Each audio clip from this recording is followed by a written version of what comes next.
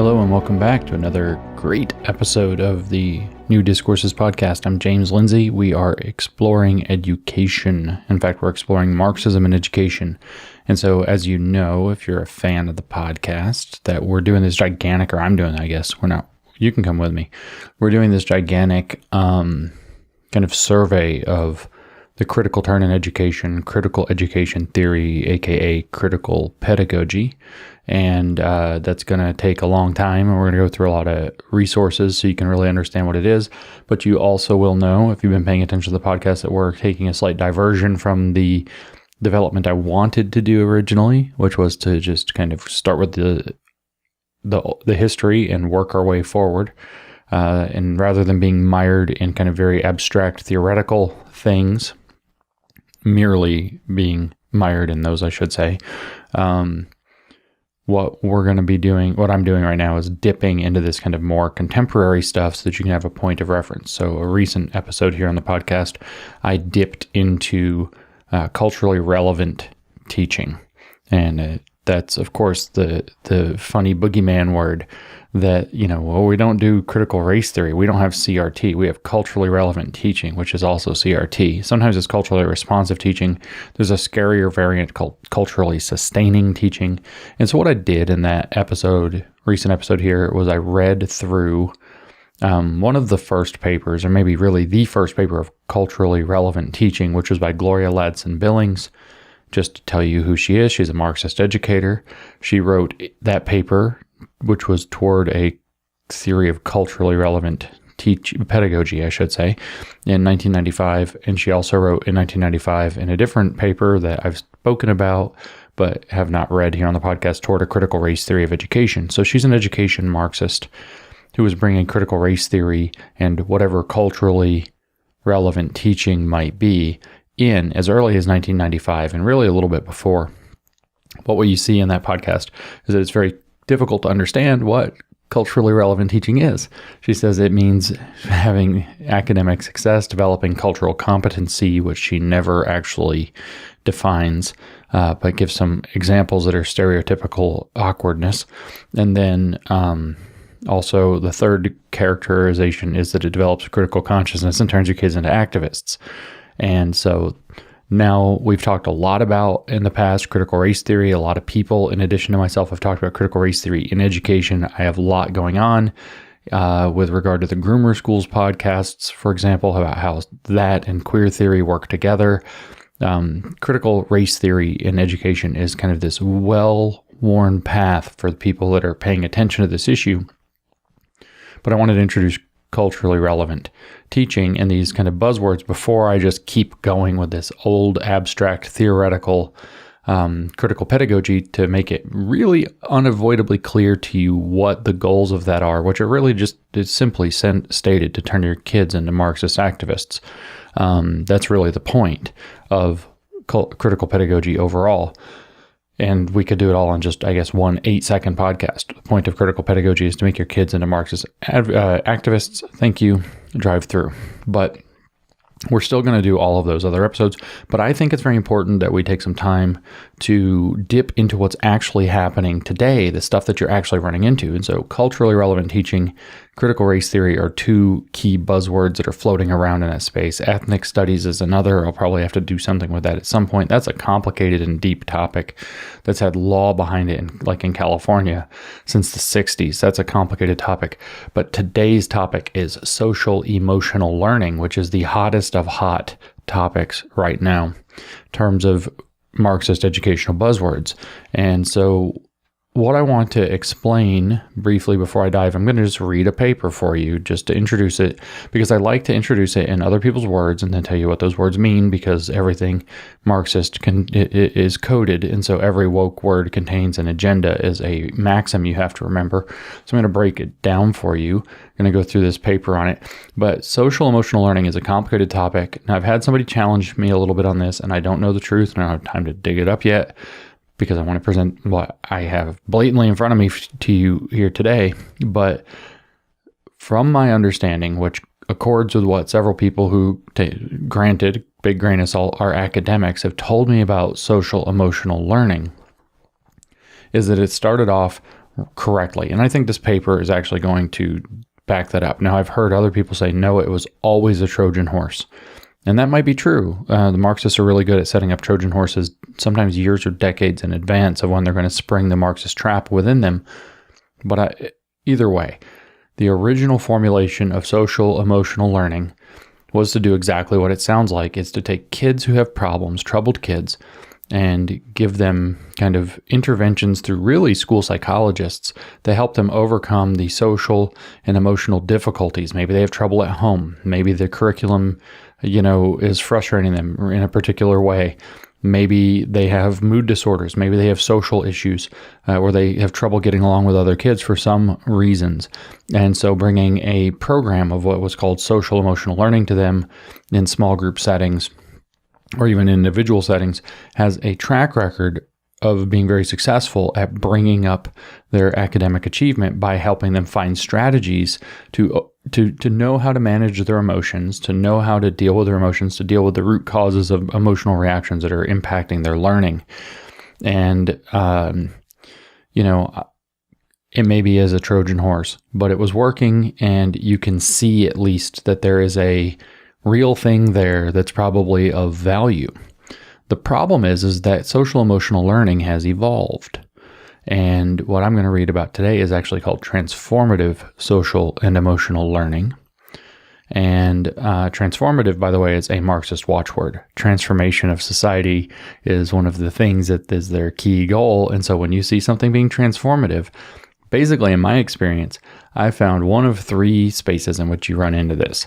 One is if you are dealing with Christians, they try to say that the gospel is transformative. Well, now you know it's in the Christian context. The idea is to become born again, which makes it weird in these other two contexts. The other is in like weird leadership coaching. Lots of transformative stuff there. And then the third is in communism, Marxism.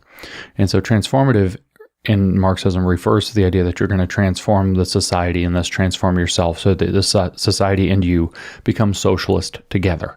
That's really what it's about. And so where there used to be regular social emotional learning that was maybe done by a school counselor or a qualified psychologist to intervene on social issues and psychological issues, emotional issues that might be impacting student learning, and that was going to be kind of a one-on-one thing, it got expanded out through a model first called CASEL, which we'll talk about in the paper, CASEL. The SEL is still social and emotional learning. The CA, we'll get to it. I have to remember what it actually stands for because it's in the paper. I didn't memorize it again, but it's here, Collaborative for Academic Social and Emotional Learning. So I knew it referred to an organization, but it's a collaborative. Sounds like it's going to be something Marxist. It is. And so when it moved into the CASEL model, which has these 5 pillars, we'll talk about that, it started to be deemed that, well, if this is good for troubled kids, well, all the kids probably have some degree of trauma. All the kids have lurking psychological issues. All the kids could benefit from learning how to manage their emotions better, especially with regard to learning challenges and how to manage their social environment. We'll get bullying down, etc. Those kinds of campaigns could easily be tucked in there. And so we're now going to apply it to all the kids, not in, like when you do psychology, you don't do psychology on everybody. And you don't use a blanket program. It's a one-on-one or one-on small group endeavor. And now you're going to have teachers who are not psychologists trained to deliver CASEL, social emotional learning.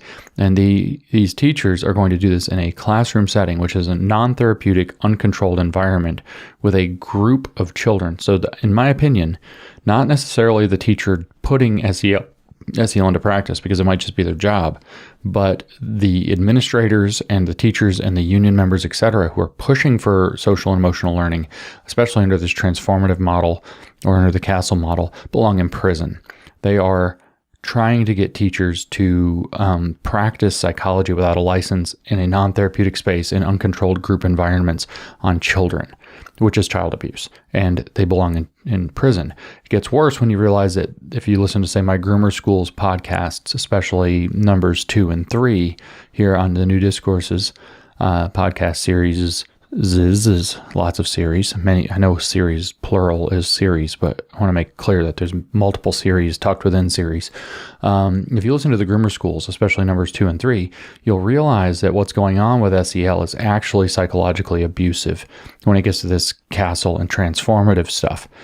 This shouldn't be a surprise if you've listened to now the culturally relevant teaching. Both things that I've actually mentioned here shouldn't be a surprise. One is that it's psychologically abusive so that they can make little Marxist activists out of your kids, which we're going to hear very explicitly and clearly in this paper. And secondly, that they're taking something that works in a particular small context and then blowing it out into everybody. So that they can use it as a tool to manipulate large numbers of children and indoctrinate or program them into Marxist ideology. This is something that they exploit in both cases. If you remember Gloria Ladson-Billings' paper about culturally relevant teaching, she starts off by talking about little pilot programs or little experimental programs that were done in small schools in Hawaii with Native Hawaiians and small schools with small groups of Native American students that had some success, and then transforms that, hijacks it really into another domain, which she takes it to African American students or Black students in general. She mentions Latinos, but doesn't really ever talk about them. Asians get left out. White kids, what it's for them is also left out. And it just gets hijacked into this other program based off of kind of small, very contextual programs where it worked. Now it's good for everybody. See, the same thing with the SEL. Yeah, you have kids that have problems and you intervene with them with qualified psychological professionals and it helps them. Nope, we're just going to do it to everybody. Hijacked. So you see that. And then Gloria Ladson-Billings also uses a study using 8 teachers to justify saying that we need a culturally relevant teaching in all of our schools across America and every program possible, using 8 teachers in one setting in Northern California as the model. And those 8 teachers were selected by a mechanism that picked out them. Basically, it looks like you have to read between the lines to pick it up, that she picked critical education theorist teachers by design who had high ratings both with the parents and with the schools in terms of what they were achieving. So the ones who were doing something successfully for whatever set of reasons, who are also committed to transformative change, like we see in transformative social emotional learning. So that should be no surprise that we're seeing the same pattern. You see this everywhere in Wokeville.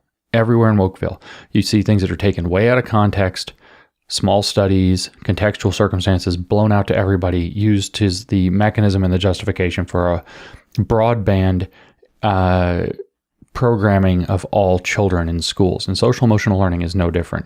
The metaphor that I've given for social emotional learning, by the way, and you can listen to Groomer School's 3 podcast here on New Discourses to get a sense of that. I don't know if I say it in that podcast, but I certainly did at a talk I gave in Franklin, Tennessee in the middle of January, this 2022, this year, is that the metaphor is that it works like the hypodermic needle to inject the different critical theories into your kids, the different Marxist ideas into your kids. And so social emotional learning is not just a front word for critical race theory. A lot of people have that wrong right now. It is far bigger, far worse, far more damaging. The point of it, hypodermic needle is not really even enough because it's some of the poison in the needle too. Not only is it the injection mechanism, but the psychological tools that focus on trauma, etc., blah, blah, blah, with the kids are used. Their techniques actually used to break the kids down psychologically. And then what you have on the other side of that is that they're going to then use the other contents, critical race theory, queer theory, gender theory, fat studies, etc., to literally reproduce the Maoist education program that Mao used to create the Red Guard and the Chinese Cultural Revolution. So they can create an American Cultural Revolution with an American Red Guard. But let's remember, they're making your children into their little revolutionaries. And if we remember from the culturally relevant teaching from Gloria Ladson-Billings, that's exactly what she said the point of the program is. And that's going to be, again, pushed across the board. So social emotional learning, very psychologically damaging. I don't exaggerate when I say that it's my personal belief that everybody who is implementing this, knowing what it is and not because they're forced to by virtue of it being their job, should go to prison. It is broadband. Not only is it the attempt to destroy our country from within and ruin education for a Marxist political agenda or even religious agenda, not only is it therefore the application of a state religion, but it is also psychological abuse done by people who are unqualified in settings that it shouldn't be happening, et cetera, et cetera. This is just an absolutely unconscionable thing to have going on in our schools. And if, you get a chance, go look up. There are a lot of people now digging these things up and showing examples of what's being done under the umbrella of social emotional learning, weird surveys where they're collecting data off of your kids, asking them extraordinarily personal questions, kind of setting them up for these kind of struggle session environments in the classroom, creating the space where they're going to bring in critical race theory to bully people about their race, bring in queer theory to bully people about their sex, gender, and sexuality, create the red identity, black identity, Maoism to break your kids down and turn them into activists. It's all really bad. Nothing to commend what social and emotional learning has become, whatever its beginnings were. So with that rather long-winded introduction to what we're doing here, I want to dive into this paper, which is also a bit long, so you're going to have to bear with me, but I want you to hear what this is really about in their words. It's not enough to just have me rant about it. You actually have to hear, this is what they really think. And so who are the they? In this case, it is 3 educational psychologists, I suppose. Robert J. Yagers, maybe Jagers, Deborah Rivas Drake, and Brittany Williams. And so these 3 have written a paper in Educational Psychologist, that's the name of the journal, Educational Psychologist, dated 2019, so it's relatively recent, and the title is Transformative Social and Emotional Learning, SEL, Toward SEL in Service of Educational Equity and Excellence. And so you can look up this paper if you want to read along with it. I'll try to include a link on New Discourses to the paper as well. This is the real deal. So again, whatever social emotional learning used to be, it got replaced with the Castle model, which we'll hear about in detail in this paper, and then incorporated this, it has morphed into this transformative social and emotional learning. And I'm told by people working around the social emotional learning area that it's social emotional learning is already transforming into something even more explicitly Marxist, which is liberated education. And so those are terms you're going to want to look out for, but I can't stress firmly enough that if you see the word transformative attached to a bunch of jargon, you're probably dealing with Marxists. The only context in which that's not going to be the case, or at least you're dealing with something kind of Marxy, groomy, whatever it happens to be. The only place where that's not the case is if it's Christians talking about the transformative nature of the gospel, in my experience. So let's dive in. I encourage you to listen to some of the other podcasts. I mentioned the one about culturally relevant teaching or pedagogy. I also mentioned the entire critical pedagogy series that's unfolding and the groomer schools series. It's getting to the point where it's very difficult to understand everything that's going on with all of this unless you start to kind of cross-reference off of other things. And I hate that, but it is what it is. So again, this is a 2019 paper. This is the direction that social emotional learning has gone and is going toward, apparently maybe this thing called liberated education that, if you understand how they use the word liberated, is nakedly Marxism. And this paper again is titled Transformative Social and Emotional Learning, SEL, Toward SEL in Service of Educational Equity and Excellence. So we hear equity right there. Equity, of course, is just the updated neo-Marxist code word for socialism, and socialism in the Marxian sense that's meant to move on toward communism, which in the realm of woke Marxism or woke neo-Marxism is called justice. Now, social justice, as it happens. Isn't that funny how that works out? Just like how the equity here, actually, they don't say it usually, but it actually refers to what the literature calls social equity theory. Social equity leads to social justice, just like socialism leads to communism when it's all Marxist. Okay. This paper, by the way, is fairly long, like I said, and it's going to be fun when we get to the bottom and find out who paid for it, so stick around. So the abstract reads, this article seeks to develop transformative social and emotional learning, SEL, a form of SEL intended to promote equity and excellence among children, young people, and adults.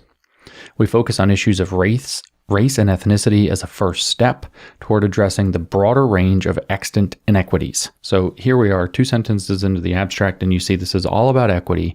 It's Marxist. This is woke Marxism, no question. absolutely. The point is we're going to use race as the tool. So guess who's going to be here? Critical race theory is going to be here to try to address inequities, which means differences in outcome by racial or ethnic group on average, as analyzed by race Marxism, aka critical race theory. This word has come up twice in the first two sentences of this thing. Transformative SEL is anchored in the notion of justice-oriented citizenship. What does justice mean? Communism. What is it? Doesn't that make more sense when you do that? Transformative SEL is anchored in the notion of communist-oriented citizenship. Yeah, of course it does. Justice-oriented citizenship, and we discuss issues of culture, identity, agency, belonging, and engagement as relevant expressions of the collaborative for academic, social, and emotional learning. 5 core competencies. That's the CASEL model, CEA, Collaborative for Academic, SEL, CASEL. Culture, this is identity-based cultural Marxism, so there's that. Identity, there you go, identity-based cultural Marxism. Agency, Marxists have an upside-down view of agency. You're only agentic if you are actually working within their theories, otherwise you have false consciousness. Belonging means that you're being positively affirmed into your identity politics, which is more woke Marxism. And engagement is only considered authentic when you are engaging through the lenses of theory, as you can read in the engagement entry on the New Discourses Woke Encyclopedia, translations from the Wokish. We also point, they say, to programs and practices that hold promise for cultivating these competencies and the importance of adult professional development and making these efforts maximally effective for diverse children and youth. What are diverse children and youth? We conclude by offering a few next steps to further advance transformative SEL research and practice. Now, I posed a question as if I was going to leave it rhetorical. What are diverse children and youth? Well, we know that under the critical theories of identity, aka woke Marxism, that you are only diverse if you're expressing the unique voice of your cultural group, which is determined structurally by this structure of society that's determined by the power dynamics that create the base, who is excluded from privilege, and the superstructure that has ideologies that justify why they are granted access to privilege, and that conflict across those social relations creates a structure for society. That structure is deterministic in shaping the character, views, ideas, morals, etc. of the people who are affected by that on both sides, whether privileged or oppressed, relatively or relationally speaking, social relations, relationally speaking. And so you're only diverse if you actually have this critical consciousness awakened and you are from different groups speaking so-called authentically, or according to the way that this critical structuralist view says that your identity group taken as a culture should be speaking to talk about the relevance of those power dynamics in the identity Marxist way. I have to keep breaking that down, but that's what diverse means. Diverse doesn't mean you look different. Diverse doesn't mean that you come from different homes. Diverse doesn't mean that you have different politics, for sure. What diverse means is that you're all critical theorists who come from different backgrounds and speak through your so-called unique voice of color, and you have different voices, or maybe it's not color, unique voice of identity group, color being one of them. That's a critical race theory term of art. The structural determinism of structural racism or systemic racism creates a unique voice of color for the people of color that's actually then fragments into each different race.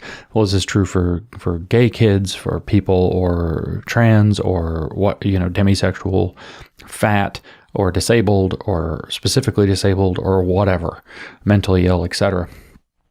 And so you're only diverse if you're saying what critical theory says you should be saying. In other words, you're only diverse if you all have exactly the same politics from this so-called, this is Jose Medina's word for it, kaleidoscopic perspective of all the different possible intersectional identity categories. And so diverse means critical woke Marxist. That's what it means. That's all it means. So maximally effective for diverse children and youth. Okay, so people who are going to be brought into and part of the woke Marxist program. So let's read the paper. Like I said, it's long. Bear with me. Social and emotional learning, SEL, commonly, so we want to know what this is, right? Everybody keeps asking me everywhere I go right now, what is SEL? Can you explain SEL? How is it used? And I have to talk kind of vaguely, but in this podcast, we're not going to talk kind of vaguely because you're going to hear, it's like with culturally relevant teaching, there's no clear definition really ever given, but you can talk about the kind of the 3 key points it does. Well, here we're going to get a taste of what social emotional learning is actually about, how they actually define it. We're going to do it in their own words, and we're going to break it down so everybody can understand. And we're not going to horse around like you kind of have to when you're doing it off the cuff, because of course they spend 3 to 5 paragraphs defining everything in the woke literature. So you can never quite say what it is, and it can mean kind of anything it needs to within some range. But at any rate, social and emotional learning, SEL, commonly refers to a process through which children and adults acquire and effectively apply the knowledge, attitudes, and skills necessary to understand and manage emotions, set and achieve positive goals, feel and show empathy for others, establish and maintain positive relationships, and make responsible choices. So again, you can see the double-edged sword here, right? You can see especially the key word really here. We want people to learn how to manage emotions. We want them to set and achieve positive goals. We definitely want that. We want to have establishing and maintaining positive relationships, which you can already see there. What defines a relationship being positive? Well, if you listen to Robin DiAngelo, for example, and say White Fragility, she tells you that a cross-racial relationship is never authentic. So I would assume that goes into being positive, unless it is constantly engaging the systemic racism that actually characterizes the difference within it, the economy of difference within it. And so we do want positive relationships, but you can see that now there's squishy room where they're going to be able to slide crap in there. Make responsible decisions. Responsible according to who? The Marxists don't make very responsible decisions. They want everybody else to pay for all their stuff. And so a responsible decision for a Marxist means doing things that are in line with Marxism. But then I skipped one. Feel and show empathy for others. Empathy is the real lever here within social emotional learning. That's how they're going to use basically social emotional learning is cult indoctrination. They're going to tell people, that the kids particularly, that they don't care enough and don't care in the right ways and are therefore bad, stupid, or maybe crazy, but probably just bad or stupid. They're morally evil. They're complicit in evil. They don't understand how things really work. So they're kind of dim. They're kind of stupid. And what that's going to do is induce vulnerability. And then they're going to be told how they should feel about things. And if you're a parent and dealing with kids in schools right now that have SEL in them, which is most of them, you will know that I'm not making this up. They will tell them how they're supposed to feel about these situations, what that empathy is supposed to look like. And they're going to groom them further and further into this. They're going to make them vulnerable. That's the psychological breaking down part. And then they're going to use the critical theories to tell people how they're supposed to feel, the kids, how they're supposed to feel about things, and use that to groom them further and further and further into the woke cult. This is cult grooming. Social emotional learning is cult grooming, and the cult is woke Marxism. It wasn't necessarily always that. So we'll go back to the paper. The field emerged formally some 25 years ago. Remember, this is a 2019 paper, so we can do the math, figure out that that's roughly 1994-ish, so mid-1990s. The field emerged formally some 25 years ago, and over the past few years, the evidence accumulated from basic and applied research, lots of citations that I have not read, has prompted practitioners, researchers, and policymakers to advocate for the adoption of such programs for pre-K through 12 students in school, for pre-K through 12 students in school and out of school settings. And so practitioners of the thing are going to advocate for the adoption of the thing. That's a shocker. Researchers who also have a conflict of interest are going to advocate for it because then their research is justified. That's a shocker. And policymakers, well, who? Are they Marxists? I hate to have to use a critical lens, but they necessitate that you use a critical lens and ask questions like who is doing this and who benefits and how are they doing it and under what assumptions? Because everything in woke land is iron law of woke projection, which never ever misses. So they're telling us that 25 years ago, SEL came about, it had some success stories, and it caused people who are affiliated with it to push it even harder.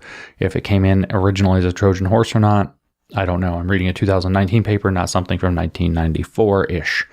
Although much is known, they tell us, about the influences and impacts of SEL efforts, there are still substantial gaps in our understanding of whether and in what ways SEL programs and approaches can best advance optimal academic, social, and emotional competence development of all children. I'm always skeptical when they say of all children, or of all people, or whatever, because when you start thinking in terms of power dynamics, all becomes, believe it or not, a code word that means if you help the most oppressed, then everybody comes along. That's why Black Lives Matter was okay and All Lives Matter, which is even bigger, more, universal and humanizing and even Imago Dei, if you're religious kind of statement. All Lives Matter is utterly taboo, and in fact, hate speech is because when you say all, what you actually mean is oppressed, when it's Marxist, because the assumption is that the privileged kids are already being served and the oppressed kids are the ones who are not, the underserved or the oppressed or those excluded from privilege. And so you can see that this is intrinsically scapegoating. So I'm not saying they said that here. I'm saying, what are they saying? You have to ask these questions. And what is optimal? I can guess at maybe what advancing optimal academic competence might look like. I'm not sure how they're going to assess it, since they don't like standardized tests and they're even skeptical of GPA. But what does optimal social and emotional competence look like for somebody who's pushing this?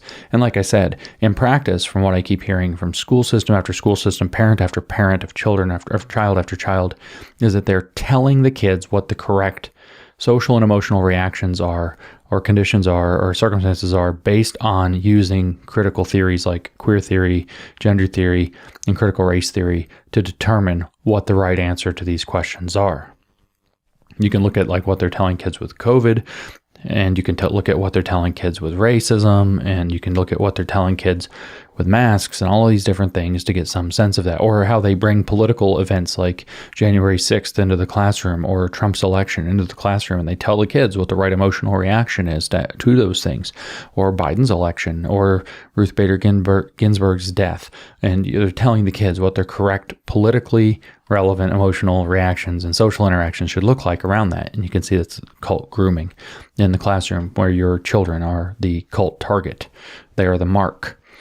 For example, they say Jones et al. 2019 asserted that a research agenda for the next generation must necessarily include increased precision in constructs and associated measures within a developmental progression. A better understanding of the nature and processes for training and professional development of educators that leads to high-quality implementation, attention to the influences and impact of integrated social, emotional, and academic learning at the level of the student in settings, e.g. school, family, extended learning, and last but not least, whether and what ways such efforts can contribute to more equitable learning experiences and outcomes for children, youth, and adults from diverse backgrounds and circumstances. The equitable thing just had to get shoved in there, and for diverse just had to get shoved in there. And we already talked about what those mean. Just remember that when you hear those words. If you hear those words, you're hearing communist or Marxist agendas tucked in to what's going on. What I want to kind of hesitate or to highlight on here is that, they're looking for how are we going to come up with high quality implementation. Fine. But that what it means that they're going to claim that they have unique expertise to tell everybody how schooling needs to be. But what I really wanted to draw attention to is the impacts of integrated social, emotional, and academic learning. So now what they're saying subtly here is that the point of the school is in fact not just to teach the academic subjects and to, somewhat manage the classroom so that it's a positive and safe learning environment, psychologically safe learning environment, but rather to integrate social, emotional, and academic learning into one kind of morass that's going to be under their control. And of course, they are social theorists who are emotional abusers because of the poisoned nature of their social theory. And so the idea is, at the very best, which is terrible, you're now taking academic instruction time out and replacing it with social and emotional coaching within the classroom. The content of that social and emotional coaching, which is already stolen from academic time, the content of that social and emotional learning material is going to be up to the discretion of the people creating the curriculum and implementing it, who, if they are Marxists, are going to do it in the Marxist way. And so now we're replacing academic learning, trying to integrate against academic learning under the brand name of social emotional learning with social and emotional lessons. So your math class now is going to take away from practicing mathematical skills or learning mathematical skills, for example, and using mathematical examples to move social and emotional questions for the kids, which is a theft of proper instructional time and academic excellence, which is, of course, why you see diminishing academic excellence. And the Marxist theory is upside down and wrong, which is why you see increasing social friction and emotional disturbance. You're going to tell us that these fuckers have put this shit in the schools for a couple of decades now, and it works so well that we have record amounts of depression, anxiety, and kid suicides because it works so fucking well? Get off me. Sorry, I got a little worked up. I'm going full Alex Jones over here these days. When I read this stuff, I get so mad. I understand why Alex gets so mad. Like, think about what they're doing. Integrated social, emotional, and academic learning. You frauds. Abusive frauds.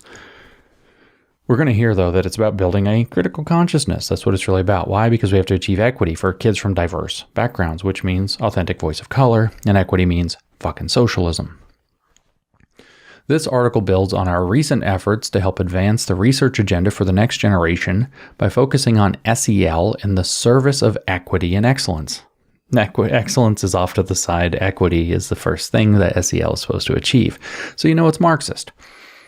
Scholars and practitioners have raised important questions about whether guiding frameworks, prominent programs, and associated assessments adequately reflect, cultivate, and leverage cultural assets and promote the optimal well-being of young people, especially those from communities of color and under-resourced backgrounds. This is exactly the same shit they pull every time. So they hold up these poor kids who are from either communities of color, whatever the hell that means, under-resourced backgrounds, or and then hold up these groups, and then they hold up the idea of their optimal well-being as something that the school is responsible for. How? By leveraging cultural assets. And so they're diverting again from the academic mission, and they're now saying, we've used this program to call into question the assessments that we're using, whether those actually adequately reflect, cultivate, and leverage cultural assets and promote the optimal well-being. So your kids, in some thing the Marxists have redefined as their well-being, is now being hijacked as the justification to break them down psychologically and stick critical theory in there until they become Marxists. The concept they tell us of transformative SEL is a means to better articulate the potential of SEL to mitigate the educational, social, and economic inequities that derive from the interrelated legacies of racialized cultural oppression in the United States and globally. Period. Okay, now wait. The concept of transformative SEL is a means to better articulate the potential of SEL to do Marxism, mitigate the blah, blah, blah inequities, educational, social, and economic inequities that derive from the structure of society that's defined by so-called interrelated legacies of racialized cultural oppression. Critical race theory is going to be the tool for doing that. And so you hear yet again, now what they've just said is, well, SEL's been involved for 25 years. There are already reasons for us to be concerned about it from my perspective, from the outside perspective, as far as it being a Trojan horse or an open door for Marxism. But it's been used for 25 years. And then there's this model that's come along and it starts to focus on equity. And we have to start asking questions if the model that we've been using for SEL is actually that good. And so now we're going to invent this new thing called transformative SEL that's going to be rooted straight up in the concern that it's not Marxist enough. Let me read the part again, unless you missed it. The concept of transformative SEL is a means to better articulate the potential of SEL to mitigate the educational, social, and economic inequities faced by the children. It is, how do we take this tool, SEL, and make it more focused on the Marxist agenda? That's what transformative SEL is. And most of the SEL that's being brought in through the Castle model, which is most of the SEL in the country now, is coming in through, or in this type that's transformative. It is the Marxist program. Transformative SEL represents an as-yet underutilized approach that SEL researchers and practitioners can use if they seek to effectively address issues such as power, privilege, prejudice, discrimination, social justice, empowerment, and self-determination. Marxism. Identity Marxism. Transformative SEL is an underutilized tool to make school about power, privilege, prejudice, discrimination, social justice, and empowerment and self-determination. In essence, we argue that for SEL to adequately serve those from underserved communities and promote the optimal developmental outcomes for all children, youth, and adults, it must cultivate them in the knowledge, attitudes, and skills required for critical examination and collaborative action to address root causes of inequities. That's a lot of syllables, that last part, isn't it? So we're going to hold up, why do we have to do this? Oh, the kids from underserved communities, those are our human shield. And then we're going to say we have to improve optimal developmental outcomes for all children, youth, and adults. And the way we're going to do this is by cultivating them in the knowledge, attitudes, and skills required for what? Critical examination. In other words, critical Marxism, as Isaac Gottesman has it. And collaborative action. In other words, collectivism, communism, and becoming an activist. Wedding theory and praxis, to do what? To address the root causes of inequities. In other words, to try to create a transformative situation, a revolutionary situation in which we can overthrow the existing inequitable system and replace it with one run by people like critical race theorists, queer theorists, etc. Now, let me just go back one point real quick with that.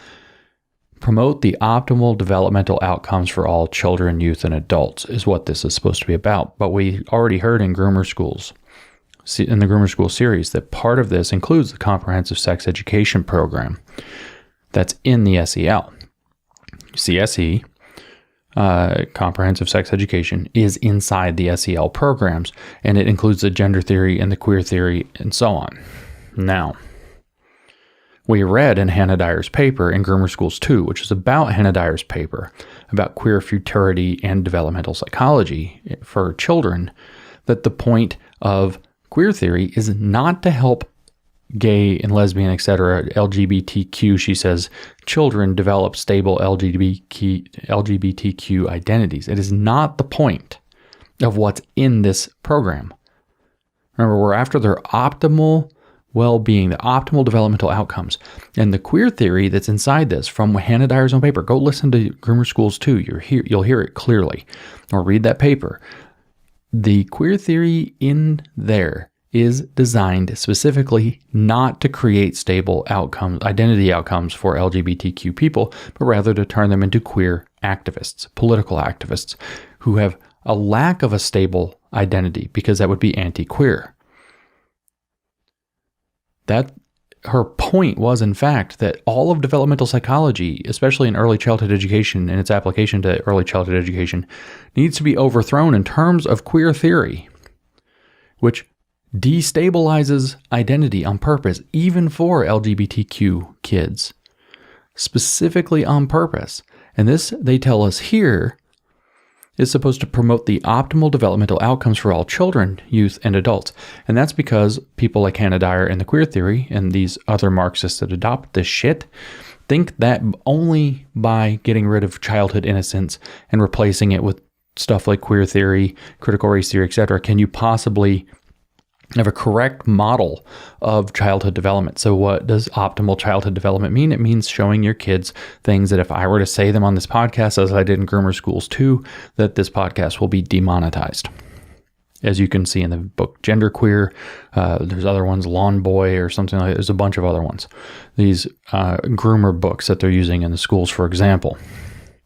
Optimal developmental outcomes. So when you understand, that sounds great. Yeah, we want optimal developmental outcomes. But when you understand that the way that they're going to look at developmental outcomes starts with the assumption that the idea that children are intrinsically innocent, and that their childhood innocence is something worth preserving and protecting and not spoiling through inappropriate sexual and racial content, that they flip this upside down and believe that you must engage race and adult sexual themes as early as possible to have optimal development, and that they think that the existing developmental psychology is corrupted by ideologies like white supremacy and heteronormativity and cisnormativity and so on, that all have to be challenged and overthrown and replaced by critical race theory and queer theory, you have to freak the hell out when you read that their goal with this is to promote optimal developmental outcomes in children, because they don't know what those are. Theirs are upside down, they're inverted, they're insane, they're Marxist, they're sexual, and they're racially inappropriate.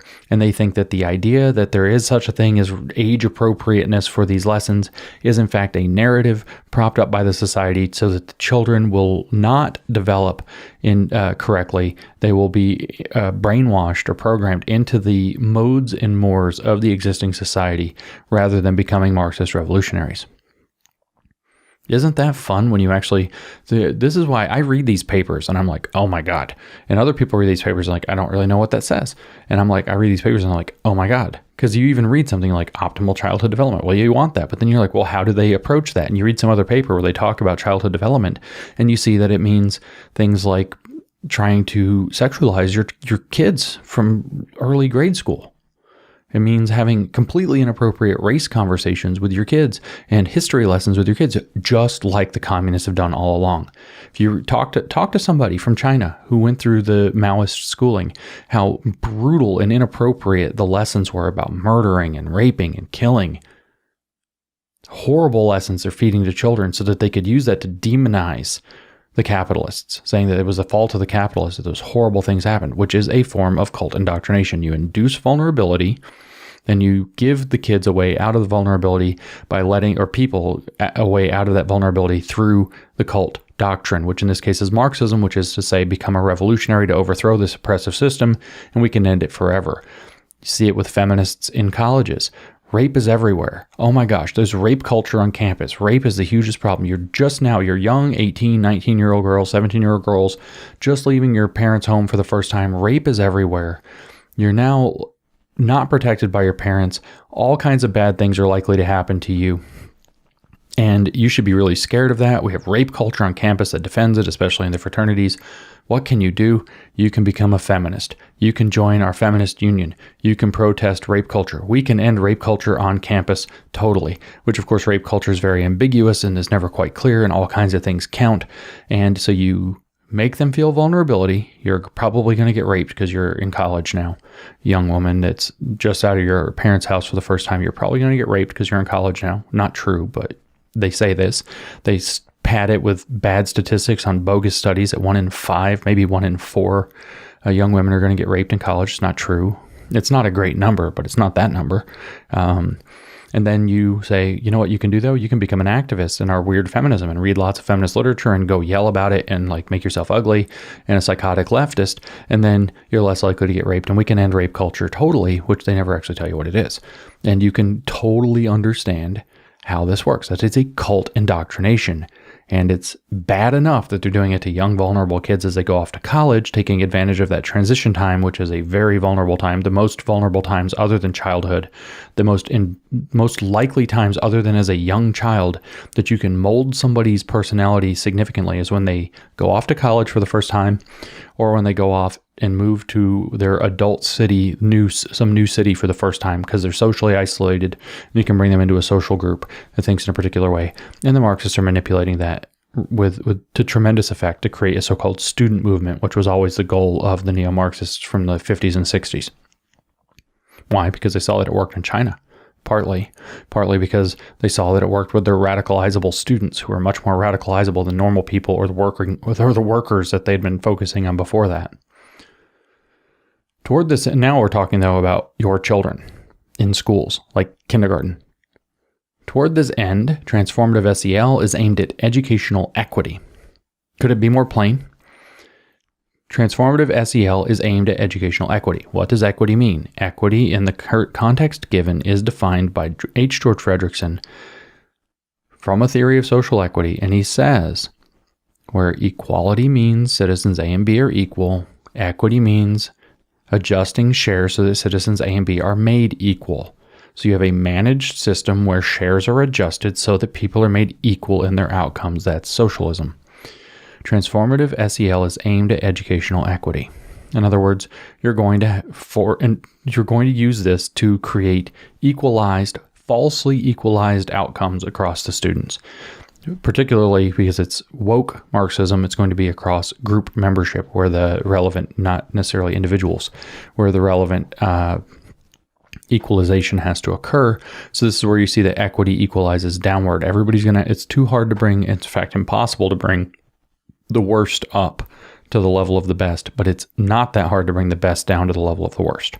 And so you're always going to end up with a lot of dragging everything down in order to get equality in outcomes, which is not actually a virtue. In fact, it's an anti-virtue. So what did they say about this? Transformative SEL is aimed at educational equity, fostering more equitable learning environments and producing equitable outcomes for children and young people farthest from opportunity. So we're going to bias education as hard as we can, such that the critical theorists behind this, the Marxists behind this, are going to get to define who are the kids furthest from opportunity.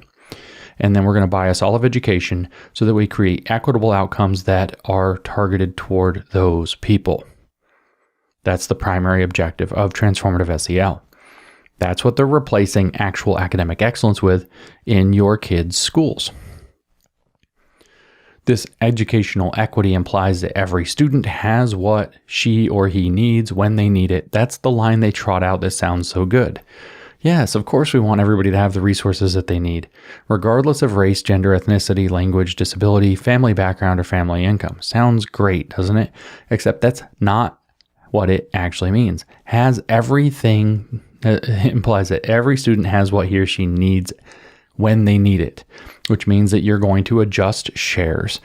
And you're going to tell this by whether the outcomes come out equally. You're going to adjust shares so that if the outcomes aren't equal, you're going to say, well, they must not have had what they needed at the time they needed it. So we're going to adjust shares so that they get different treatment, special treatment, or we're going to handicap other people by getting rid of gifted programs, etc., which in fact is getting rid of something that some kids need when they need it, because gifted has always been classified under special ed for a reason. Gifted students are very smart, but they very easily disengage and have other learning problems unless you have gifted programs for them. But we're going to get rid of those because those kids are privileged. They're intelligent. They probably have rich parents or something.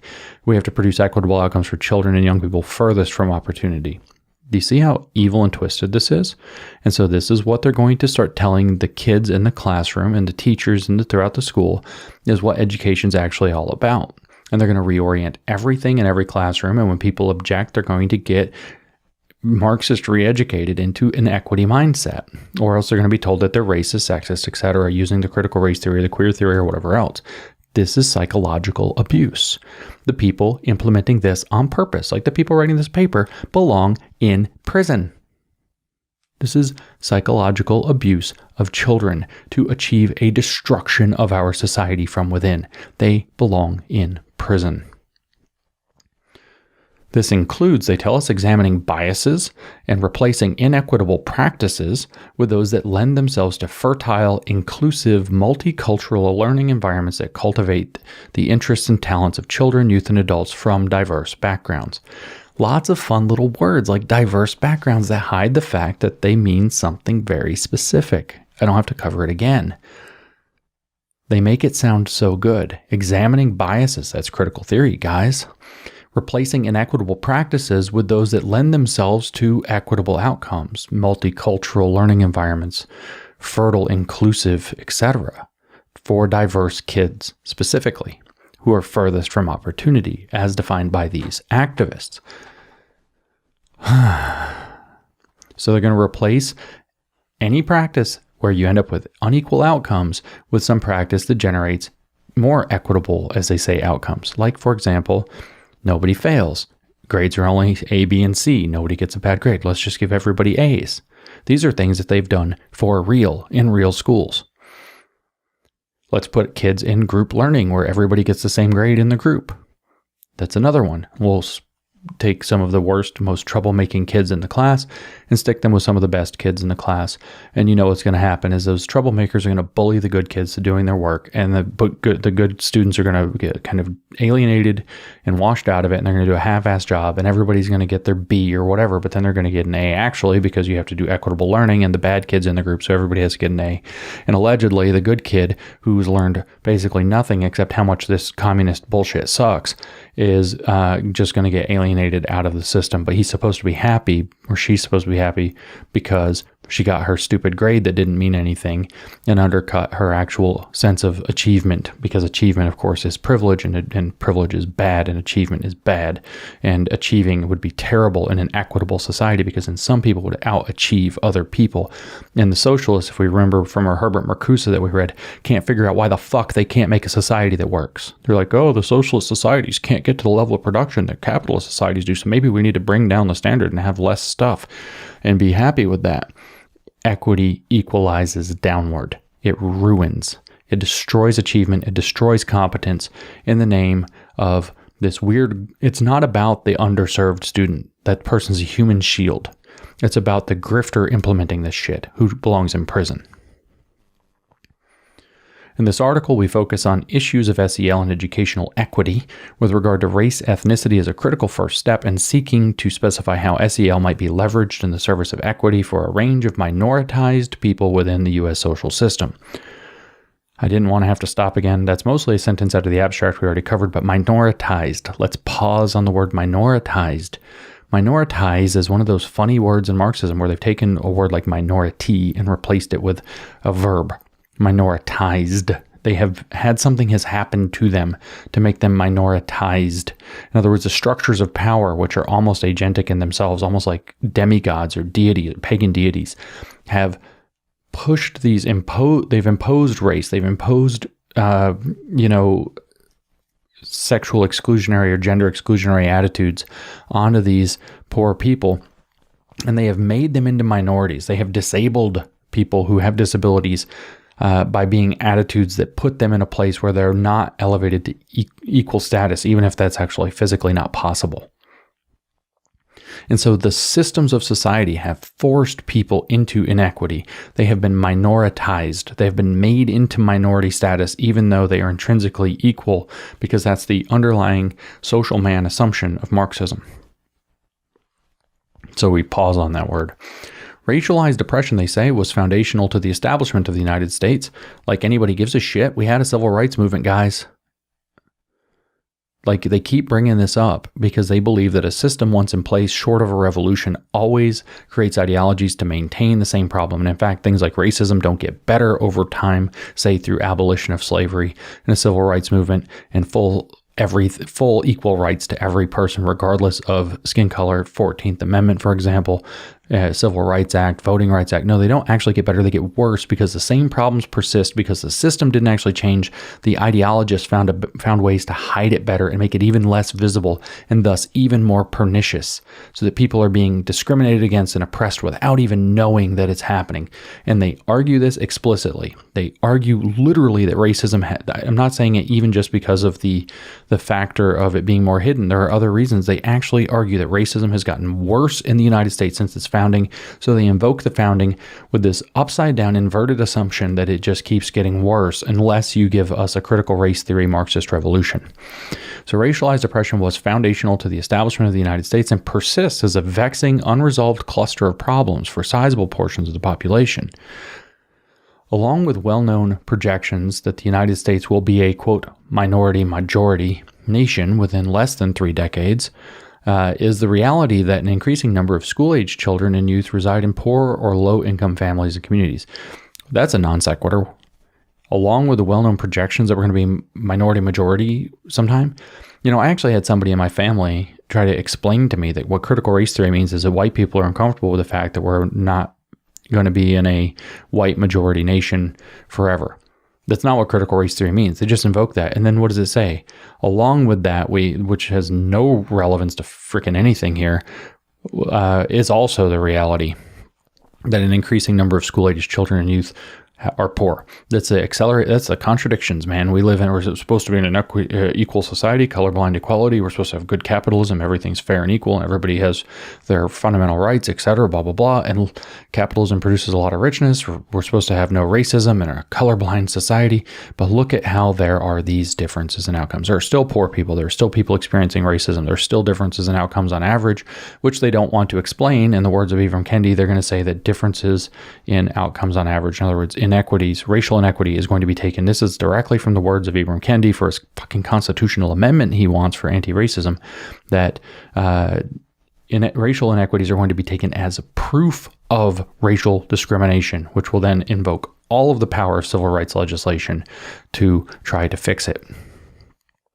That's what that's about.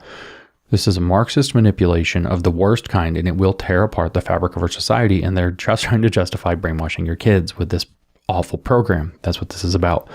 Racial and ethnic inequalities it says inequalities in education are linked with other inequities. There's a little shift, such as health and wealth. So we have to have health equity. Remember this? Racism is a public health threat, tucked right in there. And wealth. So this really is about communism, isn't it? Such as health and wealth, and thereby compromises the life chances of these children and youth. Oh my gosh, you're either going to have anti-racist education or you're going to have dead black kids. So they invoke this exaggerated sense of alarm here.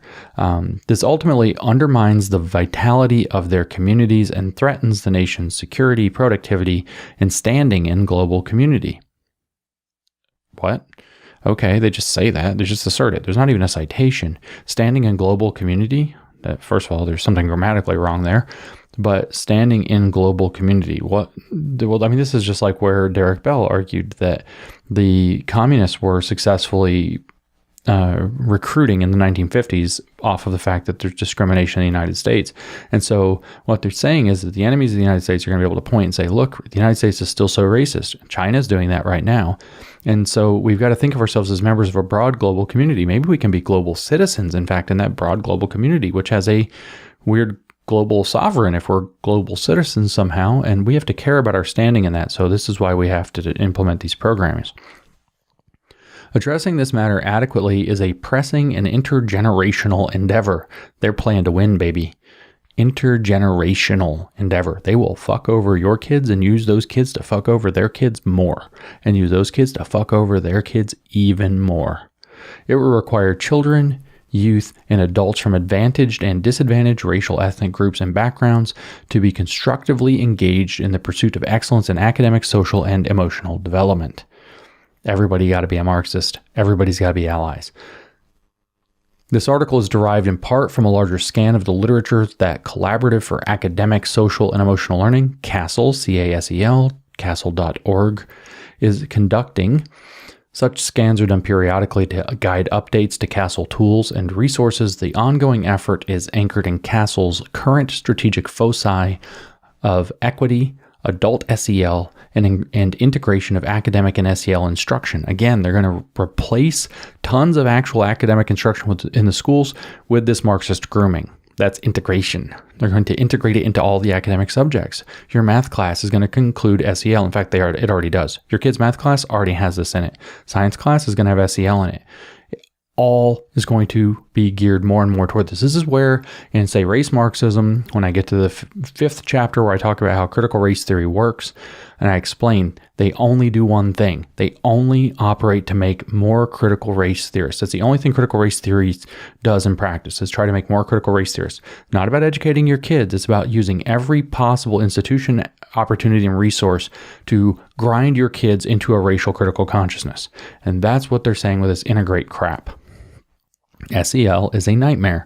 It has been hijacked at best and was a Trojan horse from the beginning at worst, and has absolutely no place in our schools.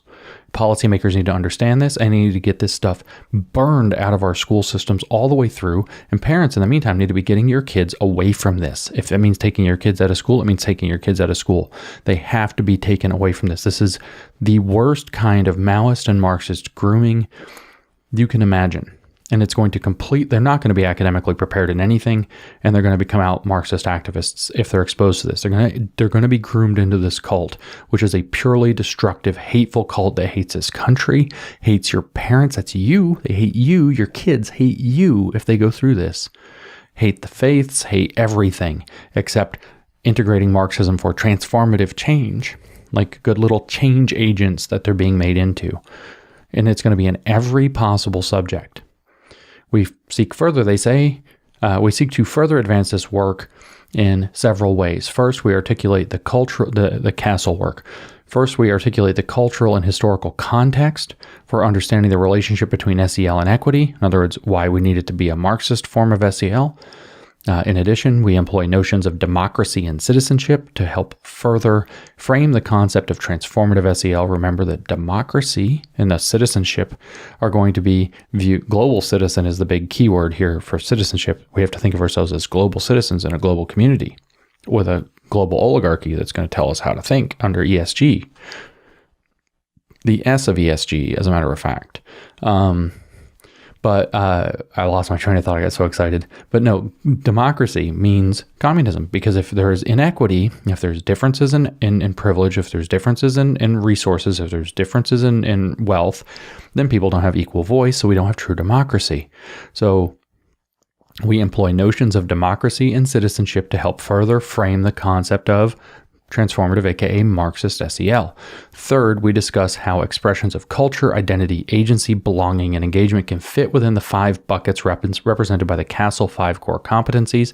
In other words, they're going to take Castle, which is already a Marxist hijacking of SEL, and they're going to turn it into transformative SEL by twisting it even further into identity Marxism, woke Marxism. We're going to retool those 5 buckets within the Castle model and make sure those core competencies express transformative, in other words, Marxist SEL through and through.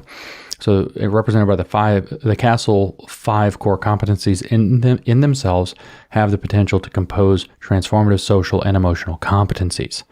We then point to programs and practices that hold promise for cultivating and integrating these transformative competencies in the context of academic learning. So academic learning is going to become the vehicle for this indoctrination or programming. In doing so, we highlight the importance of professional development that includes adult SEL to make these efforts maximally effective for diverse children and youth. It's going to be indoctrinating teachers, but also parents to make sure that the lessons really stick. So the next section is situating equity and SEL in a cultural and historical content. Historical is another one of those words. Are they actually talking about history? Probably not. It's a Marxist word. They think that they have the true study of history, and the history is the history of social relations, which are determined by power dynamics that characterize how society is structured. In the United States, they tell us, and many other westernized societies, westernized, again a verb, there are dominant cultural themes of individualism and materialism that suggest that the primary meaning of maturity, success, and happiness is defined as being, quote, self-sufficient, autonomous, and financially well off. They're about to tell us that the American dream is and the goal to be a member of the stable middle class, or even, maybe further up, to climb the ladder of society, that's an ideology perpetuated by the elites, by the bourgeoisie, to justify why there is inequity in society at all. Although this orientation, they say, has brought about technological advances that improve the basic material conditions for many, it also fosters elevated levels of greed, avarice, utilitarianism, and unethical behaviors. Capitalism bad. This has in turn, remember, the maturity, success, and happiness are defined as self-sufficient, autonomous, financially well-off. That's the thing they're attacking. Self-sufficient rather than collectivist, autonomous rather than collectivist, and financially well-off instead of communist, dirt poor, and starving. This has in turn brought about the concentration of wealth in the hands of a decreasing percentage of people across the globe, a shrinking middle class, and an expanding number of working poor and poor. This is communism, baby. The inequities and sense of unrealized material aspirations and socioeconomic precarity have social and emotional implications such as self-destructive, for example, substance abuse and suicide, and internecine conflict and violence, for example, verbal and physical bullying and mass shootings, that's pretty extreme, that are widespread but most pronounced among boys and men of color from under-resourced communities and increasingly by low-income and working-class white men. Okay, so framing out what's going on here, they're blaming all of these ills in society on capitalism. And then by bringing up boys and men of color and from underserved communities, they're also going to implicate racism as a form of cultural capitalism, which is exactly something Ibram Kendi says kind of a lot. Further, this cultural orientation helped launch, sustain, and exacerbate long-standing racial, class, and gender stereotypes that define prevailing notions of in-groups, out-group relations. These stereotypes further inequities by allowing dominant groups, especially upper-income white people, to affix blame on the disadvantaged for their life circumstances. That's your so-called victim blaming, saying that if they worked harder, they wouldn't be poor. If they took responsibility, if they found a way to do something productive with life, they wouldn't be poor. It's supposed to be the whole social structure and whole social system. So transformative SEL is meant to transform your children into people who, following Paulo Freire's model of education, are going to realize that their dependency is caused by the whole of society that they must rebel against. It's Marxism. And who are they blaming? Who are the scapegoats? Especially upper income white people. To affix blame on the disadvantaged for their life circumstances, justify unearned privilege, and engage in dehumanization, commodification, and marginalization of large segments of the domestic and international populations. That's not really how that works, but okay. Schools, like other mainstream U.S. cultural institutions, tend to reproduce these social arrangements. This is Marxism. This is Antonio Gramsci's cultural Marxism. The schools, like the other institutions, reproduce the existing social relations, so they have to insert themselves into those existing institutions, transform them with a counter-hegemonic view from within, in other words, turn them Marxist, and then you can overthrow the society. Why do you need transformative SEL in the schools? That's why. So you can make your kids little Gramscian cultural Marxist activists, in other words, a red guard, because the saying is that Mao did what Gramsci thought, whether he read him or not. They prioritize, these social arrangements, they're being reproduced. They prioritize prevailing middle-class American culture and can be thought of as offering a culturally relevant education, CRE, for white middle-income children and youth, but by implication, nobody else. And so the only people, what they're saying is that the educational system is only set up for certain people, and it screws over everybody else, and that reproduces, whether it's capitalist oppression, whether it's critical race theory style, racial oppression, etc., gender oppression. The only kids who actually are white middle income children and youth are the ones who actually obtain a culturally relevant education, and everybody else is getting screwed over because the educational system is actually secretly prioritizing, by trying to be objective or whatever else, it is actually prioritizing middle-class American culture, and thus reproducing that and all of its problems as far as the Marxists see it. And remember, the Marxists really hate middle-class American culture because it's so stable and so strong that it prevents Marxism, because nobody wants to lose a good life in the pursuit of a Marxist unicorn that's not going to come about. Student success, they say, is narrowly defined in these terms, meaning white middle-class American culture. So student success is narrowly defined in these terms. So now we're going to have different assessments, etc., because we have to define success differently, like by turning them into activists. That's very successful. And variations from these normative patterns can result in culturally and linguistically diverse students being met with unwarranted low expectations, iron law of woke projection, experiences of cultural mismatch, discrimination, microaggressions, which are basically not real, and implicit biases by peers and adults. Also basically not real. These can be traumatic experiences. That's an overblown word, so they can justify a psychological intervention by people who aren't qualified to do one in settings that they shouldn't be doing them. These can be traumatic experiences, which that's your create vulnerability so you can induce kids into a cult by giving them a doctrine that lets them become little change agents who are going to change the system so that nobody has to suffer that anymore, and they can feel good about themselves as change agents. These can be traumatic experiences which divert students' cognitive resources from learning, as if becoming fucking activists doesn't divert their cognitive resources from learning. Iron law of woke projection never misses. These students are also offered suboptimal learning opportunities that include less feedback and the offering of curricula that require more rote memorization, is less demanding and engaging, and is less reflective of their community and culture. Yet again, Latinx, really? Latinx? Less reflective of their community and culture. You're the people pushing Latinx. Iron law of woke projection never, ever misses. So the students are given suboptimal learning opportunities. So some of this is probably actually true. So you can see, again, just like in the culturally responsive education or culturally relevant education paper we read in the previous podcast, they're taking something that has a little bit of truth to it and then blowing it way out of proportion to justify a Marxist takeover of the educational program.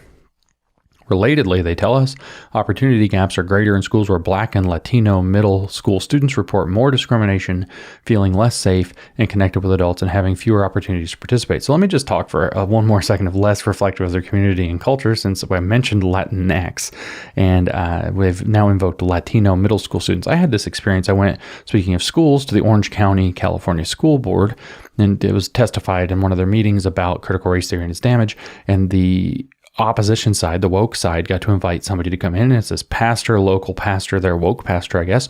And he's all about ethnic studies. He's positive about critical race theory. And in the middle of his like pro-woke rant as a Latino, he's a Latino pastor, he goes off about all of the queer indoctrination.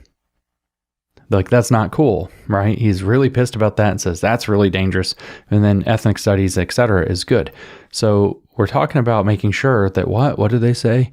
That what's happening in the schools existing, not under the woke stuff, but in the existing schools, is that the curriculum is less reflective of their community and culture. I remember even the school board member who invited the woke pastor, basically, I don't think she physically did, but she may have actually put her hand on her face. It was just really bad because for the woke side of the argument, because he absolutely took the queer theory aspect of this and gender theory aspect of this and just blew it up and said it was terrible, like really went off about it. And why? Because it's not actually reflective of Latino culture to do Latinx bullshit or to get into a bunch of queer theory grooming of your kids. They're actually pretty socially conservative in general, and they don't want their kids groomed into perverted sexual shit by white people at schools. And yet again, the iron law of woke projection prevails. And the iron law of woke projection, that projection is these things that they claimed, which are taken way out of context and ignore the fact that they're also doing the same thing. It uses as a justification for this Marxist program in the schools. For youth of color, they tell us low-income youth and immigrant youth, the prevailing social arrangements can induce acculturative stress, stereotype threat. I think that's actually been debunked, by the way. Alienation, institutional mistrust, and disengagement, which, by the way, iron law of woke projection hits again. Really? Alienation, institutional mistrust, and disengagement? We just talked about how they do that, whether it's through Latinx and this queer stuff with the Latino cultures, or if we want to talk about it, it turns out that scapegoating white kids and scapegoating the well-off and making people be in groups that are collaborative learning, collectivist learning environments does all of those things.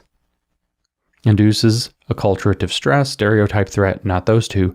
Alienation, yes. Institutional mistrust, yes. And disengagement, absolutely. Iron law of woke projection never misses, which undermine success in schools and hamper young people in assuming constructive roles in family, workplace, and community context. Now pause again.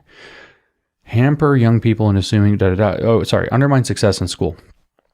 Remember, this Black Lives Matter versus All Lives Matter discussion that we had earlier with the idea of all being a woke word with a hidden agenda. The assumption is that you can't actually alienate the privileged kids because the society is already constructed for them. And so doing something that alienates them or that disengages them or that causes institutional mistrust in them is actually them having a white fragility reaction. It's actually indication of the problem. It's actually something that they have to be put into increased discomfort through the pedagogy of discomfort to correct. And that's part of your social emotional learning, is making the so-called privileged kids uncomfortable, because it's good for their social and emotional learning to equitize, I guess, their fucking privilege. It's demented.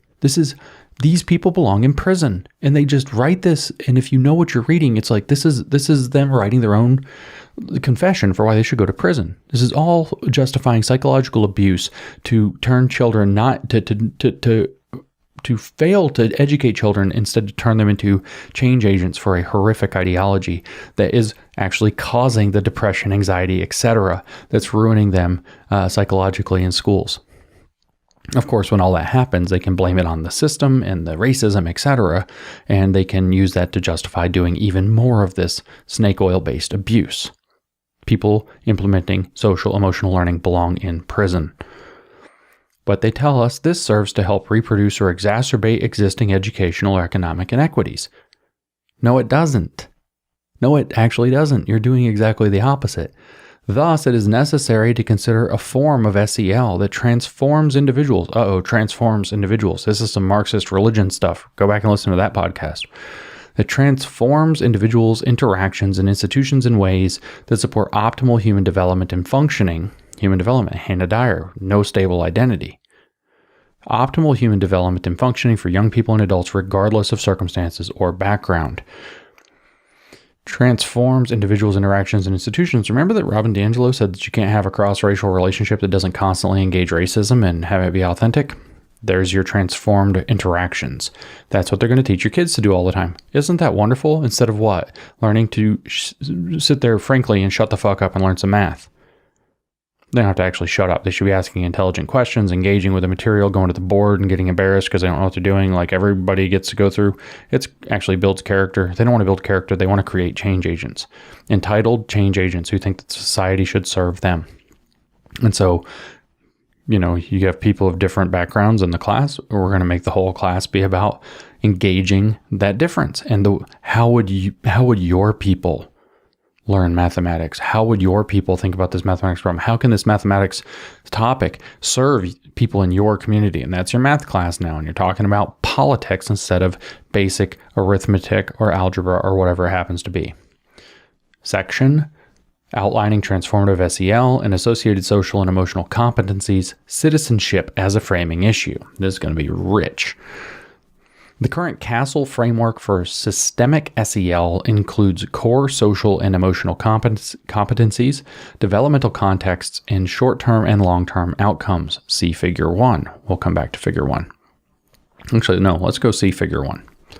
We'll come back to this. Figure 1 is a classic graphic, I don't have it here, that shows what Castle's all about. Framework for systemic school and district SEL, it says. On the left, it has this kind of vertical bar, how. District and school theories of action. 1, build foundational support plan for SEL. 2, strengthen adult SEL knowledge, competencies, and capacity. 3, promote SEL for students. 4, use data for continuous improvement. And they're going to do that through theory. So what we're really saying is theory and praxis. This has a right arrow to this circle that says the 5 areas, what and where, in this complicated circle diagram. At the very center is social emotional learning, SEL. Then there are 5 core pillars, like I said, or 5 core competencies, like they've talked about: self-awareness, self-management, responsible decision-making, relationship skills, and social awareness. You can hear where some of this self-awareness, social awareness, relationship skills, those 3 are all going to be ripe for any of the critical theories of identity. Self-management, they're going to tell people how they're supposed to feel about their kids, how they're supposed to feel about things. Responsible decision-making, well, if their goal is to make your kids into change agents, they get to define responsible, and that's not that good. Around that, they have, for the classroom, SEL curriculum and instruction to achieve this. Around that, and the level of the schools, they have climate, does it say climate? School-wide practices and policies. So they're going to have control over school-wide practices and policies. And then around that, families and communities are supposed to offer support through family and community partnerships, where now adults are supposed to become indoctrinated in this and become allies. Why? On the right-hand column, they have student outcomes, or why. In the short term, social and emotional skills, improved attitudes about self, others, and tasks, perceived classroom and school climate. Intermediate, positive social behaviors and relationships, academic success, fewer conduct problems. Is that working, by the way? Is restorative justice making classroom problems get better or worse? Worse, way worse. No discipline. Why? Because students and teachers are supposed to be seen on equal levels of authority. So there's complete madness. No control, absolutely. No classroom discipline. Teachers are quitting left, right, and center because they can do nothing about classroom management, classroom discipline. Anyway, less emotional distress, false. Less drug use. Well, I couldn't tell you. Long-term goals, high school graduation, college career readiness, safe sexual behaviors. Kind of weird they stuck that one in there, isn't it? Healthy relationships, not their purview, really. Mental health, how's that working out for them? Reduced criminal behavior. Well, if you don't put anybody in jail, I guess you get it by default. But and engaged citizenship, which engaged here means that you're a fucking Marxist. So as a citizen, you are trying to overthrow the existing society. That's good to know. That's, by the way, that's Henry Giroux's whole point about engaged citizenship and democracy mean. So if you read Henry Giroux, which we haven't done here in the series yet, he actually makes that point that we want to create engaged democratic citizens and defines them as people who are doing Marxist transformational work in society. So that's what this Castle framework is about, as we can see in Figure 1 when you understand what you're reading.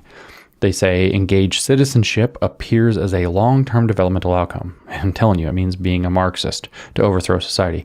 We resonate with this idea as an informed and engaged populace is vital to individual well-being. Why? Because individual well-being is reflective of the collective taking care of them, because you're a Marxist. And the health of democratic societies. Why? Because democratic societies depend on there being equity or communism before they're truly democratic. This is literally Henry Giroux's point. He's not cited here, but I bet you one of these papers, or if we track back not very far, we're going to get to a Henry Giroux paper or book explaining these ideas, because that's all he talks about, say, in On Critical Pedagogy from 2011, which you can go read for yourself. I'll read it eventually, or some of it here on the podcast. In their work on the role of teachers in U.S. education, Mira and Morell from 2011 drew a useful distinction between neoliberal and critical democracy. Well, see what I'm telling you? Neoliberal democracy versus critical democracy. If we have to have critical democracy, I guarantee you engaged citizenship means you are engaging in critical democracy, which means you are being a Marxist using so-called social democrat methods to try to overthrow society for socialism on its way to communism. Drew a useful distinction between neoliberal and critical democracy and offered implications for education. Briefly, they argued that education aimed at promoting personally responsible citizenship and its attendant individualism, consumerism, and passivity accords with a dominant neoliberal democracy. This is the dominant model. However, a critical democracy requires education to have collectivism, produce interactionism, and authentic engagement as its goals. Marxism. Accordingly, the field of SEL could aim to prepare students for not only engaged but also critical citizenship. What does that mean? It means being a Marxist social democrat who's going to try to overthrow society to create socialism on its way to communism. In other words, a Marxist activist. Engaged, but also critical citizenship. In other words, being a Marxist.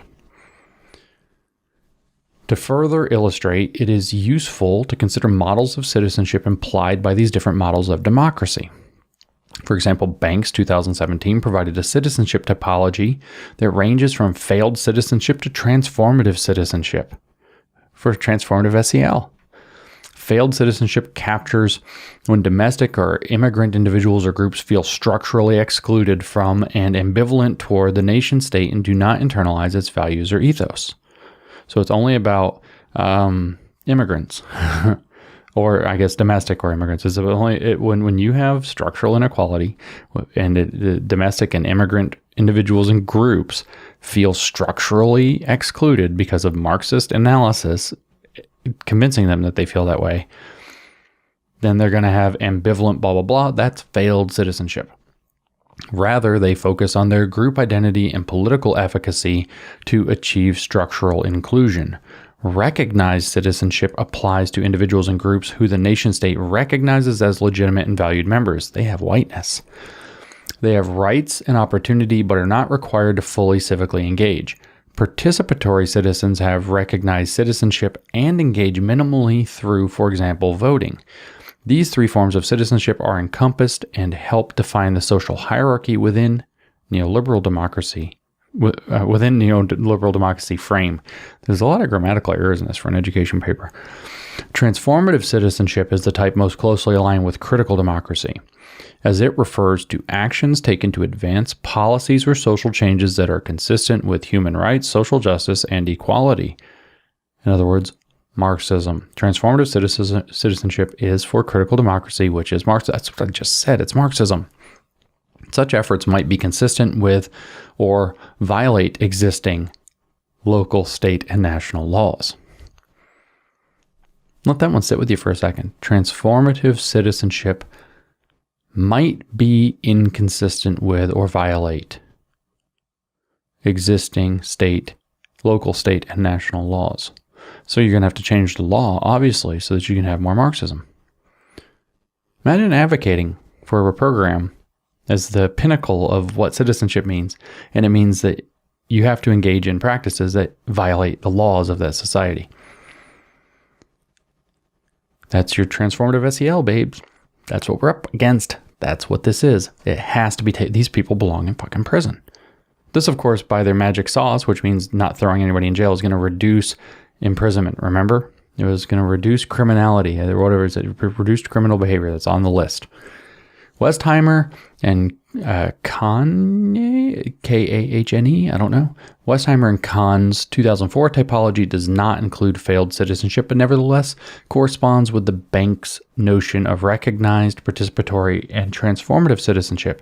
Westheimer and Kahn also suggested that citizenship and civic education can take three forms: personally responsible, participatory, or justice-oriented. Here's your communism. Personally responsible and participatory citizenship are not inconsistent with neoliberal democracy. In brief, the personally responsible citizen is thought to exemplify good character by displaying pro-social attitudes and behaviors, and these youth often promote the common good, for example, by being helpful in their local community in a general sense. The participatory citizen is actively involved in extant civic life through particular local clubs, traditional clubs and civic organizations, social institutions, and political activities. Finally, justice-oriented citizenship is concerned with institutional and system change efforts and is consistent with critical democracy. It's Marxism. If we understand SEL to be part of the civic development process,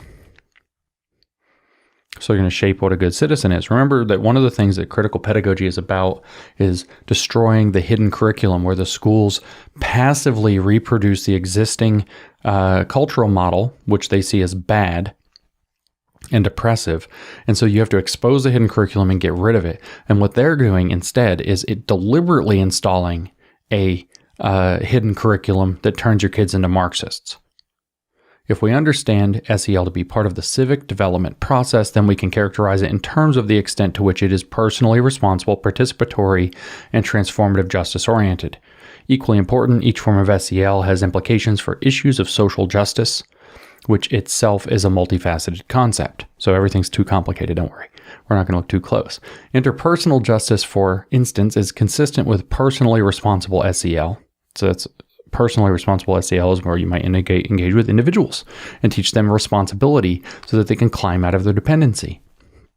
And that it refers to fairness and everyday informal interactions. Procedural and retributive justice refer to rules that guide decision-making and thus correspond with participatory SEL. Participatory SEL may also correspond to restorative justice, as it suggests a collaborative process whereby perpetrator and victim reconcile and reestablish a sense of justice. Now, restorative justice is something that contextually is appropriate at some points. You have mediation, people who have wronged one another work it out, and they try to do restoration to the damage that was done. Retributive justice or retributive or procedural, that's the kind of like classic discipline that's going on. What do you see where restorative justice is implemented? You see chaos. You see kids with absolutely no discipline whatsoever. It's Get rid of the police and send in the social workers is what it is. And while social workers are great in certain circumstances, they're really bad when the police are what are actually needed. Same thing here. If you shift into restorative justice in your schools, when you need something that works like actual discipline, it doesn't work. It's a fantasy that everybody's just going to be able to reconcile, and that if you probably, by showing people how some structural power dynamic was the cause of their disagreement, if you can shame the privileged kid and elevate the so-called oppressed kid, then you can restore the situation and reestablish reconcile the situation and reestablish a sense of justice. It's collaborative too. That's great. Collectivist. All for one for all, just like in communism. In contrast to all of these stands distributive justice, which refers to the ways in which valued goods and services, for example, power, knowledge, and material power being first, very interesting, and material resources are allocated equitably. Redistribution of resources, power, knowledge, and material resources are going to be redistributed. That's distributive justice. We view transformative SEL as most aligned with this type of social justice. Of course you do, because it's communism. Pursuing social justice implies resistance to oppressive circumstances or relations. Solorzano and Delgado Bernal, 2001. I think this is Daniel Solorzano, who is a major education critical race theorist, because critical race theory is definitely a part of this, of course. Solorzano and Delgado, and I don't know if this Delgado Bernal that's hyphenated is related to Richard Delgado or not, so we won't make any assumptions, just to point that out in case anybody is. I don't know any relationship there. I didn't look. Offered that resistance to oppression can be self-defeating, reactionary, conformist, and or transformational. Pivotal considerations among these are the degree and nature of one's critique of existing social arrangements and striving for social justice. Failed citizenship can prompt reactionary and self-defeating forms of resistance, which differ slightly with regard to the level of system critique. So if you're not doing Marxism, you have a failed citizen probably, but neither is motivated by social justice. No, that's not good for them. Viewed through the lens of Solorzano and Delgado Bernal's work, we can understand personally responsible and participatory SEL to be that which aligns with the conformist resistance that offers limited or no system critique and is motivated by surviving within the existing social order. In other words, maintaining the status quo even where it's oppressive and teaching kids to survive within the oppressive system instead of teaching them to overthrow it. This is Paulo Freire through and through. Paulo Freire's basic model of education is that you're going to teach the peasants or you're going to teach the children that they are dependent in the existing system, rather than teaching them personal responsibility, which is literally being personally responsible. SEL is being incriminated here. Rather than teaching them responsibility as a pathway out of dependency, you're going to teach them collectivism and that the system is the problem and that they can work collectively to overthrow the existing social order. Otherwise, you're going to bring them into a situation where they have to survive within the existing social order, either by staying as the lower class and having strategies to deal with it, or by working their way out of the ghetto or working their way off of the mountain if you're in Appalachia, so we don't make that too racial, and thus betraying it and becoming part of the oppressor class and just reproducing the domination on your former fellows rather than staying in solidarity with them. Collective guilt is weaponized. Indeed, personally responsible and participatory forms of SEL can facilitate assimilation and or acculturation among immigrant groups, for example. Those are being framed out as though they are bad. Both societal arrangements assume uncritically the superiority, of U.S. Mainstream culture and require compliance and subservience from the disadvantage for social acknowledgement and limited access to valued resources. So if you're black, you don't have access to whiteness, so you have to act white if you want to have social advantage. That's the veiled version of what they're saying.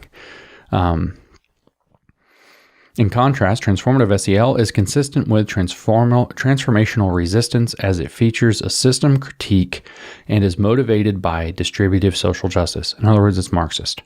And it's proceeding exactly along the model outlined in the first chapter of Freire's Pedagogy of the Oppressed. It prepares youth, which is a Marxist education book that's taken over education system. This is what SEL is about, gang. It prepares youth to analyze and oppose the reality that those rights and responsibilities are denied to some segments of the population, which of course is a histrionic reading of what's really going on, and encourages disenfranchised groups to strive for self-determination within the democratic project. They don't tell you how, but it's through a meaningful politic of identity, as Kimberly Crenshaw would have it, which takes identity as a anchor of subjectivity and a fruitful site for that identity politic. And that anchor of subjectivity means that it's going to be done in a Marxist regard. These proposed forms of SEL, personally responsible, participatory, and transformative, thus have associated competencies and programmatic implications. Next, we first illustrate what we mean by transformative social and emotional competencies in particular, before pointing to classroom-based programs and approaches, which will be summarized in Table 2, the whole promise for cultivating such competencies in students and adults. What they do in Table 2, which is actually, there are two tables here, Table 1 and Table 2. What they do in Table 2 is actually very short. What they do in Table 1 is a tentative list of relevant concepts and constructs for forms of social and emotional learning, and they break down the 5 categories of CASEL: self-awareness, self-management, social awareness, relationship skills, responsible decision-making, and compare personally responsible, participatory, and transformative approaches to SEL according to these. So let's take a look at these. So under self-awareness, they ascribe to personally responsible SEL acquisitive individualism, identity, which under that includes private regard, exploration, and resolution. But in participatory SEL, they say there's communal orientation instead of individualism. Identity is put in terms of private regard, exploration, and resolution still as well. But in transformative SEL, you have communal orientation, like in participatory, and identity is framed in terms of centrality, private regard, exploration, and resolution. So what they've added in is centrality, which is going to be some key phrase, but they also have added in, within self-awareness, critical self-analysis. So self-awareness is going to be that you're going to have to do the work on yourself, just like white fragility says.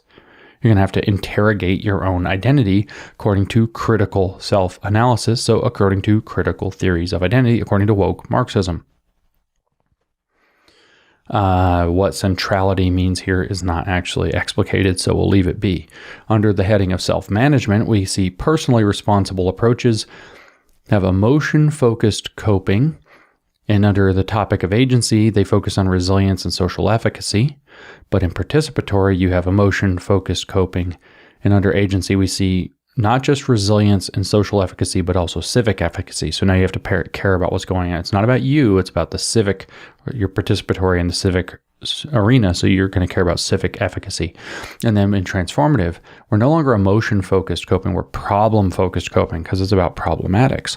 And we're not going to worry so much about, literally, agency is removed and is replaced with cultural humility, which is this idea that we are going to bow down before the cultural Marxist or identity Marxist interpretations of identities or cultures rooted in identity and analyze them in terms of their structural meaning as the Marxists would. And that includes agency, resistance instead of resilience, moral, civic efficacy, and collective efficacy. So it's not just enough to be civically engaged, you have to be collectivist as well. It's going to induce morality consistent with cultural humility. All of this is going to be rooted in diversity, equity, and inclusion models then. And resistance replaces resilience. You're no longer going to be resilient in a system that's tough on you. You're going to be resistant to it. And agency is no longer the central thing. The cultural humility, the Marxist program is. And agency, like I've said repeatedly, is tucked within it. You aren't being agentic in woke Marxism unless you are going along with the woke Marxist program, because otherwise you have false consciousness, internalized dominance, internalized racism, internalized sexism, internalized misogyny, internalized transphobia, etc., etc., etc. Marxism, Marxism, Marxism. Social awareness. Under personally responsible, there's public regard and belonging means access. When we move to participatory, there's public regard and belonging, but belonging now doesn't mean access, it means inclusion. And there's also diversity, salience in situational contexts. So now we've moved into the inclusion model, which means that people will not be offended out. according to structural analyses. But when we move over to transformative, we have public regard and belonging. But in belonging, we've replaced inclusion with co-owner. Everybody's a co-owner because it's collectivist. We've now added also diversity, salience, that's both situational and institutional, and we've added in critical social analysis. In other words, critical theory. In other words, woke Marxism. That's part of social awareness. Relationship skills. So now we're down. Relationship skills and responsible decision-making were the two before of the 5 castle pillars that I said are least worrisome, right? The least woke, the least wokeable. The other 3, and I already just explained exactly where they tuck it in transformative SEL, where they tuck the woke stuff in, woke Marxism. Well, relationship skills and personally responsible decision-making are the ones that you think, well, those surely are the least bad. No, well, maybe they're the least bad, but just listen. They get it in there too. So under personally responsible relationship skills, so we're just talking about relationship skills across the 3, personally responsible approach has engagement, sharing, and helping. Okay, it's engagement, sharing, and helping. Those are things that you do in a personally responsible kind of teamwork-oriented mentality. Under participatory, you have engagement, sharing, helping, but also cultural competence, which is that thing in the culturally relevant teaching that we never actually heard what it means, but it seems to be indulging stereotypes. And never stepping upon saying, never doing a cultural appropriation, never suggesting that one cultural approach might be superior to another. When we get to transformative SEL, under relationship skills, we still have engagement, we still have sharing, we still have helping, but now we have multicultural competence because regular cultural competence isn't sufficient, and collaborative problem solving and leadership. Leadership, of course, is going to be turning yourself into a little red guard, little commissar. Collaborative problem solving. So now we're not going to solve problems individually anymore with relationship skills. We're going to come together and have like a group therapy session together. Then SEL is going to be the tool being applied by somebody who shouldn't be applying it, namely a teacher that went through a short course that they were mandated to do in order to do it. And in states like North Carolina, they changed the law so that the teachers applying psychological tools in group settings where they shouldn't be doing it without a license to practice psychology or the necessary professional or educational background to do it can't be held liable for any psychological damage they do to your children. That's how insidious this is. Under responsible decision-making, personally responsible SEL cares about interpersonal justice, acculturation, and personal well-being, versus in participatory SEL, it's procedural justice, assimilation, and a collective well-being. Not personal well-being, collective well-being. Not acculturation, but assimilation. And not interpersonal justice. We're going to work it out between us, but procedural justice. We're going to use some civic process. But in transformative SEL, for responsible decision-making, we're going to use distributive justice, pluralism, which is really multiculturalism for them, and collective well-being. So the collectivism makes its way in. How is this all supposed to be done in classroom-based programs and approaches? In Table 2, this is examples of programs and approaches to forms of social and emotional learning, examples for personally responsible approaches, skill development like risk prevention and competence promotion. Sounds good. Participatory would include classroom community building, getting weird, multicultural education, wasting time for a failed project, and service learning. In other words, you're going to, I think that's going to mean, let me not jump to conclusions. Service learning is going to be learning through doing service as the student. So you're going to put them into an activist role. In transformative SEL, the classroom is now going to have culturally relevant education, which we heard in the previous podcast from Gloria Ladson Billings, includes A, academic success. Yeah, right. No trust in that. B, cultural competence, which she never defines, but again, sounds like stereotypes, and never doing a cultural appropriation or a microaggression or whatever. And C, raising critical consciousness and engaging in activism. So culturally relevant education is straight up critical Marxist pedagogy. Project-based learning, so it's a different way of going about learning. You're going to do it through projects now. You're not going to sit there and learn lessons. And youth participatory action research, which is going to be learning through activism. That's your youth participatory action research. Sounds like brown shirts to me. Summarizing transformative social and emotional competencies. That's the next section. The Castle 5 SEL competencies of self-awareness, self-management, social awareness, relationship skills, and responsible decision-making represent large categories or conceptual buckets for organizing a range of intra- and interpersonal knowledge, skills, and abilities. We view these competencies as interrelated, synergistic, and integral to the growth and development of justice-oriented global citizens. Justice-oriented means communist. Global citizens means there's some global government that provides either rights or privileges that we are all that does the securing of or granting of those rights or privileges for all of the citizens of the globes. We don't have that, and we don't want that. We do not want one global government, because it's going to be a freaking nightmare.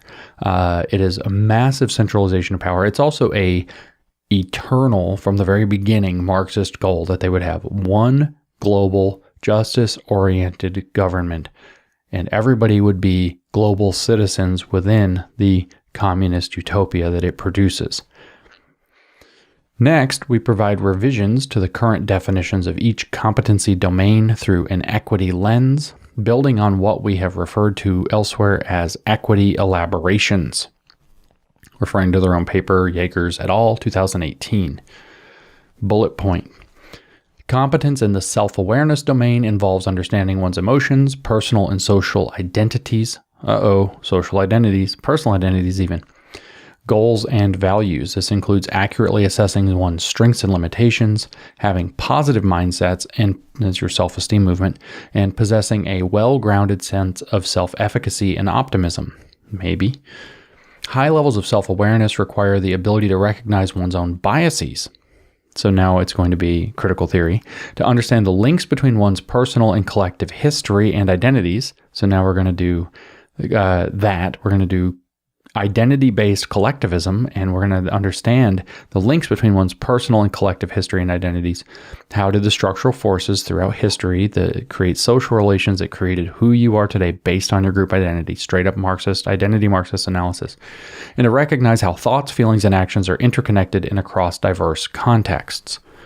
Competence in the self-management, new bullet point, self-management domain requires skills and attitudes that facilitate the ability to regulate emotions and behaviors. This includes the ability to delay gratification, manage stress, and control impulses through problem-focused coping. Okay, probably not the teacher's job if there's a big problem there. Useful when it's a psychologist dealing with a kid who's having a problem. Some range is fine. You can see how it's going to be applying psychology where it doesn't belong by somebody who shouldn't be doing it, though, when it's done in the classroom or group or the entire school setting. It also implies appropriate expressiveness, perseverance, and being agentic in addressing personal and group level challenges to achieve self and collectively defined goals and objectives. So you hear again the collectivism and the group identity-based, which is going to be structural, which is going to be identity Marxist piece being brought in.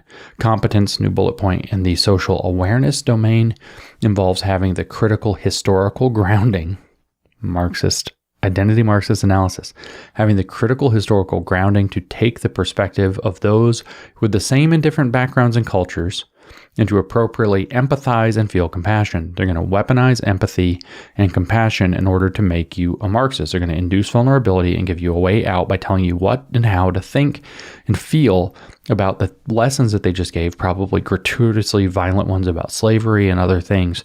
They're going to tell you how you're supposed to feel so that they can induce you into a racial critical consciousness or a sexual critical consciousness or whatever, probably in age-inappropriate ways. It also involves understanding social norms for constructive behavior in diverse interpersonal and institutional settings. Okay, pause. We would really want our schools to be facilitating understanding social norms for constructive behavior in general.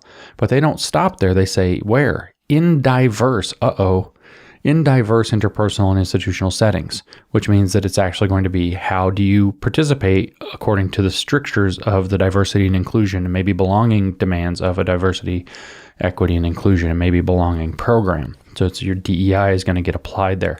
How are you going to fail to avoid doing a microaggression or a cultural appropriation?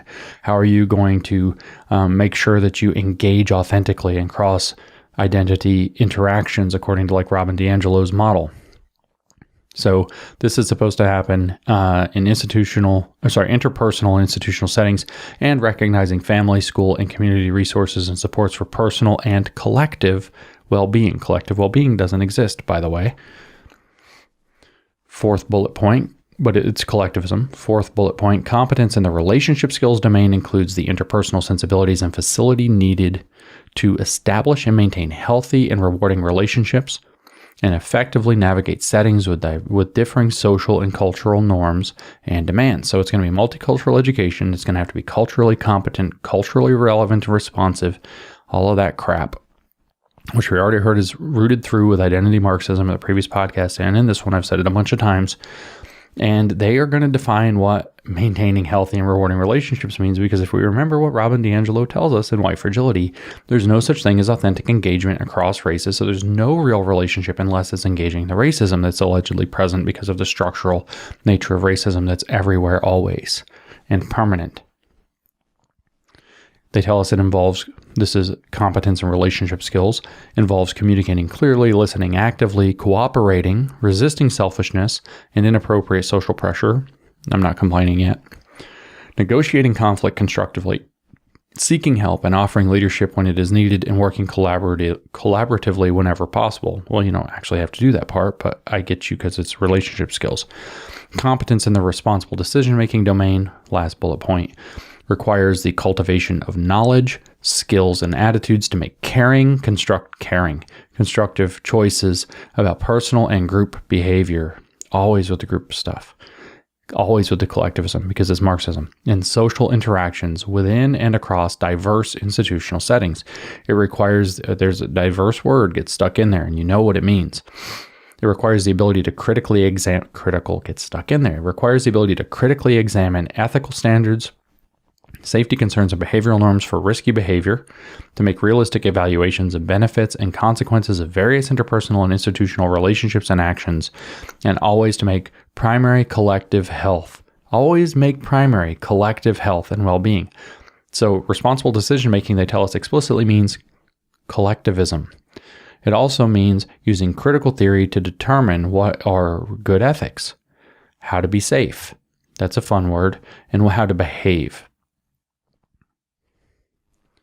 Illustrating transformative social and emotional competencies. That's the next section. In this section, we highlight expressions of identity, agency, belonging, and engagement as transformative expressions of the 5 core CASEL social and emotional competencies. We offer, for example, that identity is multifaceted and reflected across competence domains. The identity is multifaceted, intersectional really, and reflected across competence domains. Identity, competence domains, okay.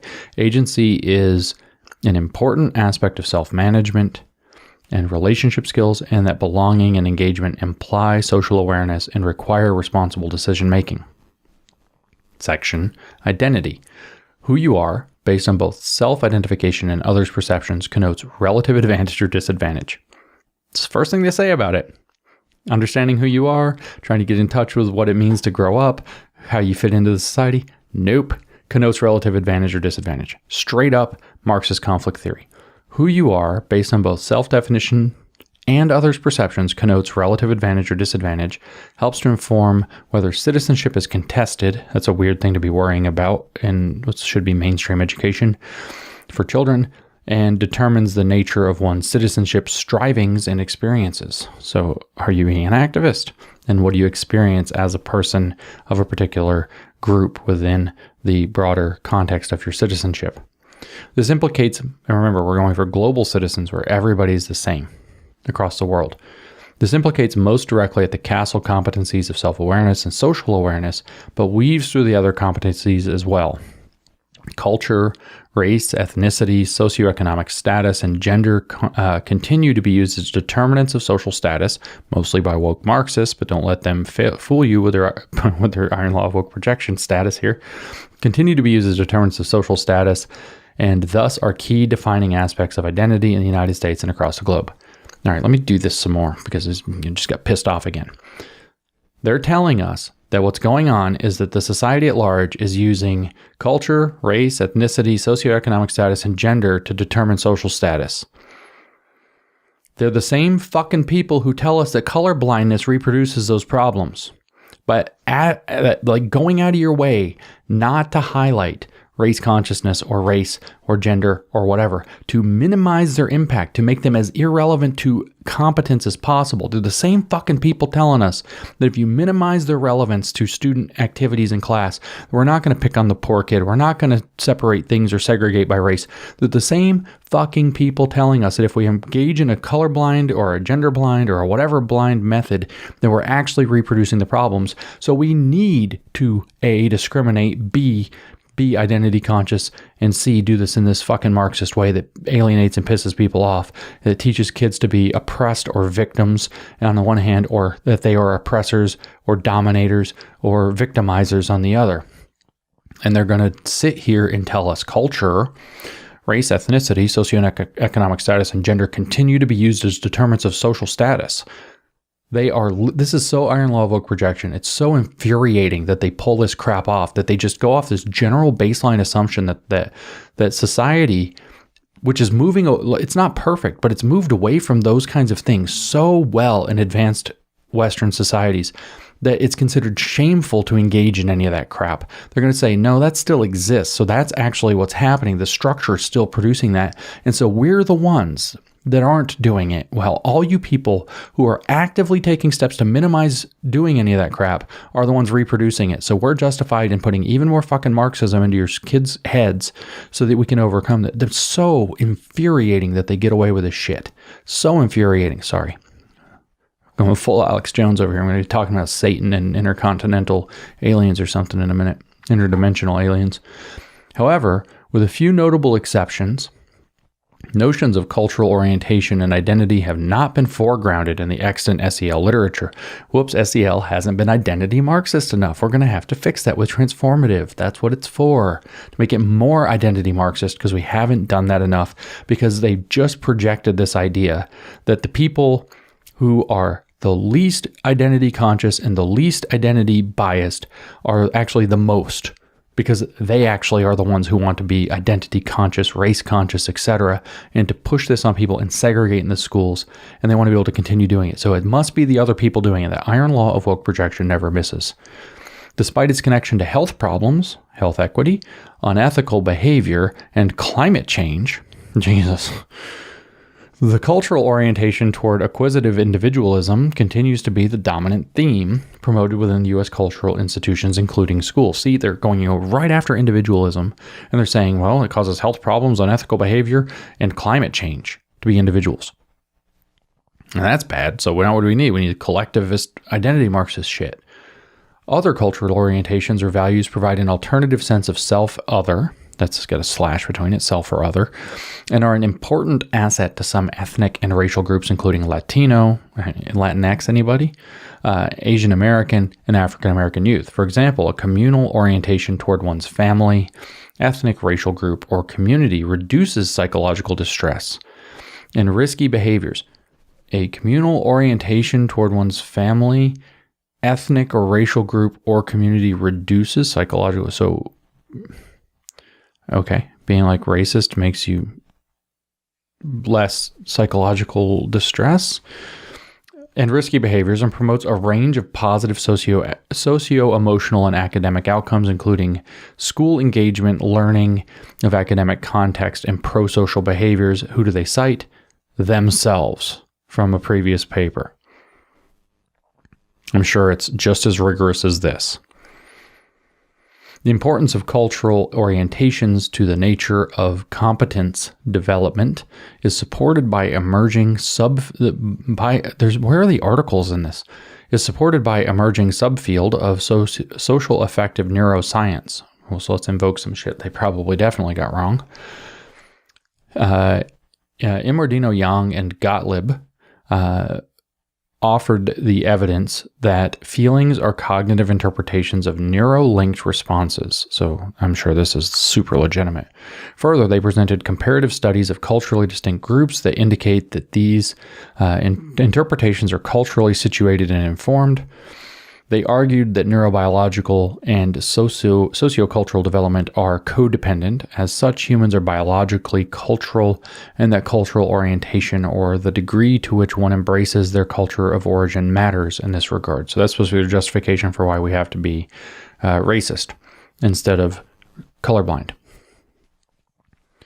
La Framboise, I assume I said that right, Coleman and Girton, maybe, 1993, posited that to be culturally competent within their own or other cultures, individuals would need to possess a strong personal identity, have knowledge and facility with the beliefs and values of the culture, display sensitivity to the effective processes of the culture, communicate clearly in the language of the given cultural group, and perform socially sanctioned behavior, maintain active social relations within the cultural group, and negotiate the institutional structures of that culture.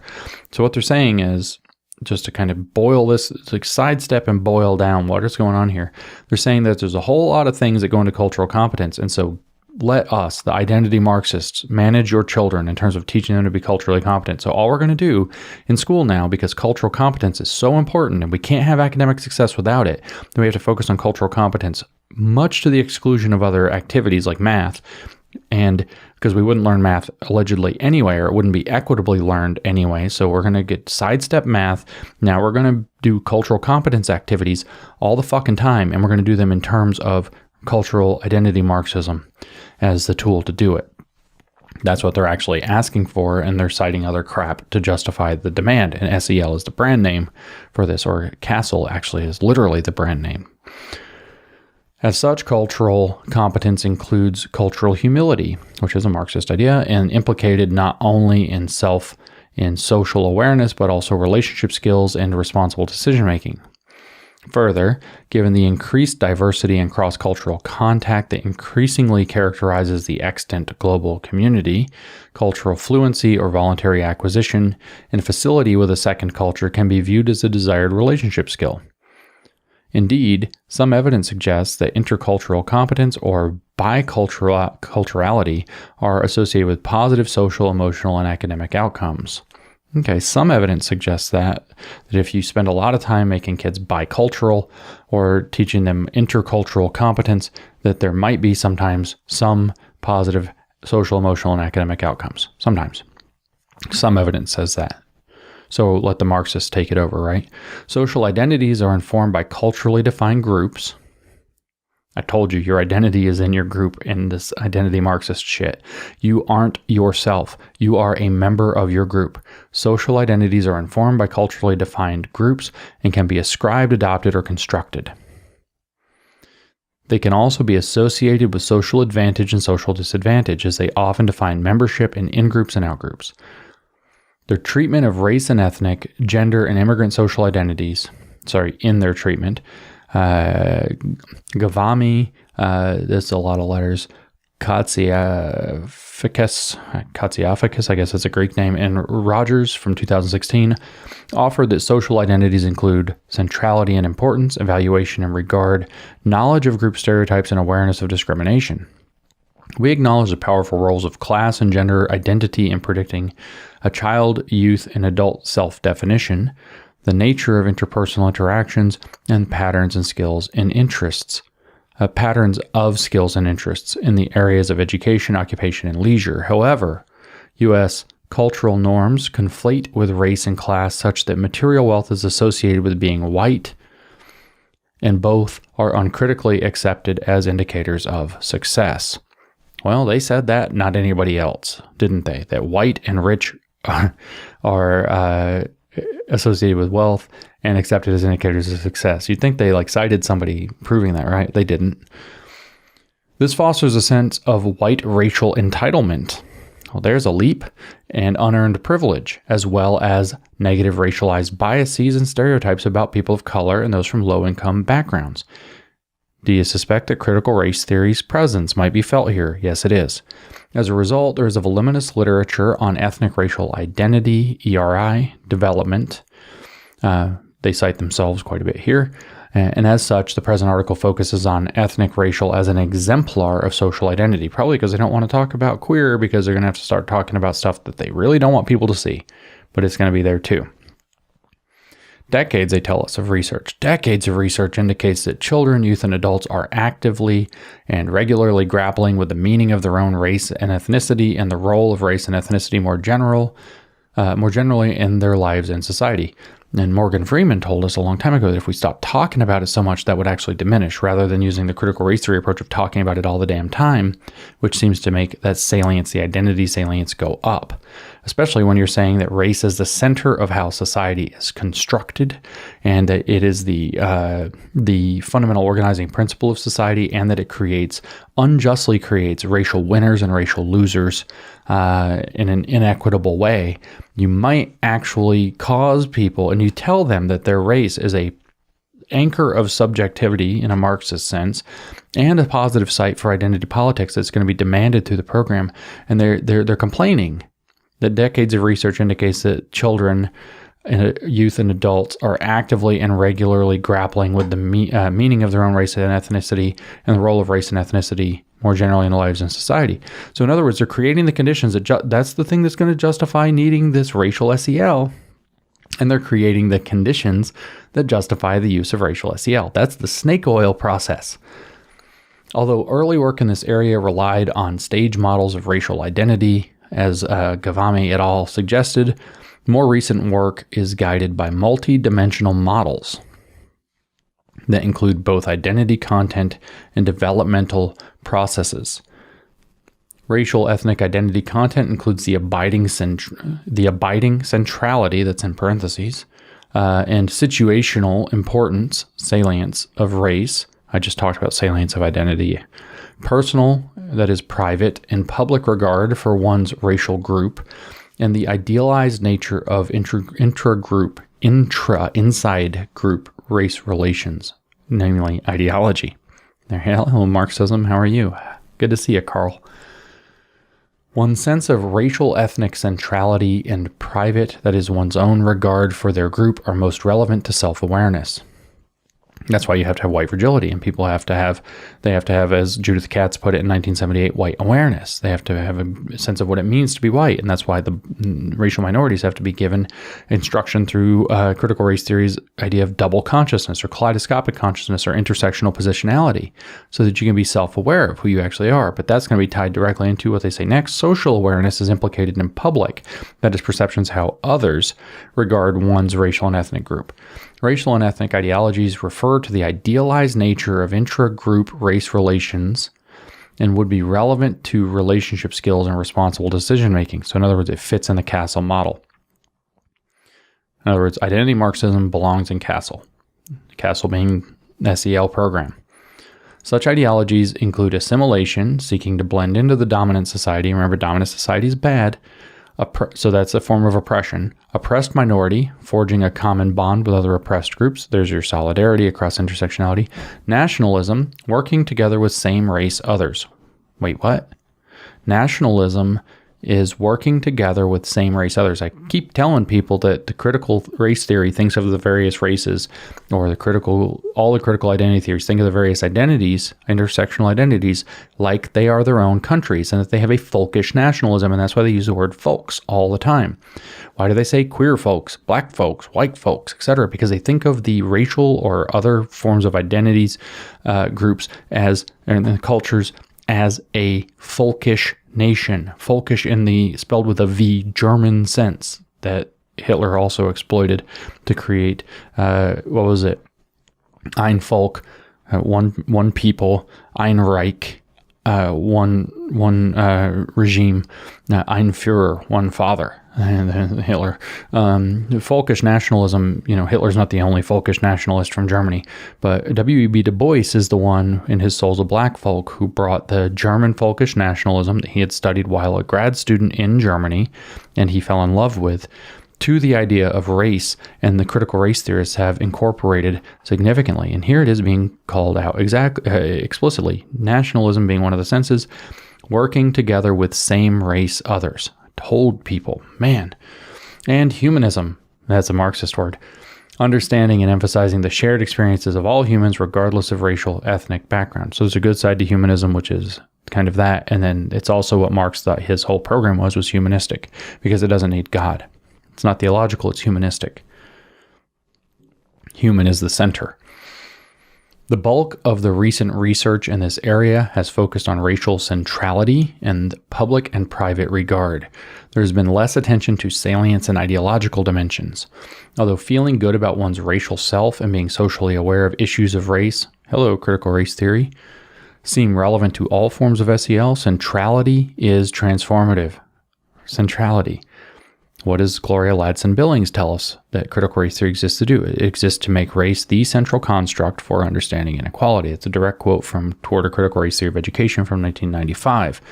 Okay, centrality is transformative in the context of racialized oppression. Hello, Marxism. Assimilation and humanism seem consistent with personally responsible and participatory SEL, whereas oppressed minority and nationalism are transformative in nature. Thinking of your races as nations is transformative, communist in nature. That's why there's so many weird parallels between National Socialism and, say, National Equityism, which equityism would be socialism, through critical race theory. The races are the nations. The identity groups intersectionally are thought of as nations, and whereas oppressed minority and nationalism are transformative, communist in nature. It's right there in black and white when you know what you're reading. There's also been a focus on adolescence as a critical period for ERI development.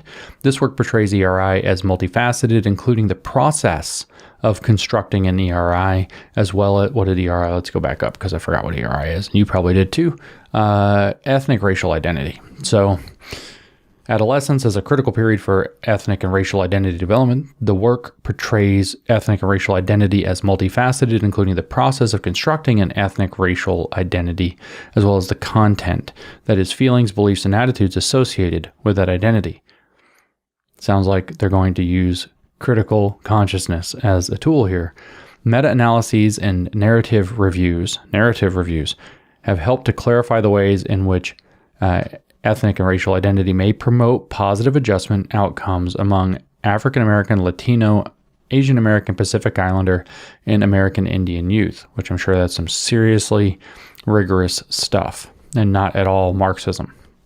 Identity Marxism, to be more clear. We find comparatively little research on white racial identity development, and a recent review of research on white teacher identity pointed to the need for research that appreciates the complexities of white racial identity and its development. Maybe you could use Judith Katz's white racial or white awareness book, which says that it's a form of schizophrenia. That's what she says about white privilege in that book, or whiteness, actually. Anyway, there is no positive white racial identity, according to Robin DiAngelo, so the complexities, which are never positive, of white racial identity and its development, especially in connection with the implications for classroom practice with diverse students. You're going to have to be an ally in full solidarity. It's totally an extortion racket. It's going to force you to be an identity Marxist. There's been recent, that's what DiAngelo's program, that's what Katz's program, that's what it's actually all about. There's been recent research conducted to understanding the ways in which the projected demographics shift to a majority-minority country might impact racial attitudes among whites. So they're focusing on this canard so that they have some weird justification under like the white genocide objection or whatever, or white replacement thing. They probably want to trigger people into acting out about that, because it would serve their interests. Craig and Richardson, 2017, found that information about increasing diversity was associated with more explicit and implicit racial bias. See, so that I don't know. This is a thing. I haven't read the paper, but I do know this: that if you hit people, not me for sure, but people in general, with identity Marxist bullshit about race and ethnicity and identity, that it pisses them off. And I know that these identity Marxist programs use that frustration under brand names like white fragility to say that there's more bias present, when in fact you might be mad at the Marxism or the fact that you're making race salient when it doesn't need to be, because most people in the advanced Western world have decided that race salience or identity salience is actually not that great. It actually is the source of the problems of conflict across these divides. So they like to conflate these things and say that, well, we did these interventions and it made things worse. And they never believe that it might be the way in which they did the intervention that made things worse. Like that people don't want to have to talk about race and racism all the time. And it's not because they're racist. It's because the program is making people more racist, calling people names, putting them in boxes they don't need to be put in, etc. Read White Fragility and you can see that the whole thing is a giant freaking self-fulfilling prophecy. She even says, I started to badger people about how racist they were and they reacted badly, and that's proof that they're even more racist. That's the whole concept of white fragility. The whole thing's that Kafka trap. And so here we have a study proving this stuff. I haven't read the study. Maybe it's not as bad as white fragility, but I'm just saying my experience with this is I can guess that it is. This can have negative implications, they say, for social and emotional competence development in all forms of SEL, but represents a particular challenge for transformative SEL in certain segments of the white population. You might not like it. I wonder why. You hit them with the identity Marxism and it pisses them off because it sucks. For example, they tell us, there has been considerable attention to, but fairly little systematic research on teacher implicit racial bias, because implicit bias is stupid and it's fake. However, anti-black, pro-white implicit racial associations appear to be fairly common in non-black samples. This actually cites the original implicit bias research that's been more or less wholly debunked at this point, and are described as automatic cognitive associations people make between a given social group and certain feelings, concepts, and evaluations. People are thought to be generally unaware, unable to strategically control, and unwilling to explicitly endorse such beliefs. In other words, what they find is that in adults, even if they have implicit biases, that they don't actually, when they take the stupid implicit bias test, whatever that represents, they don't actually put those into practice in any meaningful way, because the way that you react to something in the millisecond range on a computer test, which by the way is extremely gameable and fake, doesn't necessarily translate to how you're going to actually engage with human beings in reality, where you might use a little like prefrontal lobe deliberation before you make a decision. It doesn't translate, but let's bring it up anyway as a justification for why we need this. But the people are generally unaware, so they're going to need critical theory to bring it out. Those reporting such biased attitudes also report fewer black friends and feeling less comfortable interacting with blacks. How did Robin DiAngelo do on that test? Jeez. I can't gauge these studies in their quality, but shoddy is usually the name of the game. This stuff's all just fucking made up to support their conclusions. Important to note, these scholars speculate that moderate associations between explicit and implicit racial bias may explain why racial disparities in school outcomes can continue to exist even in school contexts where well-intended corrective efforts have been tried. Lots to unpack there. I hate having to unpack all their crap all the time. So speculate the moderate association between explicit and implicit racial bias, which by the way I think has been mostly, if not completely debunked, may explain, might not, but it may explain why racial disparities in school outcomes can continue to exist. And here we go. Even in school contexts where well-intended corrective efforts have been tried. In other words, they can put their stupid SEL or equity program in, or diversity, equity, inclusion crap that doesn't work because it's based on identity Marxism. You don't get the outcome, oh, it must be the hidden implicit and explicit biases in their moderate relationship. That might explain it. And because there's still differences in outcome, Ibram Kendi tells us that's proof of discrimination. They do this fucking constantly. They put their crap into place, and when it doesn't work, they say everything must be secretly very hidden, still happening. This must be secret implicit biases that still cause the problem. It can't possibly be that their stupid shit program that's based in stupid shit doesn't work, and in fact makes things worse. Nope, it might be the moderate relationship between implicit and explicit racial biases. It might be that. It could be. It couldn't possibly, however, be that their snake oil is garbage. Couldn't possibly be. They have no concept of any of this. Now get ready for this. What's coming next? A related concept, white fragility, refers to racial stress experienced as a result of various types of challenges to the sense of privilege associated with being white. Such challenges are purported to trigger negative emotions and internalizing or externalizing defensive behaviors. DiAngelo, 2011. That's the original paper rather than her book, and thus may be quite relevant for how we understand self-management among some white children, youth, and adults in settings where issues of race are salient. They cite Robin frickin' DiAngelo, who I keep bringing up as relevant to this. Well, there you go. At the same time, lab-based social psychology research Social psychology research studies with white participants have demonstrated that positive cues about social connectedness, shared group membership, and engaging in the authentic cultural activities of diverse groups can decrease implicit bias and increase interest of the culture of others, and concurrently and over time. So Taco Tuesday is good? No, not if you culturally appropriate. This is setting up a perpetual wheel of being able to say, you did it wrong, you did it wrong, you did it wrong. We didn't get the results that we wanted, so you must have done it wrong. It must have been your fault, racist. You need to do more of this. You have white fragility if you don't like hearing it. This body of research seems particularly important given that the majority of classroom teachers continue to be middle-class white women, as the student population is becoming increasingly diverse. So let's twist the ratchet on the white women the most, because they are actually the target demographic, because they are the most manipulable by this particular race ideology. Here we go. Next up, intersectionality, which is the tool that was devised to twist white women into a knot. Great. We agree with Nagaoka, I think I said that right, et al. 2015, that an integrated identity is desirable. There is a desirable developmental outcome among young people. An integrated identity. Understanding the nature of healthy integration requires an intersectional approach. Doubt. Okay, so an integrated identity, that's important, that's good, we agree, they say. But to really understand what that looks like, we need an intersectionality. Probably not. Intersectionality evolved out of Black feminist theorizing that recognized that each person belongs to multiple social categories that occur in historical and sociopolitical contexts that may subject them to multiple oppressions simultaneously. This is where you can put a bookmark, write it down, that you need to go read or listen to the podcast I did here on New Discourses about the true history of intersectionality, where you find out that the intersectionality is just a gigantic identity Marxist program. Intersectionality is, in fact, a buzzword that means identity Marxism. That's how it actually works. So it's necessary, apparently, for all of this.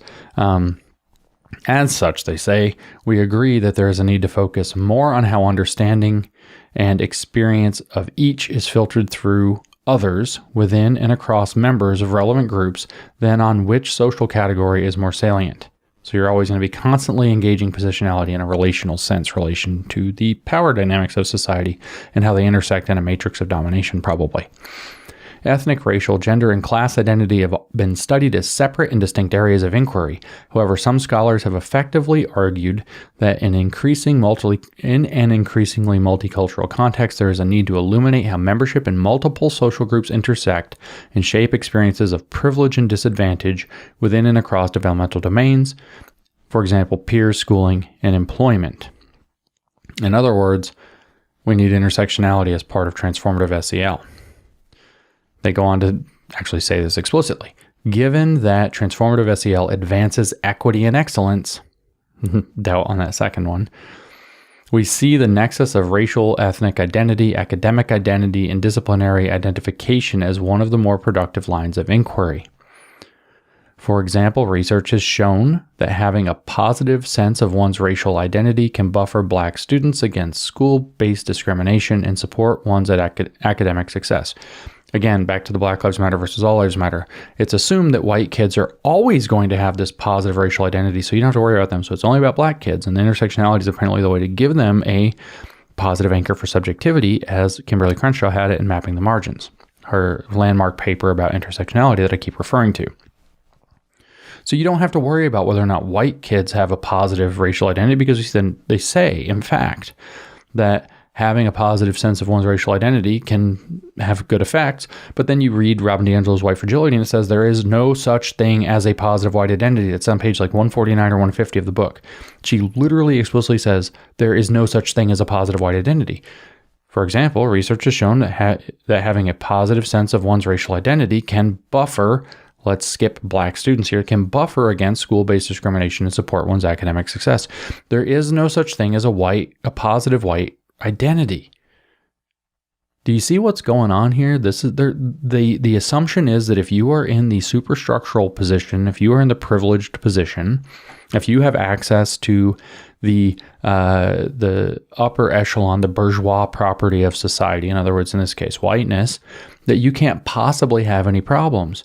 So we can make sure that we change your view of your racial identity to worse, and then try to use the racial conflict theory rooted in critical race theory as race Marxism to create a positive subjectivity in other racial identities, and then that might buffer Black students against school-based discrimination and support one's academic success. That's what's going on.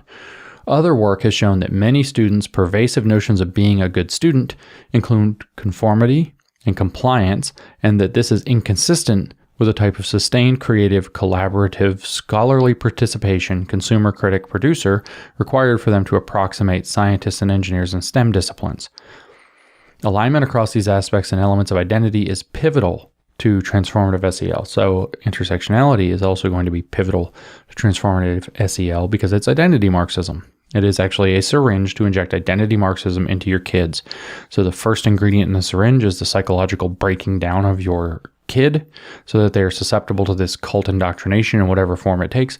And then the identity Marxist theories like queer theory, gender theory, critical race theory, etc. are the rest of the poison in the syringe, SEL being the syringe, that is going to then transform them into identity Marxists who have to take up intersectional positional thinking, and along with all the rest. Agency and efficacy as aspects of self-management and relationship skills. New section. Self-regulation is featured prominently in SEL. That should be like not flipping out, not breaking down, not having a fit or whatever. Self-regulation is featured prominently in SEL because it contributes to short-term and long-term adaptive, affective, that's emotional, cognitive, social, emotional, metacognitive, and academic development processes, modulation of stressful experiences, conflict resolution, and resilience. As such, self-regulation, that's probably all legitimate, by the way. You can regulate yourself, you're going to do better in social environments. That's a lot of words for how that works. As such, self-regulation may undergird the ability to productively, it does say this, I'm not reading it wrong. Self-regulation may undergird the ability to productively engagement with the social and physical world. Productively engage, I'm sure is what they meant. However, cultural orientation and identity are also relevant to agency. We're going to do the intersectional thing where the structural determinism says that you actually are not an individual. You are actually a member of a group that has been structurally determined, and your moral character has been essentialized under the umbrella of that structural determinism, which results from the Marxist analysis of the conflict between the various identity-based power dynamics. So self-regulation is going to get put into a woke context. And have you noticed, just let me pose the question for the listener. Have you noticed how good the woke are at self-regulating? They're fucking shit at it. Okay, at least I said it. Have you noticed how good they are at it? Screaming at the sky, being weirdos, throwing a fit, absolutely out of control. That's what's so important to teach them. Through SEL. That's what they want to do to your kids. Turn them into that weirdo that's going to end up on libs of TikTok getting made fun of across the internet for flipping out over something stupid. Although it is important to limit or inhibit oneself in some instance, it is equally important to be agentic, to participate in or actively change an interaction or context. So that's true. Sometimes you have to be able to regulate yourself. Sometimes you have to take action. You have to be, you can't be a doormat. You got to step up. You got to take care of the situation. You got to change the situation. Guess what this is going to get turned into? You have to become a collectivist activist for identity Marxism, of course. They appropriately leverage the work of Bandura 2000, who defines agency as comprising A, devising an action plan, B, goal setting to anticipate, guide, and motivate action, C, self-reactiveness or the requisite self-regulatory knowledge and skills to follow the course of action, and D, self-reflectiveness such that one can examine their personal efficacy as it relates to the meaning, effectiveness of, and adjustment to a specific course of action. That's probably correct. So that's going to get hijacked to say that we're going to teach you to be little group activists using Marxist ideology. We see utility in Bandura's 2002 notion of moral agency in the context of the present interest in distinguishing among how forms of SEL might help realize equitable learning environments, that's their only goal, communism, and outcomes. Paulo Freire's nightmare schools, that's their outcome, equitable learning environments and outcomes. He proposed that moral agency refers to a self-reactive process through which people refrain from wrongdoing toward others. That's going to get hijacked. And the proactive engagement in humane behavior. That's going to get hijacked. This seems like an important motivating factor for both advantaged and disadvantaged groups. That's how they're going to do it. That warrants systematic attention. Agency lends itself to understanding the ways in which individuals or groups employ psychological resources to express and realize resilience. Resilience is the buzzword, one of the buzzwords of the century, by the way. Resilience is pivotal to issues of equity when SEL is advanced from a personally responsible and participatory perspective. However, so that's probably where all the normal stuff would be.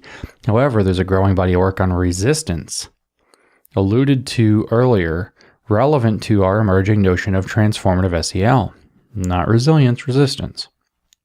Way and Rogers, 2017, suggested that resistance is a core feature of healthy social and emotional development that begins in early childhood. It refers to a process by which individuals or groups resist stereotypes, roles, and expectations that support their oppression and undermine their humanity, and how such patterns change over time. In other words, it's going to be identity Marxism. Ta-da! Look how transformative SEL just shoved that right in. We had this long discussion about how important self-regulation is and taking up agency is, and now what's it going to be about? It's going to be about identity Marxism. That's how you're going to do it.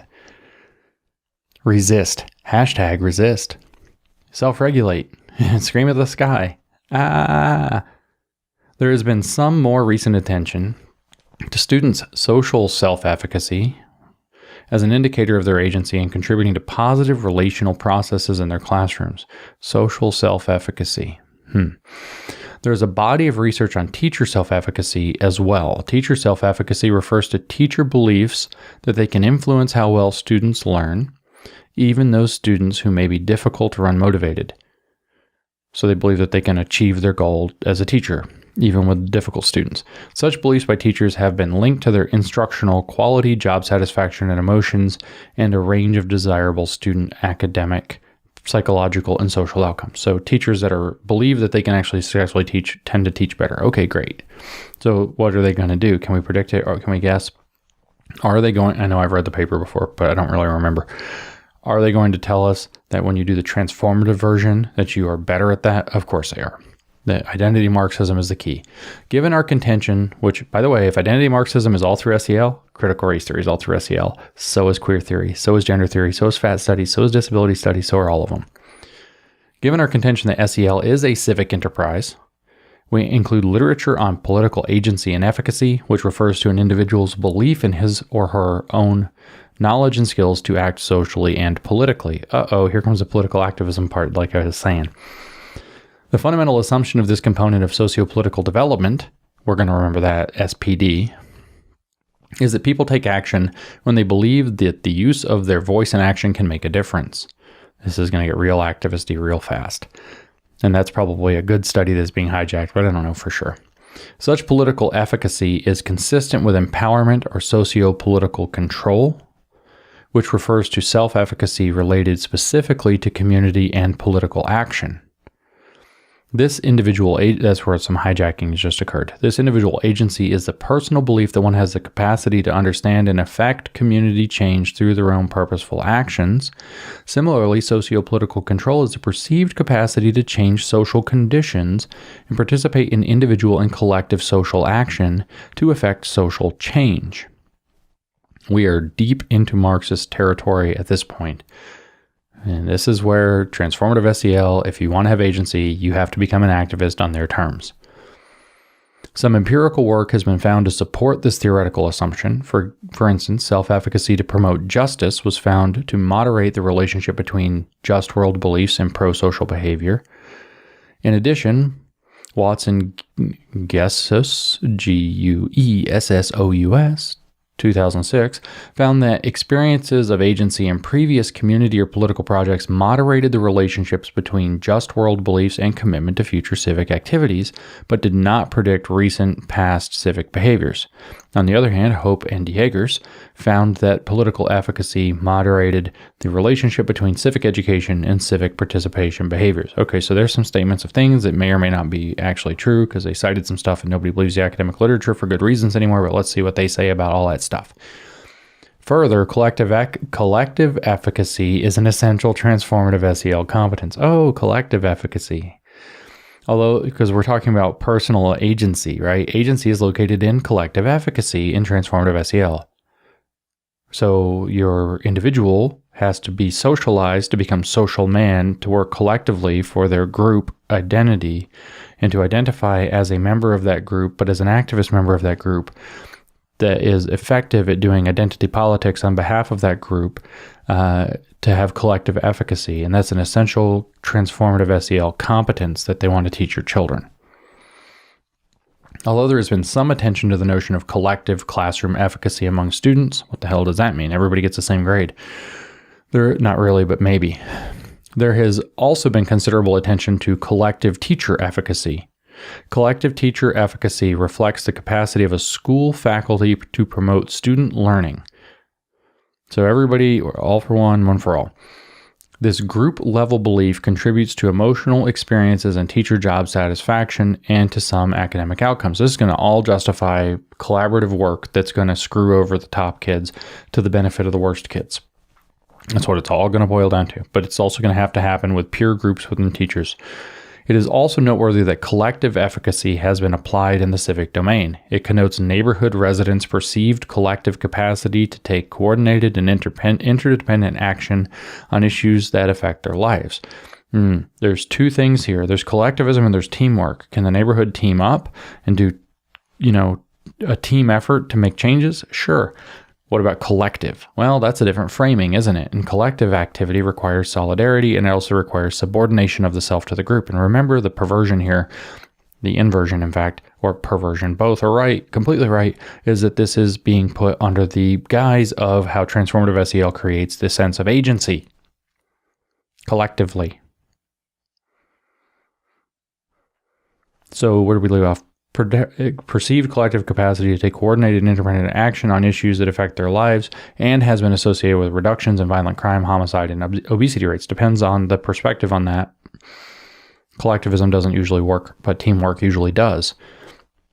It may be a useful construct for understanding school, family, community partnerships to advance educational initiatives, maybe, such as a systemic transformative SEL. So our thing might work, so here, let's do it.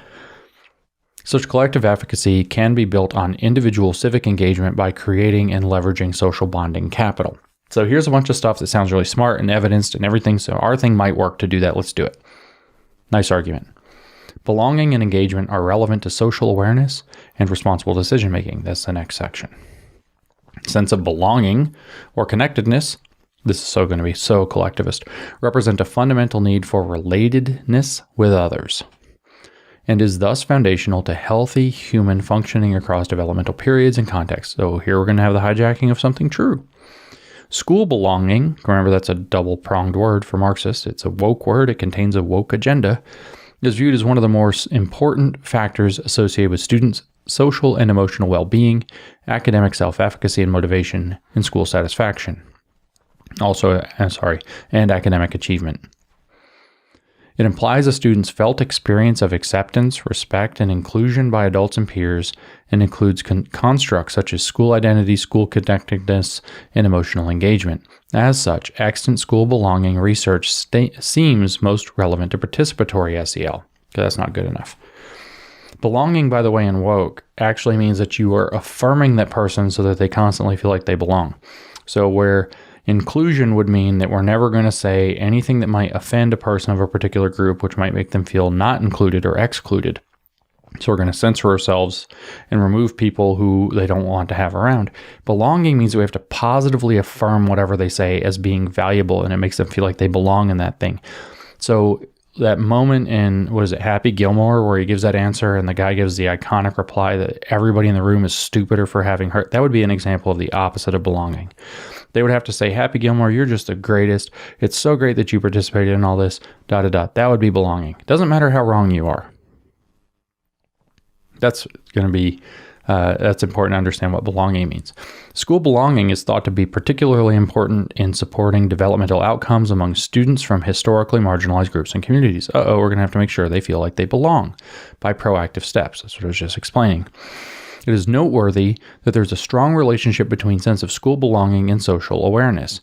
Research also points to increased racial awareness and a decline in public regard, a component of ethnic and racial identity among students of color as they grow older. This suggests that students may be increasingly aware of negative views that adults and peers hold of their ethnic and racial group. It may be. Maybe. So we'll just go with it. This realization has prompted some scholars to include racial school climate and microaggressions in their work on school practices and climate. It might be true, so let's just incorporate this stuff. And when it makes it worse, that was because there was resistance or whatever other system that's still in place, whatever other bullshit explanation that they have for why their thing never actually works. Consistent with Transformative SEL, Powell in 2012 offered that belonging in a democratic society means that, quote, members are more than just individuals, they also have a collective power and share a linked fate. So belonging means collectivism. Belonging implies not only recognition, but also full involvement in meaning making and the building of relationships and institutions. So you have to be made to feel like you belong by everybody else. It's everybody else's responsibility.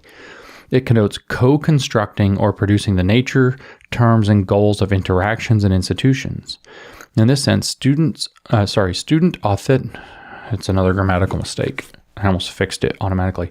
In this sense, student authentically partner in and or lead the school process. Well, that's a big jump. Student authentically partner in and or lead the school process so they can feel like they belong. So teachers and principals and resource officers and everything else, the students they're partnering in and leading the schooling process now over you. That's very Paulo Freire, that teachers and students have to be dialectically synthesized so there's no power dynamic between them, so that there are teacher students and student teachers, and that it's often student-led learning. That's a great idea because kids are usually great at picking their own curriculum. This transformative type of belonging exceeds access and inclusion reflected in personally responsible and participatory SEL. So it's not really about access. That's the personally responsible stuff. And it's not even about inclusion, which is that nobody's going to be offended, which is participatory, and is contrasted with exclusion and marginalization of failed citizenship. So this is something that's going to require proactively making the kids feel like they belong and that they have a leadership role in how the schooling goes to make them feel that way. Evidence suggests that why? Because if people feel like they belong, they do better. This is a complete farce around what these words mean. That they've manipulated a terrible policy around, if kids feel like this might make kids feel like they belong more, and when they feel like they belong more, they might do better, as if that's the only variable contributing to what makes people do better. Evidence suggests that a sense of belonging can play a pivotal role in student school engagement. That's a whole paragraph all by itself. That's kind of funny. This is, again, an education paper, just to point that out. As such, school improvement initiatives such as SEL view school engagement as a meaningful gauge of the success of their efforts to positively influence students' academic and socio-emotional well-being. Like Allensworth et al., 2018, we believe that school engagement is an important prerequisite and result of learning. School engagement reflects students' thoughts, feelings, and behaviors with regard to the relationship to school, including attitudes toward the classroom environment and specific learning activities. Fredericks et al., 2004, posited that school engagement were more facts that we're going to hijack, by the way. That school engagement comprises interrelated cognitive, emotional, and behavioral components. Cognitive engagement is the use of self-regulatory and metacognitive strategies to plan, monitor, and reflect on one's thinking. Emotional engagement refers to students' sense of belonging and connectedness to school. Finally, behavioral engagement is represented by positive school conduct and active involvement in academic tasks and extracurricular activities. Just as an aside, because we're going to get to see it again, I bet in a minute. You're getting a great education as we go through this paper of how Words mean one thing when normal people use them, and then when the woke get a hold of them, they put some kind of weird spin and agenda into them over and over and over again. This is what they do. They misuse language, in fact, purposefully misuse language to forward their agendas. Oh, belonging, blah, blah, blah, all this great. Here's some evidence, Here's this other thing that we think means belonging, and that's what we're going to do now because belonging is good, and you wouldn't want to be against belonging, which has all this evidence behind it. They're just misusing the word with a purpose, of course. Civic engagement has emerged as a focal aspect of human development in the last 15 years. Past 15 years, let me get the words right. Civic engagement encompasses a range of knowledge, values, attitudes, and behaviors related to involvement in one's local community, including school and broader society. So we're going to have to be civically engaged. Guess where this is going. Much of the recent work has focused on personally responsible, that is, by being helpful, for example, by being helpful in their local community in a general sense, and participatory citizenship, engaged in civic life through particular local clubs, traditional clubs, and civic organizations, social institutions, and political activities. Less attention has been given to the Marxist thing. Less attention has been given to early manifestations of transformative justice-oriented citizenship, including active engagement in institutional and system change efforts. Marxism. Yeah, up until you guys took over, nobody did Marxist shit in our society. What a discovery. And that's, of course, they're complaining about it because that's really important and we haven't done it yet. Elsewhere, we have pointed to kindred notions of empowerment, critical consciousness, and SPD, which I already forgot what SPD means. I said we were going to forget what SPD means. Maybe you remember, but I sure don't. And I don't even remember where it was defined. Socio-political development or something like that. Sociopolitical was the SP part. And I don't see where it is. So we're going to have to just go with SPD from now on. And you can rewind it and find it yourself. So kindred notions of empowerment, critical consciousness, and SPD. So we're going to bring Marxist consciousness into whatever the socio-political awareness is so we can have civic engagement. That's where we're at. And so those are a lens through which to explore and promote transformative and justice-oriented competencies. For example, the SPD model considers the individual and contextual factors through which youth understand to become involved in personal and or collective behaviors for societal change, activism. In this sense, it links interpersonal, meaning self-awareness and self-management, and interpersonal, including social awareness, to institutional. By the way, the comma is inside the parentheses there. They're doing great here in the education paper. To institutional, which includes relationship skills and responsible decision-making, pillars of SEL, competencies. Critical self and social analyses are pivotal aspects of SPD. Critical self and social analyses. So if we want to do proper socio-political development, or whatever the D stands for, we want to create civically engaged socio-political agents out of our students, we have to use critical and self and social analysis. Critical theory is how you're going to get there. So critical self and social analyses are pivotal aspects of SPD and connote to an evolving understanding of cultural, economic, and political systems. How these systems, Marxism, shape society, and how societal definitions impact one's own status within the society to guide individual and collective sense of efficacy, as described earlier, and actions to ameliorate oppression and injustice and realize liberation. That's why it's going to go to liberatory education in the long run, but we remember that liberation means liberation from all oppressions of society and maybe the limits of subjectivity created by all social relations and thus from reality itself. In other words, it means communism. Thus, individual and groups engage in co-creating the spaces where they belong and can thrive. It's a collective effort, gang. Social man is only social man when he lives in social society where everybody is social man and realizes that we are social entities co-creating the spaces where we belong and can thrive. Communism. We offer this initial graduate profile of transformative social and emotional competence with the understanding that specifying the developmental trajectories and pathways for these competencies is a necessary next step in our work. In this connection, we now turn to what would appear to be promising programs, approaches, and practices for promoting transformative competence development. The answer is going to be collectivist activity. So I already talked about Table 2. I'm not going to go back up. Table 2 describes our initial effort. So this is some promising programs and approaches for advancing transformative competence development. Table 2 describes our initial effort to organize programs and approaches based on personally responsible, participatory, and most important, transformative forms of SEL. As Table 2 shows, we contend that culturally infused SEL, skill development, project-based learning, that's PBL, and youth participatory action research, YPAR, has features youth participatory action research, brown shirts, action research, okay, brown shirts. So it's going to be putting kids in activist situations, right? Project-based learning, probably also going to be activism. Has features that are consistent with promotion of transformative social and emotional competencies we just outlined, which mean making your kid a Marxist. Prominent SEL programs do not explicitly address the various competencies and considerations just mentioned.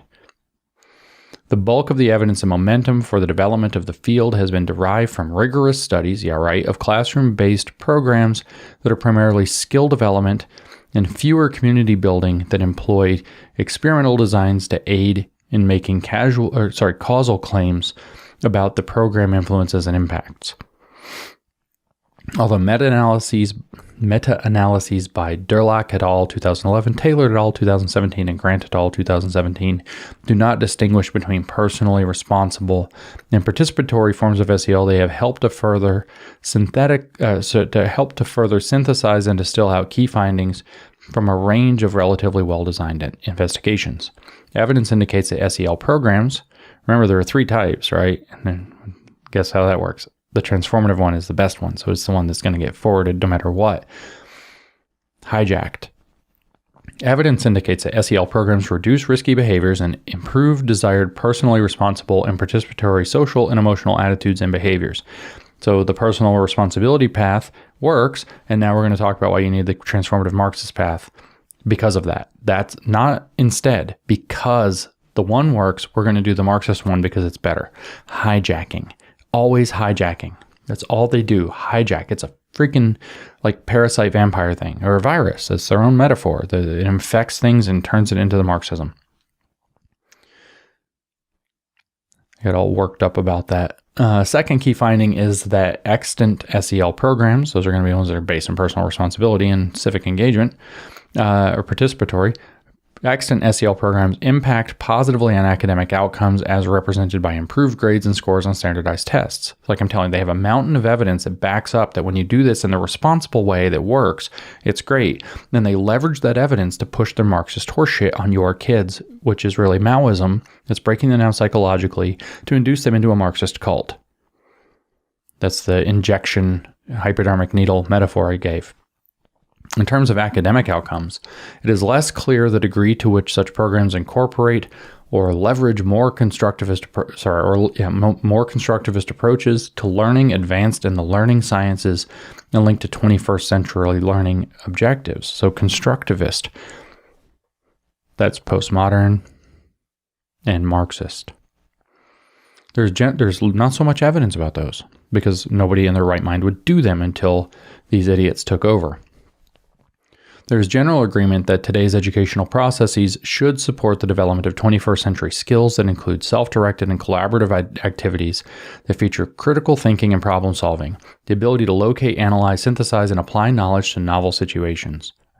Yes, but how are you going to do it, Marxists? Because social, emotional, and academic learning are intertwined, it makes sense that they just take it. It makes sense that these higher order skills and abilities are built on and cultivated through the types of transformative social and emotional competencies just outlined, so Marxism, and enact structured learning contexts that lend themselves to collaborative inquiry. Investigation and problem solving apply to real world issues. Thus, we outline desired influences and impacts of transformative SEL, or as we outline these, we need to frame excellence in academic, social, and emotional learning with this in mind. This is particularly important given the ways in which adult SEL can factor into the pervasive educational opportunity gaps that we have pointed to earlier in this article. In other words, based on your identity. Indeed, reviews of the science of learning and development, research, synthesis, and brain science, I don't trust these people one bit, have suggested the following educational implications for schools to be attuned to diverse students in ways that support optimal learning outcomes. 1. SEL that includes explicit instruction of social and emotional competencies, as well as the infusion of learning and the use of such competencies throughout all aspects of schooling, schooling enterprise, include educative and restorative discipline approach. I actually did butcher some of that. Some of it's a grammatical error that threw me off. So let me say that again. As well as the infusion, learning, and use of such competencies throughout all aspects of schooling enterprise, including educative and restorative discipline approaches. 2. A caring, supportive learning environment that includes relational trust and respect among students and adults, school personnel, caregivers, and community members, a sense of being known, valued, and safe, developmentally appropriate tasks, and culturally responsive learning opportunities. Working some of this stuff in. What they're saying is it creates optimal learning outcomes is using SEL basically on everybody, and then doing so in a way that creates relational trust and respect among students and adults, which is one of those things that might mean more than one thing. 3. Productive instructional strategies that include collaborative inquiry-based activities, group learning, in other words, group projects that build on students' prior knowledges and experiences and employs explicit instruction, scaffolding, and application to make the work meaningful and to facilitate conceptual understanding, elaboration, co-construction, and transferable knowledge and skills. And 4. Individualized supports that include multi-tiered systems of support, extended learning opportunities, and access to integrated services. So that's supposed to be when SEL makes learning better. These derivations all align well with Castle's 10 indicators of high-quality school-wide SEL. A. Explicit SEL instruction, so we're going to do explicitly SEL throughout all of the school. B. SEL integrated with instruction, so now your other instruction, math, science, is going to have SEL worked into it. C. Supportive classroom and school climate, so don't anybody criticize that. D. Youth voice and engagement, so we're going to elevate the kids and listen to them and bring them in as kind of leaders, breaking down that boundary between teacher and student.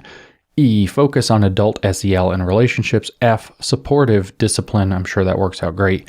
G. A continuum of integrated supports. Don't know what that actually means. H. Systems for continuous improvement and evaluation. I. Family partnerships. And J. Community partnerships. See castle.org. For the present purposes, we focus primarily on classroom-based social, emotional, and academic content, learning content, pedagogy, and teacher-student relations. Because academic, social, and emotional competencies are deeply intertwined, we should strive toward their integration in instruction. Relatedly, teaching and learning is fundamentally a relational process.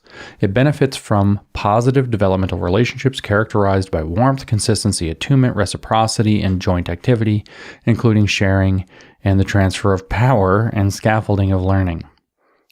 This is from the Center on the Developing Child, 2016. The latter point about power sharing and scaffolding impresses us as essential to transformative SEL. For example, power sharing can foster racial and academic identity development, agency, and a sense of democratic belonging. Power sharing is going to be this kind of neo-communism thing. Power sharing. You're going to redistribute privilege because that's what moves power. Scaffolding, which is an academic term I don't fully understand yet, to be fully clear with you, can further enhance academic identity and engagement by connecting prior knowledge with new academic content. That seems like what I would guess it means, and that seems probably okay. And skills by applying them to identification and solving concerns that arise within and beyond the lived experiences of students. And now you can see it got hijacked into some direction it shouldn't go. We're going to scaffold off of lived experience instead of prior academic activity. You're not going to use what you learned in chapter 1 of the algebra book to move the scaffold into chapter 2, or what you learned in algebra to scaffold into geometry. You're not going to do that. We're going to use students' lived experiences to scaffold fucking identity Marxism into the middle of everything, whether it's math, whether it's science, whether it's reading, whatever. I bet you that's what that means. Just saying. This aligns with Mira and Morell's 2011 notion of teachers as civic agents in a critical democracy. In other words, teachers are the ones who are supposed to be indoctrinating the kids, or programming them really, as Marxists for a critical democracy. And they're civic agents. They are the ones that are making that happen to make a critical democracy, which is communism. Further, this is consistent with our contention that SEL is best understood as I keep reading it and thinking, surely to God, I messed up. But no, they messed up. This is consistent with our contention that SEL is best understood as civic development enterprise, and that schools and classrooms are mini polities, little political entities. From the perspective of transformative competence promotion, it is useful to consider schooling and adult-student relations with an empowerment framework, which I'm sure is Marxist. As an empowering organization, Wong, Zimmerman, and Parker 2010 provided a useful typology of 5 patterns of youth-adult relations that can be applied to student-teacher relationships. In their scheme, a vessel relationship refers to adult control with youth having no voice and choice. Symbolic relationships are those in which adults have control but youth have voice. Youth have voice are active participants and share control in pluralistic relationships. Independent relationships refer to situations in which youth have voice and actively participate, and adults relinquish their control. Youth have voice and full control in autonomous relationships. In autonomous relationships is the last type. Sorry. Youth have voice and full control in autonomous relationships.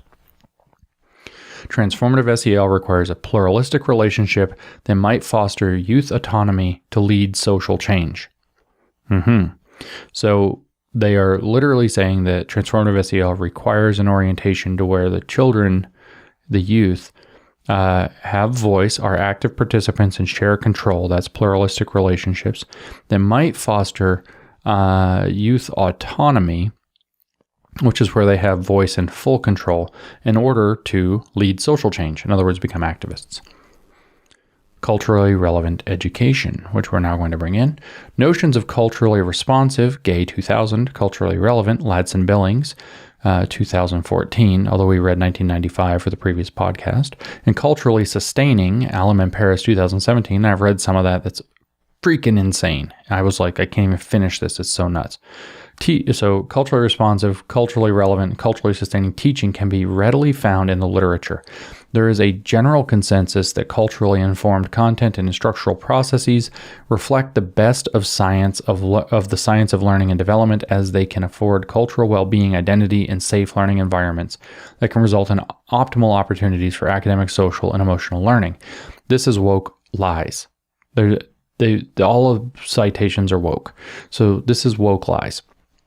What they're doing is they are claiming that by focusing on culture within education, that you can get better outcomes in terms of cultural well-being, identity, and safe learning environments. And then there's, of course, you don't have any time to actually teach subjects because you're teaching culture through math. You're teaching culture through everything.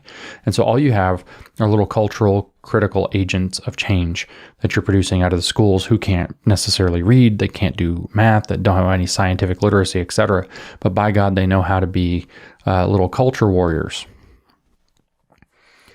Aronson and Laughter, I assume it might be Lauder, but it's spelled like laughter, 2016, offered the concepts of CRE, culturally responsive education, to begin to unify this literature. Culturally responsive education incorporates both content and pedagogical approaches by including the following: A, connecting a student's cultural assets and references to academic concepts and skills; B, employing curricula that encourages student reflection on their own lives and society, sounding Marxist; C, supporting student cultural competence by facilitating learning about their own and other cultures; and D, pursuing social justice through critiques of discourses of power. So you're like, maybe, okay, maybe, sounds a little Marxist, maybe. D, pursuing social justice through critiques of discourses of power. Guess what? They've said it again. CRE, culturally responsive or culturally relevant education, doesn't matter which one, includes pursuing social justice through critiques of discourses of power. They've said it explicitly. It includes identity Marxism. In fact, that's its point. Issues of culture and racial identity are conflated in some of this work. CRE is widely touted as an approach for sustaining and encouraging growth in the ethnic and racial identity youth bring to school, as it focuses on creating learning communities in which culturally different individuals and heritages are valued. Cultural knowledge of ethnically diverse cultures, families, and communities is used to guide curriculum development, classroom climates, instructional strategies, and relationships with students. Make sure all the cultural diversity in the classroom always feels completely like it belongs under the Marxist definition of identity Marxist definition of belonging. Spend all your time doing cultural instruction, and then you'll have a better learning environment, and you'll never actually get around to teaching them math or reading. Does that reflect what you see in your children's schools? Yes, of course it does.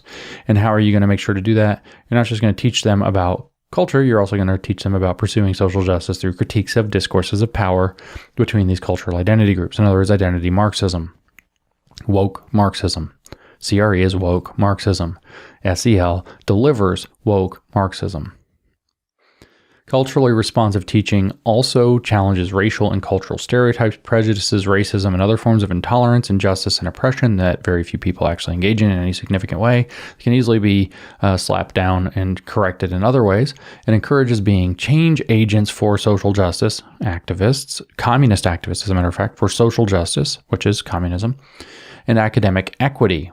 So socialism in the academic realm, like we all share grades.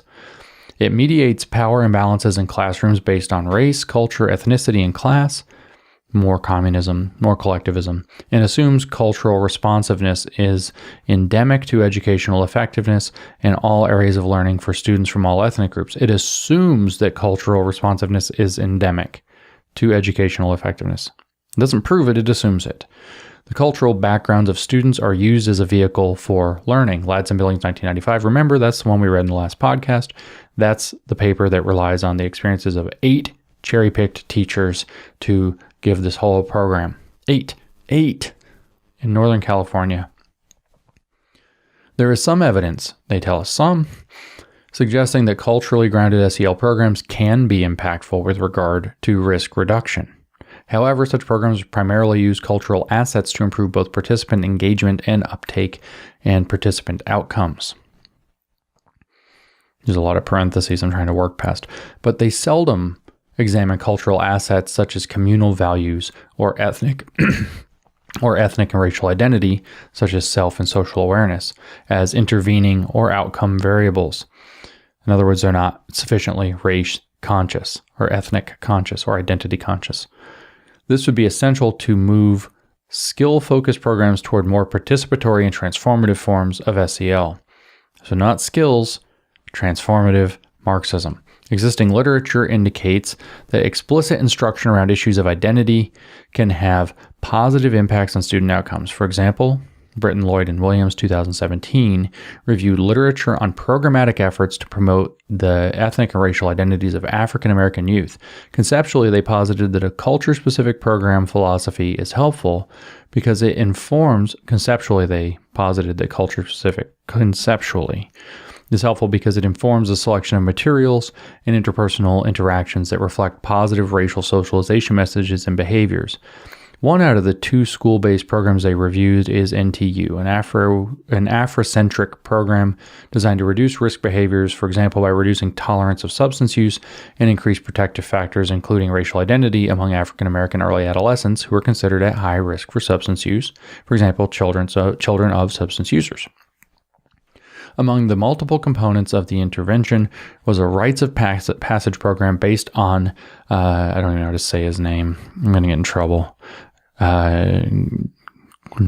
Saba, 7 Principles of Kwanzaa, and Heshima, respect. So, sorry, I don't know how to say, it's not even a hymn, it's the 7 principles. So, a rites of passage program based on the 7 principles of Kwanzaa and Heshima, respect, which was designed to enhance adolescents' cultural awareness, development of healthy attitudes, resiliency, and social skills. Okay, let me pause for a few breaking it down points in this paragraph so far. Okay, and it's going to get worse for one of these 2 points. So one, we're going to talk about Kwanzaa. I'll come back to that. First, conceptually, blah, blah, blah. They are designing curriculum for your kids based on Marxist conceptual frameworks. They have no evidence behind them whatsoever, and they're implementing them nationally in virtually all the schools across all grade levels. They have no evidence to support this stuff, or extremely tenuous evidence, or again, no evidence. I just repeat that, no evidence to support this, or very little evidence to support that anybody should be doing this. And then they're going to implement this across the board. And the reason isn't because they actually think it works. It works to enable them to push the Marxist crap.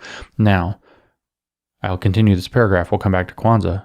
Just to reiterate that point, in a quasi-experimental study, the researchers found that fifth graders in the intervention group, as compared to the comparison group, more strongly endorsed Afrocentric communal values and reported feeling more positively about being Black and believing that being Black is a positive attribute. That's the justification for using this approach. That's it. In a quasi-experimental study, they were able to get people to have a slightly better self-positive attitude in their racial identity, rather than as, say, individuals or as Americans or whatever. And how they do it? Through fucking Kwanzaa, which is a communist plot. It's fake. It was made up in the 1960s or 50s, maybe 60s. Like literally, freaking Kamala Harris is the only person in the history of the world who ever celebrated it. It is a made-up program that was made up by Marxists. You can look it up. It was made up by Marxists as a Afrocentric holiday that never existed before, that was used to, it has some, I'm not going to necessarily crap on the values that it has, but they're very communal oriented, but it was actually introduced as a racial competitor for an ethnic competitor to Christmas, so that you could Aufheben der Christmas. That's what it's actually about.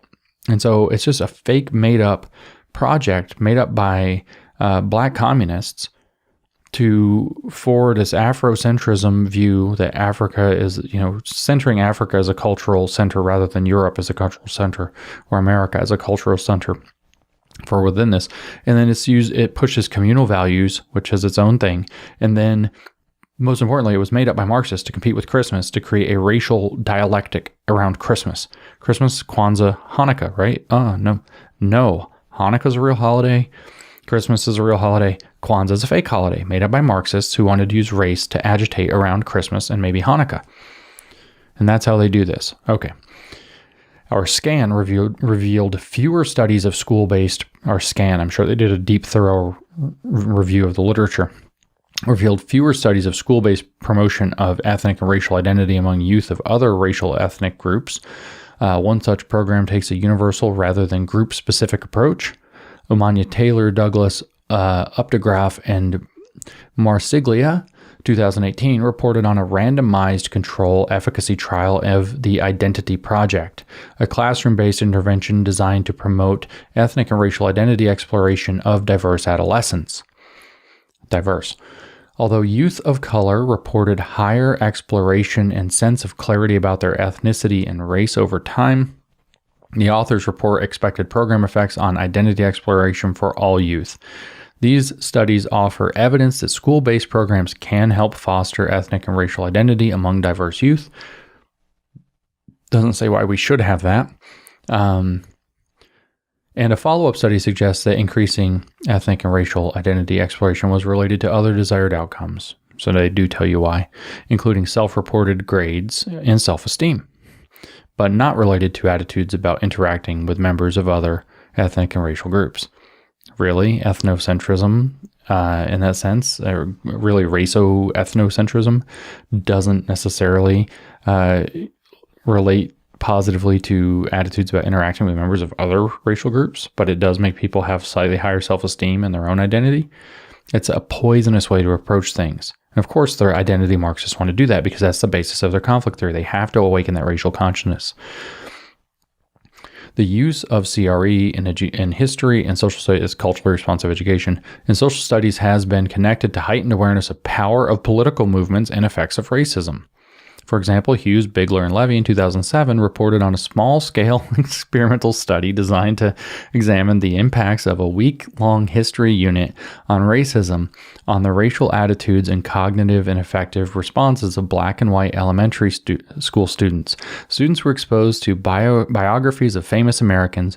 The racism lessons included information about discriminatory experiences endured by famous Blacks, whereas a control condition offered no such information. Among white children, those in their the racism condition reported more positive racial attitudes, greater valuing of racial fairness, and greater racial defensiveness and racial guilt than peers in the control group. Greater racial defensiveness and racial guilt. That sounds great. But that's what they want to leverage. The effect on racial guilt was driven by the elevated levels of older versus younger children in the racism condition. Yeah, I'm sure it was, because their thing can never do wrong. Let me just pause before we carry on here, because a small-scale experimental study made me laugh. You know how many small-scale experimental studies there are of like supplements that are supposed to make your libido go up or your dick bigger or something, and of course they don't? Well, yeah, small-scale experimental studies. There you go. And this one even comes back with, well, it induces racial guilt, racial defensiveness, but that's probably for some other reason, like ages. That's probably what it is. Facing History and Ourselves, that's the name of a program, it's a proper noun, which appears in the Castle Program Guide as an evidence-based program, is designed to integrate issues of race and ethnicity into regular secondary school social studies and language arts instruction. See, so now your social studies programming at your kid's school and your language arts programming is going to include issues of race and ethnicity into the regular instruction through what? Castle, SEL. It's going to turn your history and language arts lessons into race lessons. That's what it's for. It leverages historical examples of conflict, injustice, and discrimination to teach tolerance, social skills, and civic responsibility. The program also targets teaching practices and classroom climate. There's some evidence that the Facing History and Ourselves improves students' psychosocial competence and reduces racist attitudes and fighting among white youth and improved teacher sense of efficacy with the use of democratic, that is inclusive, teaching practices. There's some evidence, just some. Better to put it nationally in all of our schools, like our kids are freaking guinea pigs. Our interest in informed and engaged citizens makes it essential to understand whether and in what ways CRE, culturally responsive education, might contribute to academic outcomes. Arsonson and Laughter's 2006, I think I said that guy's name wrong before, review suggests that CRE is associated with indicators of academic motivation such as increased academic motivation, increased content interest, and increased confidence in and facility with content discourse and test taking. For example, Dimmick 2012 reported on the efforts of a high school environmental science teacher, 1, to make students aware of how the pollution of a local river was linked to larger regional and societal problems. Sounds like activism. After a field trip to the river, students were supported in developing their own action plans for addressing the condition of the local waterway. Sounds like kind of a cool project. This included producing an informative rap song to raise community consciousness and then organizing a cleanup effort. Included producing an informative rap song to raise consciousness, and then organizing a cleanup effort. Dimmick found increased science engagement even among students who were previously disengaged during the science class. I get it, it's fun. Findings from CRE studies are also relevant to disciplinary outcomes in math and science, such as time on task, engagement, and efficacy. Classroom work and test scores among Latino middle school students, and pre-post increase in math and science thinking skills. Somehow, culturally responsive education is doing that. It'd be interesting to read the studies and see, but I'm skeptical that the effect sizes are very big.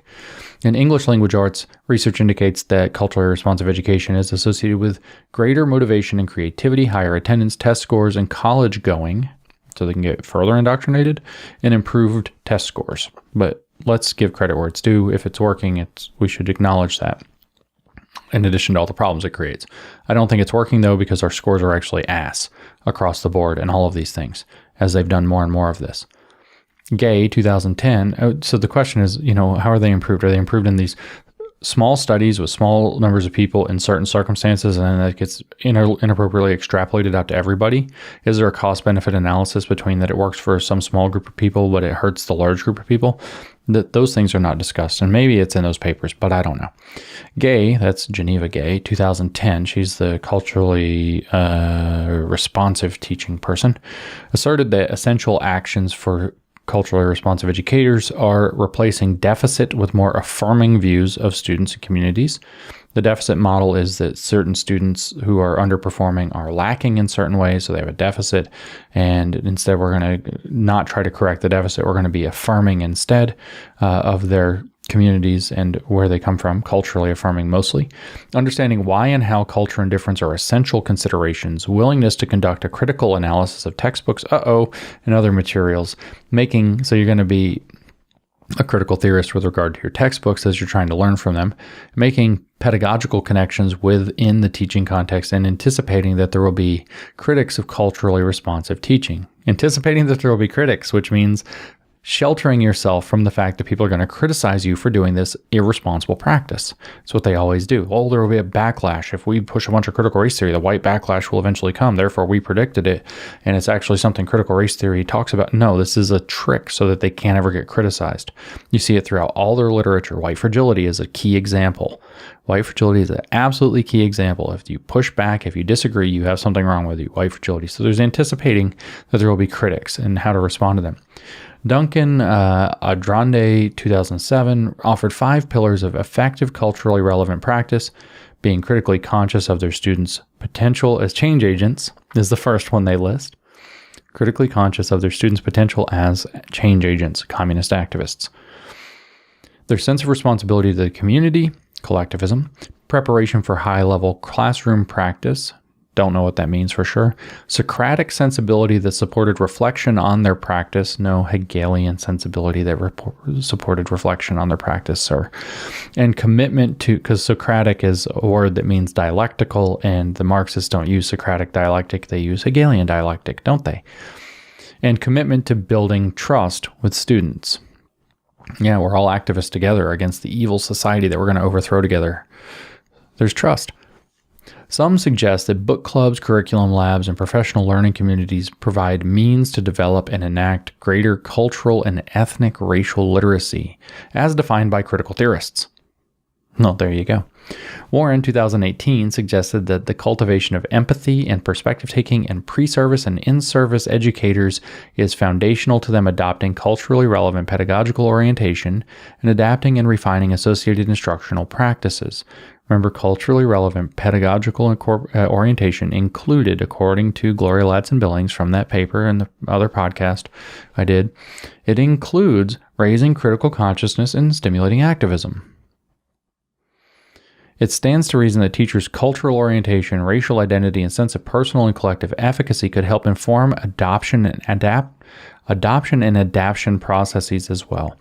These considerations and approaches to culturally responsive education, professional development, subsequent implementation, and outcomes warrant systematic examination. Student-centered, student-led approaches. So this is Paulo Freire. Let me break it down for you before we read it. Oh, this is getting tedious, I believe you. Believe me, I know. Paulo Freire said that there shouldn't be teachers and students there's a dialectic between them, that they're in opposition, and that the opposition is illegitimate. There shouldn't be a power dynamic of teachers over students, or teachers as the authority figures in schools. And in fact, that those things should be integrated so that they're on equal playing field, or even that the students lead the educational process because they themselves know better what needs to be learned because of their position as an oppressed minority by the teachers. The teachers are in a position of authority, so they have a power, they have access to a upper class power, and so the students have actually more insight about what's really going on in their communities. They have more insight about what it's like to be a student. So really you should have student-led, student teachers and teacher students who are going to, as the educational process. And in practice, what this does is it completely breaks down the classroom. All the teachers and students are supposed to be buddies or whatever. And it's supposed to be, I mean, you could imagine it almost like one of these very motivational movies like Dead Poets Society or whatever, but in practice, it very rarely works. And in fact, it's a catastrophe most of the time. It leads to huge disciplinary problems where that lack of authority means that the teacher can't actually direct the class. The class wastes a ton of time, spends most of his time attempting classroom management that doesn't work. The curriculum gets diffuse. You cover very little material. As somebody who used to teach, I can tell you it's extremely hard to get through all the material in a course. And if you're making more and more and more time, not just for tangential lessons about cultural points and all of this garbage, but also that you're giving the students lots of time to talk and lead things that might be tangential or irrelevant to that curriculum, then you're not going to get through it all. So what are you going to end up with? Kids who don't get through all their reading lessons, all their vocabulary lessons, all their spelling lessons, all their math lessons, all their science lessons, but who feel like they have a sense of leadership that they actually don't really deserve because they are students and not teachers, and that actual hierarchical authority, unlike what the Marxists believe, is not bad. It's actually necessary.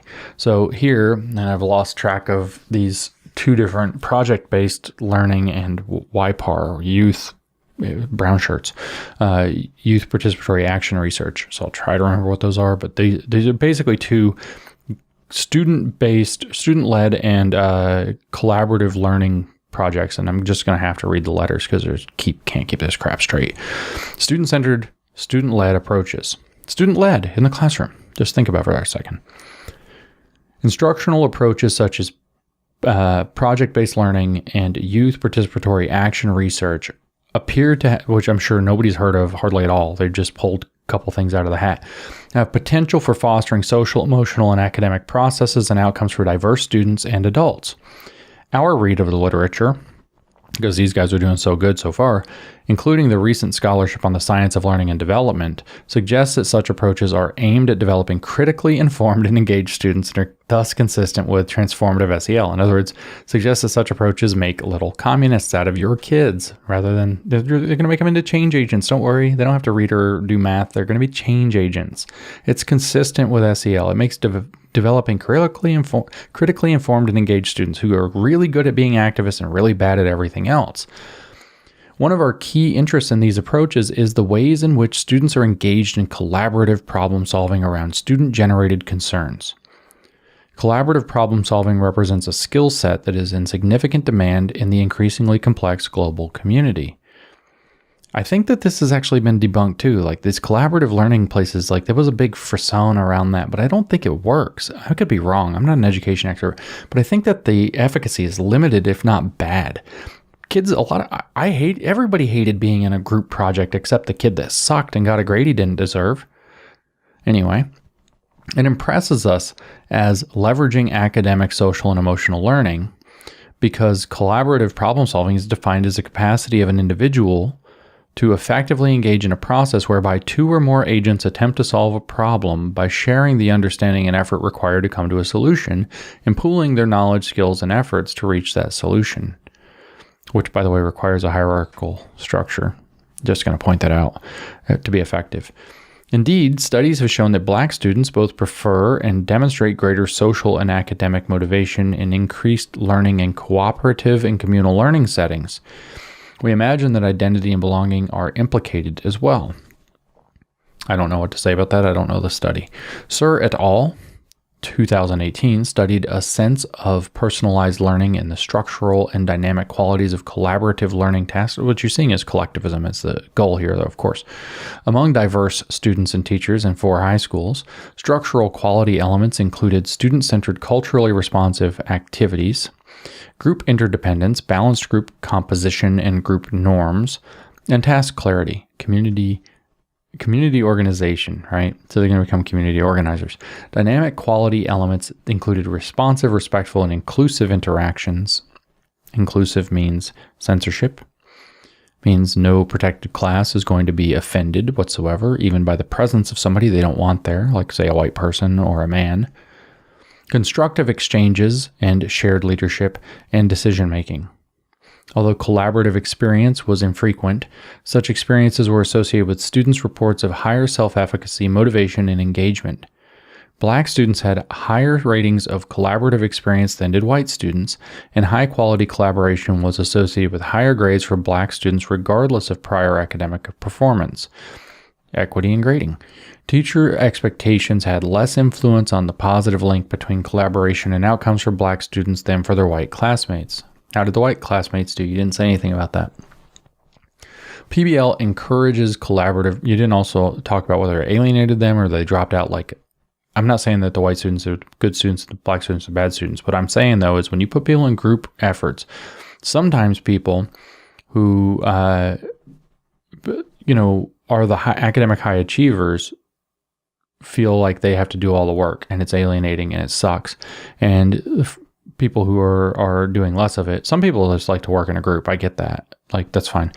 So I'm not saying necessarily anything else, but the point is that, you've got to talk about all the effects of this group activity, because it's alienating to have to do somebody else's work. And so you said this was great for Black students on average.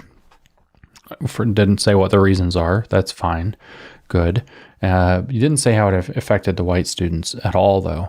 And you didn't say anything about, in fact, the relevant variable, which is academic achievement or academic skills. You just assume that Black people culturally like to work in groups and that white people culturally like to work individually.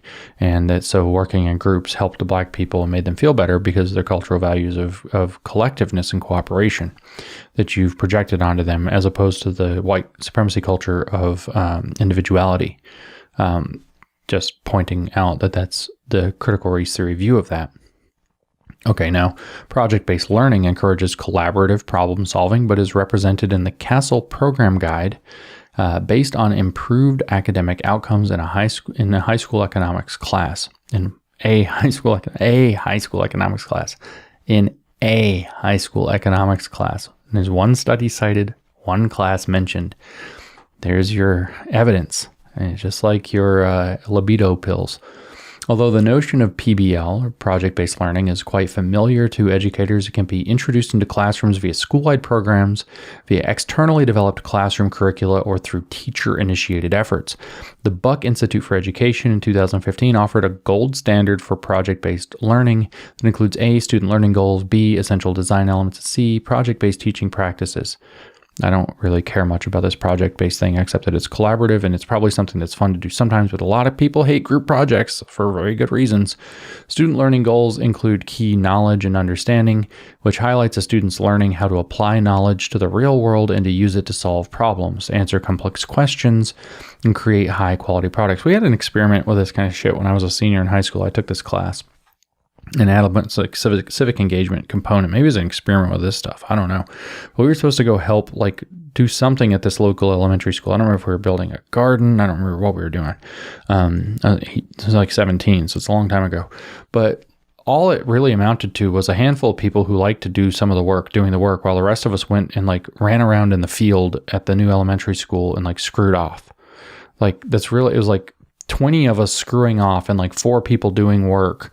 And then we had to bring in some kind of materials from home, and everybody had to bring something, and it really wasn't a productive thing. And I don't know how those handful of students, if they were proud of themselves for what they did. I know that I just thought it was a gigantic waste of time, and I think I was one of the kids that screwed off. I thought the whole thing was just a giant waste of time.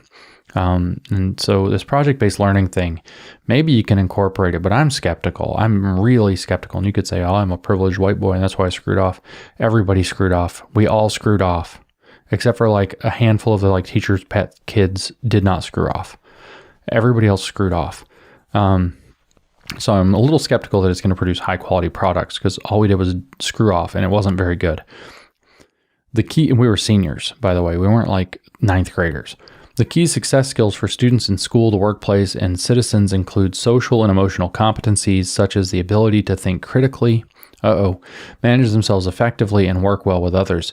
Those success skills are also referred to as 21st century skills or college and career readiness skills, because individual achievement is out in the 21st century because we're going collectivist, apparently. These skills should be taught in all projects and only through acquisition of content knowledge. Okay, so we have one economics class, and so now this should be in all projects. Gotcha. Essential project design elements for project-based learning include A, a challenging problem or question that is important to students. Which students? All of them? Good luck. B, sustained inquiry that is active, in-depth, and iterative. C, we're going to be screwing off in the field. C, authenticity that implies real-world relevance for students. Yeah, that's what you're going to run into. You're going to get all the kids that. I think that's who did the work in our little project, was the kids who actually gave a crap about gardening or whatever. Nobody else cared. And we, like I said, we ran around and played tag and chased each other in this field. We didn't do anything. D, student ownership reflected in their voice and choice. E, student and teacher reflection on what, how, and why they are learning through the project. That's where we wrote the stupid essays and gave our little presentations where we went up and lied about how cool and important it was to us that we engaged in this project and what we achieved, even though we ran around and screwed off in the fields and you'd think a group of 30 high school seniors would be able to show up to this thing and be able to actually, if it's making gardens, actually make some gardens. There's 30 of us. We ended up, I think it was a freaking 4x10 plot. It was all that we were able to do. And it wasn't very good. Plus it was also because when the school year lands, it was in the winter. And so you can't, what's a garden in the winter? It's it was the stupidest thing we ever did. And you could say, well, it wasn't relevant to the thing. Well, I don't remember how we chose it, but what are you going to do? Okay. And so where we were, reflection, that's where we write our stupid papers and give our stupid presentation and get an A for having run around in the field and then lied about our project. Okay. Critique and revision such that the students should be taught how to give and receive constructive feedback to improve project processes and products. And G, a public product that demonstrates learning that supports a solution to a problem or answer to a driving question. Now, let me give you another story. When I was a junior in college? So now we're a few years down the road. My roommate was a senior. He was an engineering student. He was actually a fifth-year student at that time because he took a year and actually went and worked as an engineering intern for a year and came back through a co-op program. So this is a 22-year-old guy, and he's in a group project in a senior engineering project class where the point is to do exactly what this is talking about. And it's a kind of a tragic story, but at any rate, he's in this group and there's 4 of them or 3 of them or something. And the one person in his group sucked. And all he did ever was complain about how terrible this person was. This is a senior engineering project class with people who are 22 years old. So at the end of college, all of them had taken a year off of relevant work experience and had already worked in actual workplace projects. And they get in a project-based learning environment for the senior level project class where they're supposed to prove that they can collaborate in an engineering project together. And there was 2 or 3 of them that did all the work, and this one screw up, and then it's very tragic. It turns out the screw up he's complaining about her all day long, or the day before their final thing because she'd sucked, never really did anything. And then it turns out she's always been kind of a half-ass student or whatever. And they definitely feel like they're pulling her through and she doesn't deserve to graduate. And then it comes to the final presentation and then she doesn't show up. And I remember he came home so freaking mad. And what actually happened was she died in a car accident on the way there, which is really intense. And it screwed him up real good. So that actually happened. But the point was, the death thing isn't the point. The point is that the project-based learning, even in engineering students in college in their senior year, all of whom had at least a year of relevant working experience, still didn't work. So I'm skeptical that this PBL crap is a great idea to force into all projects based on the evidence from one economics class that they provide. And this is, again, that same thing. They provide scanty evidence for something that they know they can leverage for their Marxist programming, and then try to force it into everything because they can make use of it. And the evidence is thin, if it exists at all. STEM learning, they tell us, because engineering, what I just said, has been a significant focus of project-based learning, including efforts to align project-based learning curricula with the next generation science standards. Senior engineers with actual project experience couldn't get it together in their engineering class in my college. In testing this approach, they found that compared to non-participating 6th graders, those receiving the next generation science standards aligned curriculum were observed as being more effective in group work. Well, was being more effective in group work actually a goal that we're looking for? Or are we looking for actual STEM competency? That's a way they can get away from what actually matters and talk about some shit that doesn't matter so that they can justify implementing their program. It is noteworthy the study included an introductory puzzle so that students could practice group skills and teachers could learn how to allow students to take initiative, deliberate, make mistakes, and solve problems. I'm sure that this is just a wonderful experience having been a teacher. Participating students had higher scores on standardized ELA and math assessments and on science pre-post assessment. However, Duke et al. Showed that the positive impacts of project-based learning for elementary school literacy and social studies. Why is there a however there? I guess because it also applies to something else. In the review of the project-based learning literature, Condliffe et al. 2017 found that project-based learning has been found to increased attendance, again, another grammatical mistake in our education paper, and positive attitudes. No, sorry, increased attendance. I got you. Has been found to, no, it's a mistake. Found to increase attendance, not create increased attendance. So it has found that project-based learning has found to increased attendance and positive attitudes toward diverse classmates. Again, which goals actually matter? Also to positive attitudes toward learning. A reduction in gender gap in science achievement, boys improved more, probably because they made the girls do the work, and in race, and socioeconomic status gaps in math. And I bet you the girls were super happy about the fact that they were doing the boys' homework while the boys were probably like hitting each other with rubber bands or something. That's just guessing because we built the little balsa wood bridges too. Baines, DeBarger, DeVivo, and Warner in 2017 suggested that project-based learning can create an identity-safe learning environment. It sure can, but will it? With reflection, collaboration, expression, and self-direction, ownership, agency as key elements of social emotional learning in the project-based learning context. However, these assertions have this feels like where we're doing the dog park paper and we just inserted black feminist criminology, I should say, to analyze dog rape so that we could figure it out. Like, this project-based learning thing is just horseshit. Like, I don't see that this has any relevance to this social emotional learning nonsense, except that it bolsters their paper and kind of makes it look like, that's the feeling I have. It just makes it look like they have more to go on than they really do when they have nothing except their Marxist nonsense. However, these assertions have not been examined systematically. What a freaking shock.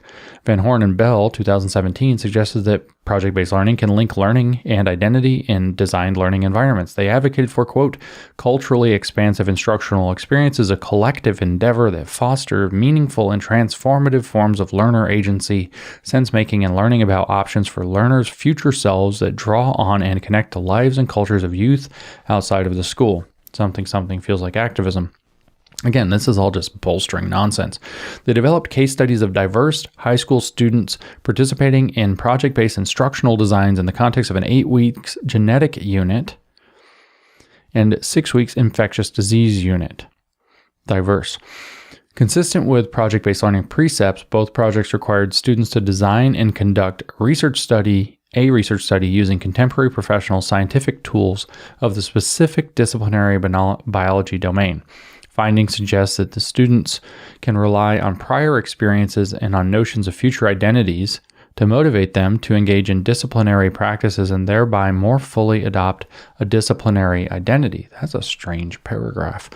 Over the past few years, there has been a substantial increase in projects employing YPAR. YPAR is youth.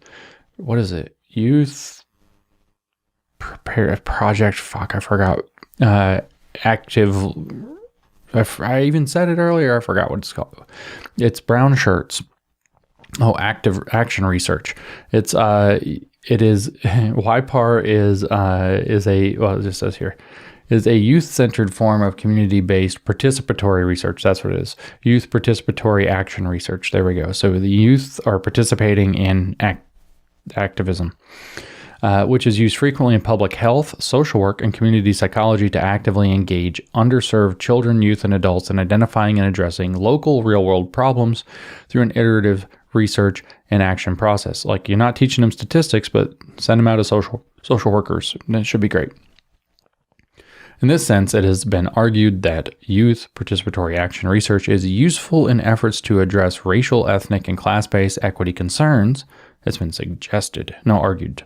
That's argued, okay. Important to note, Kornbluth, Ozer, Allen, and Kirshner in 2015 described the ways in which such projects advance the socio-political development of children and youth, in other words, turning them into activists, while addressing academic standards such as Common Core state standards and next generation state standards, in other words, communist education. Like community-based participatory research, contextual factors help shape youth participatory action research projects. However, Ozer 2016 suggested that there are core non-negotiables to this approach. These include A, engaging youth in the training and practice of research skills, B, strategic thinking, and C, strategies for influencing change on a youth-identified topic. So it's about creating activists, and you have to teach them how to do research so they can go do their activism. You have a topic of their choosing. The use of social science research skills positions youth as experts, critical consumers and producers of knowledge. That's what expert means, by the way, a critical consumer and producer of knowledge. About what? About their lived experiences and of the required processes for bringing about desired changes. Activists. Identity Marxist activists. Second, the research process is understood to be an iterative problem, identification, analysis, design, action, reflection cycle. That's a lot of words for one idea. Sounds like design, action, reflection. Sounds like theory, practice, reflection, which sounds like a dialectic. Finally, there must be a careful attention to adults' sharing of power with students throughout the process. This represents distributive justice, such that adults, teachers, youth workers are appropriately understood to be the co-learners and facilitators rather than experts or primary decision makers in the youth participatory action research project or process. Ozer et al. 2010 proposed classroom-level processes that include teacher-student power sharing, academic relevant research and advocacy skills, group or collaborative work, positive class climate, and networking opportunities. With regard to competence development, Ozer et al. Proposed that YPAR participants should result in youth-level outcomes such as positive ethnic identity and sense of purpose, which is self-awareness in CASTLE, enhanced individual and collective efficacy, which is self-management and relationship skills, and increased school bonding and social networks and supports, which is social awareness and relationship skills. This makes intuitive sense to us. Shit, let's just program this all the way through the schools then. However, we are unaware of the direct assessments of these assertions. Well, we better have a transformative approach anyway. Research studies have been conducted in elementary, middle, and high school and out of high school time settings. We focus on school-based YPAR for the present article. The bulk of the school-based studies reflect the establishment of small student groups who volunteer and/or are recommended to participate in student voice initiatives. Practically all of the studies are smaller scale qualitative examination of the youth participatory action research process. Young people seek to address a range of topics relevant to their sense of personal and community well-being, of course, including food access, community violence, and reforms in the juvenile justice system. It'd be helpful, I guess it'd be so helpful for them if you just worked in all this stupid Marxism for them to do that. However, many projects focus on the educational systems. With regard to school reform, student action research has, for example, offered input on school curriculum and governance, sought to change school lunches, and advocated for the implementation of anti-bullying, behavioral monitoring, and service learning opportunities. Probably a mixed bag of good and bad, but again, the how matters. Voigt, 2015, described the development of a student voice project in a predominantly black, low-resourced middle school.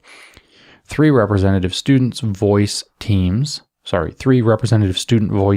were established through the joint recommendation of the school climate coordinator and grade level teacher teams. Teams met for 1 hour a week, during which adults used Socratic questioning to help surface root causes of identified problems and possible solutions. Each group generated a project. For example, the 7th grade group recommended and was supported in developing an anti-bullying video to show in classes, as well as a poster and other products to display in the school's public spaces. Now, I'm not going to make a case for bullying, but just as a tangential comment right here, I'm not going to make a case for bullying in general, but Marxists really want there not to be any bullying because they're going to get beat up when they try this, like their weirdo nerd shit, and their insufferable egos never get put into check. So I'm not making a case for bullying. I'm just saying anti-bullying, great project. Not that bullying's good, but Marxists benefit the most from anti-bullying. Turns out to be a point. Across the projects, educators and students reported greater trust in each other. There was also an increase in team-based peer relations and some evidence of increased academic motivation, positive social norms, and pro-social behavior. No educational outcomes necessarily, though. Can they read? There are precious few experimental studies of youth participatory action research efforts. So let's just pad our freaking paper about transformative SEL with it. There's very few experimental studies. Let's just pad our paper with it to justify a communist program in education. In one such study, Ozer and Douglas, 2013, reported on the use of a within-school randomized experimental design to compare the effects of elective direct service and youth research, YPAR, classes on psychological empowerment of a relatively small sample of diverse high school students. Students in the YPAR condition reported higher levels of social political skills, such as persuasiveness and efficacy, motivation to influence their schools and communities, in other words, they became activist-oriented, decision-making and problem-solving skills, as assessed by WHO, and participatory behavior, including speaking with other students about school improvement, in other words, becoming activist advocates. It's noteworthy that Ozer and Douglas in 2013 developed the YPAR process template to advance continuous improvement of the YPAR efforts by linking key processes with proposed student outcomes. Focal processes include training and practice of research skills, practicing strategic thinking and discussing change strategies, activism, integrative interaction of research and action, Marxist activism, building school and community-based networks, community activism, and teacher-student power sharing in the action research process. So breaking down the hierarchy and teaching kids that breaking down the hierarchy is key. 4 teachers facilitated 14-semester-long cohorts of diverse high school students. It's always diverse ones. Teachers adapted a version of an existing curriculum and received monthly consultation with university partners. This type of continuous improvement process seems essential to developing high-quality youth participatory action research opportunities. Seems that way. One of the major findings was that power sharing over major decisions and power sharing over daily structure were both associated positively with students' behavioral engagement. Kirshner, 2015, reported on the efforts of a group of 5th to 12th grade classroom teachers from 7 schools who sought to integrate a critical civics perspective, that sounds great, Marxist civics, into their academic content courses. So all of your other academic content has to have Marxist civics worked into it. Teachers were all capital W white, taught varying grades, and had a range of teaching philosophies. The overarching intent was to foster the socio-political development of students of color, to create race activists, and those from low-income backgrounds through opportunities for critique and collective agency to achieve school reform, activism, teaching activism, and through critical race theory. Toward this end, teachers used, quote, 3 signature practices of shared power, critical conversations about education and identity, and participatory action research. Critical activism. Although all were able to complete action research projects that culminated in presentations to relevant policymakers, Kirshner shed light on the ways in which the teachers struggled with this launching and sustaining this type of transformative effort. Well, it's hard as hell to do, but just force them to do it and waste all everybody's time. These included, for example, structural challenges associated with an overemphasis on testing and administrators' discomfort with students' critique of schooling. Really? Destabilizing the school out from under the administrators might make them upset. There were also instructional challenges that included teacher experiences of vulnerability and loss of power. Did they get beat up by their students by any chance? That's happening. Student apathy, what a shock. And discomfort with discussions of race. No kidding. It sounds like your program's working beautifully. Your critical citizenship project or whatever the hell you're doing here. What was it? A critical civics perspective into all of your stuff. How did it work out? There were also instructional challenges that included teacher experiences of vulnerability and loss of power, student apathy, and discomfort with discussions of race. He encouraged teachers interested in pursuing this type of work to develop allies among colleagues and community stakeholders and to experiment with the practices to adapt and improve applications to the local context. That's very Freirean. Implied here is a critical need for teacher identity work and for the development of personal and collective efficacy to advance transformative SEL. So what you're saying is you said all that crap because what's implied here is a critical need for teacher identity work so this is bullshit that doesn't work can go.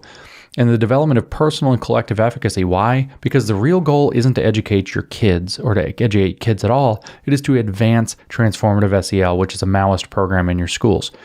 So instead, let me read that part again.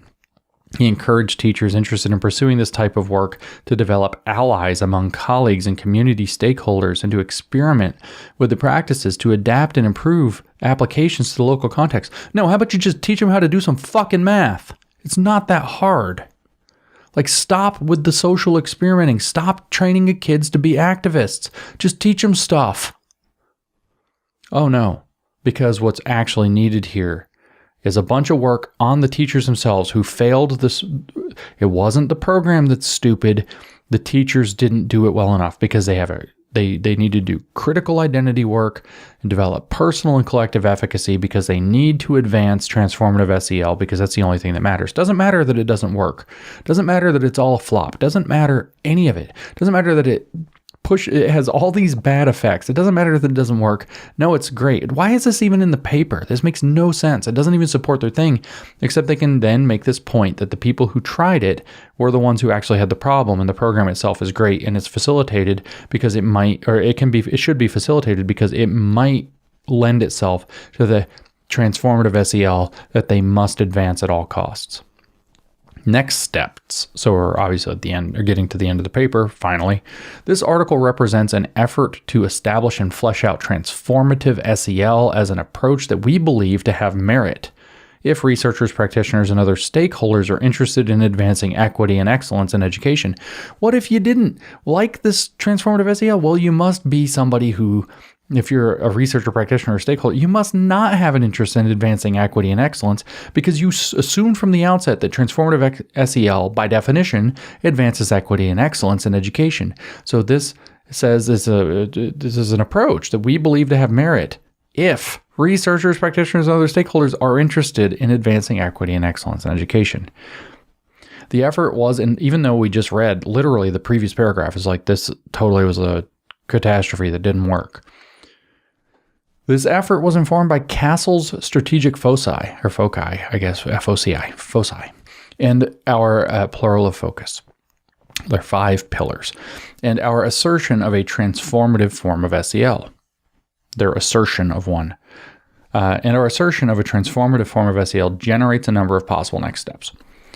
One immediate set of considerations has to do with Castle, tools, and resources. As we further sharpen the conceptualization of multiple forms of SEL, we will need to turn attention to how these advances are represented in, for example, the Castle framework. We will also, that's the brand name, that's the thing that has all the money, so they have to put it there.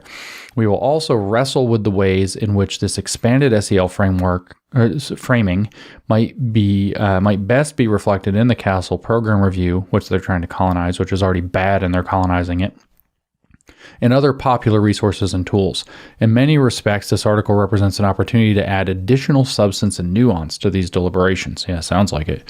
With district partners, we are pursuing action research on the development of proposed transformative social and emotional competencies, with a particular emphasis on the issues of identity, agency, belonging, and collaborative problem solving. You're not doing a good job of it, though. In doing so, we are using a research practice partnership approach to gain a nuanced understanding. I don't know what that means. A nuanced understanding of influences and impacts on young people and adults within and across local learning contexts, for example, school, family, and community. This will help us determine scaling strategies within and across districts and states. That way they can sell it as a huge consultant program that they're going to rip off all the taxpayers while they ruin your kids. As we tried to suggest herein, identity should be understood to be multidimensional, multifaceted, and intersectional, so it's Marxist. The apparent dearth of systemic information on white racial identity and development is unfortunate and needs to be addressed. Bring in Robin DiAngelo. And although we highlighted ethnic and racial identity in this article, class and gender identity are also critical aspects of how students and adults conceive themselves. As with other social and emotional competencies, the development course of the complex of interpersonal, intrapersonal, and institutional competencies separately and with regard to their intersections warrants attention. When we were writing the Grievance Studies Affair, we wrote sentences like that with lots of things that we should do to make it look like we were thinking in a forward way with lots of possibilities, but it's just BS. It's just trying to make yourself look like you have more going on here than you really do. Given our assertion that social emotional competencies are inclusive of civic knowledge, attitudes, and behaviors, that is, in the development of citizenship, which remember that was meanings for Marxism, person-centered and qualitative analytic approaches might be a productive way forward. Person-centered and qualitative. Get rid of the data. Don't look at it in terms of what it actually accomplishes in a data quantitative-driven way, because they want it to be qualitative and soft. Person-centered, that sounds fake, so that they can very easily shove this shit down kids' throats without any accountability in terms of having any evidence that it's actually going to work. We're particularly curious about the composition and dynamics of peer networks and adult facilitation of collaborative problem-solving efforts. Because we embrace Castle's ecological framework for systemic social-emotional learning, we are also interested in developing schools, families, communities, and the workplaces as developmental context for transformative competence development. In other words, they want to take this not just into the schools, but they want to get it out into the families, communities, and workplaces around the schools so they can do their Marxist indoctrination through social-emotional cult programming all throughout the community. The literature points to a number of approaches, programs, and practices that are consistent with transformative SEL as they help advance aspects of the transformative social and emotional competencies for children, youth, and adults. Of course, adult social emotional learning is critical to any transformative SEL effort. The prospect of widespread racial bias means that pre- and in-service professional development efforts associated with this form of social-emotional learning must include critical content and experiences aimed at humanizing underserved students and affirming their rights and assets in co-constructing an equitable and excellent educational experience. So now we've got to make sure that we indoctrinate all the teachers and teacher training to think in terms of transformative SEL, and we have to use critical race theory, gender theory, queer theory, etc. to do it so that we can co-construct, remember, because we're social man, like Marx had, we're all in this together, we're all social man, so we're going to co-construct an equitable and excellent educational experience. So the excellence keeps falling out because equity and excellence turn out not to be compatible. In fact, equity and excellence are, by definition, opposites. If everything's equal in outcome, there's no excellence. Because excellence means exceeding expectations. So it's inherently contradictory, but isn't that great when you're in a dialectical Marxist frame? The extant research base on critical culturally responsive education and identity development comprises smaller scale studies that are largely qualitative in nature. In other words, there's no fucking evidence for it. There appear to be few studies that assess issues of culture and identity and link them with other more common indicators of social, emotional, and academic competence. What a shock. There's no evidence for it. The prevailing focus in the SEL field on larger scale quantitative experimental studies has limited the attention given to this work by social emotional learning researchers. At the same time, culturally responsive education is commonly understood to be highly contextualized and difficult for educators to enact because it's meant to, you're set up to fail. I've talked to like a dozen educators, a dozen teachers who are like, I'm out. It's always like, go do this. It's actually impossible. The instructions are not clear. And when you try to do it, it always fails and it's always your fault and you never did it right. And I'm done. I'm out of this. I've talked to so many educators who've said this, that they feel like that these programs, culturally responsive education in particular, or relevant, whichever one, are designed to make it so they can't do it right. And then they're held accountable for not doing it right. So it's constantly grinding them down in that classic Marxist way. Oh, well, here we are. Highly contextualized and difficult for educators to enact. As such, more needs to be known about similarities and differences in content and pedagogy across contexts. No, just stop doing it. Specifically, we would seek insights into the ways in which power sharing opportunities, which teachers tell me are a complete disaster everywhere they are, might occur as it cultivates distributive justice, yet again, complete disaster. A central motivating principle of the transformative SEL. Remember at the beginning when we talked, maybe not, because like 3 days ago, the distributive justice boiled down to communism. It meant redistributing shares. Yeah, well, there you go. It doesn't work. The nature and delivery of academic, social, and emotional content is also of interest as it undergirds effective collaborative problem solving. Again, your teacher yeah, you're going to have to interact with kids having a hard time or struggling or whatever, but it's not your teacher's job to deliver social and emotional content, right? Student-centered and student-led approaches like project-based learning and youth YPAR action research are consistent with the core principles of culturally responsive education. Irrelevant, maybe responsive. However, they are more intentional. They just said though they don't work. However, they are more intentional about positioning students as experts on their own lived experience. Oh, there you go. That's to bring up that the idea again that you're structurally determined, your positionality, your cultural reference are more important, and they count as actual knowledge. And this is the most indulgent Marxist, identity Marxist, woke Marxist, whatever you want to call it, teaching program you could possibly imagine. It's absolutely. And are they learning math? No, they're experts on their own lived experience. And they're capable of working with their peers and adults to leverage academic content and skills to devise and iteratively test ways to advance collective well-being. What the hell is collective well-being? No. Like culturally responsive education, work in this area tends to small scale and to not include assessment of relevant social and emotional competencies. You have no evidence for what you are trying to force in schools all the way across the entirety of America, all across North America. This transformative SEL has the pieces that they're describing have no evidence for them. None. And this is, they wrote a paper. It's great. It is unclear the degree to which project-based learning is offered in schools serving students of color and or students in under-resource settings. Again, another grammatical error in our education paper, spelling error. So more insights are needed into how high-quality opportunities can be afforded these young people. However, it seems evident that students and adults, let's make sure that the low-income kids and the minorities have shit that doesn't work crammed onto them. Because why? Because then you can work in this social emotional crap in conjunction with it, and you can turn them into little race communists. However, it seems evident that students and adults from such communities do participate in and benefit from youth participatory action research. I can't believe I can actually remember it sometimes. Consistent with findings from social psychology studies just cited, Rubin, El-Haj, Graham, and Clay, 2016, reported on a semester-long study of the ways in which student teaching in a YPAR classroom influenced the learning of pre-service teachers. Student teaching in a teacher education graduate program. Participating teachers learned how to engage in student-centered teaching practices, gained an appreciation for student assets, and developed insights into the structural inequities their students experience. What does that have to do with kids being able to learn anything or do anything? You just indoctrinated grad students in education. So what?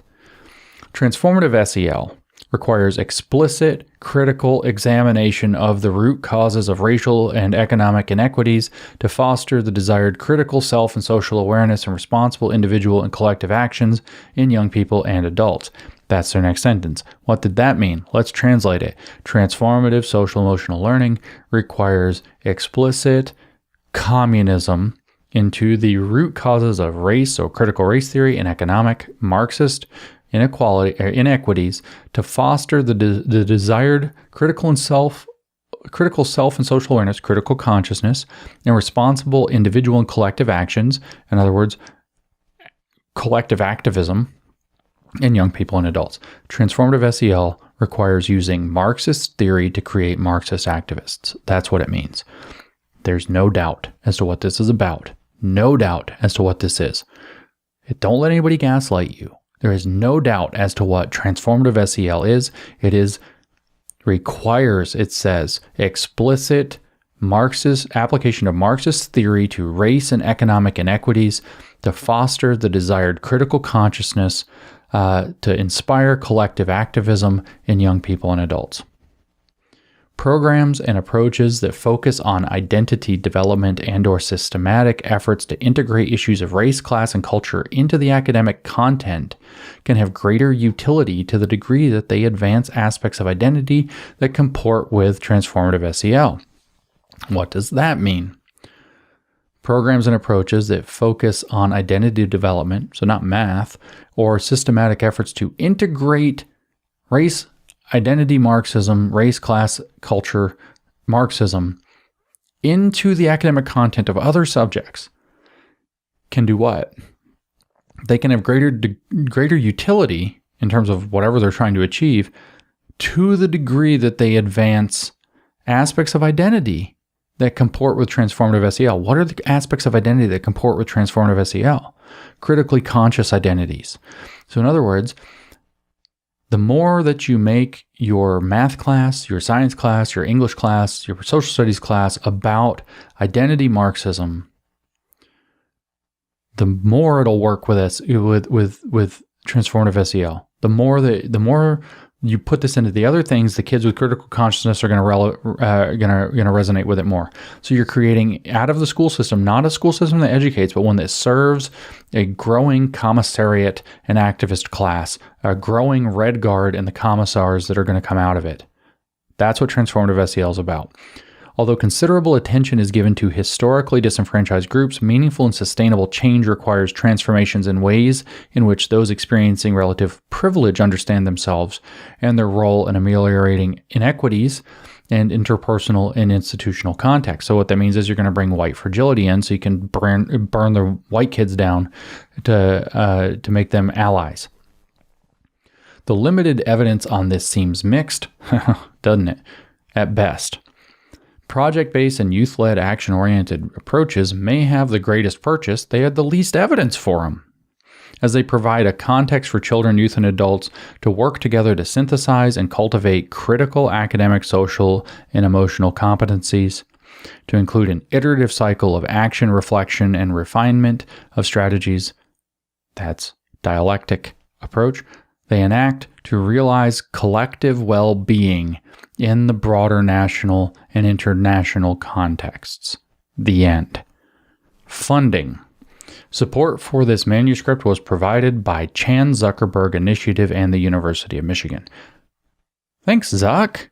Thanks, Facebook. The Chan Zuckerberg Initiative paid for this pile of crap. So now we know what transformative SEL, which is the operative form of SEL, is. Transformative, so the SEL story is maybe SEL was a Trojan horse from the beginning and maybe it wasn't. At any rate, when you apply it in the right context with the right professionals and in small settings with individual students who are having problems, you can increase certain outcomes, and that's fine. Then we're going to adopt this participatory, we're going to step away from an individual-based model into a specific participatory model that's getting a little collectivist. We're going to wrap that up under a Castle programming that's now a brand name that has all of these weird ties to it. I'm not 100% sure, but I think that panorama thing with the Justice Department is tied to this. We should check that.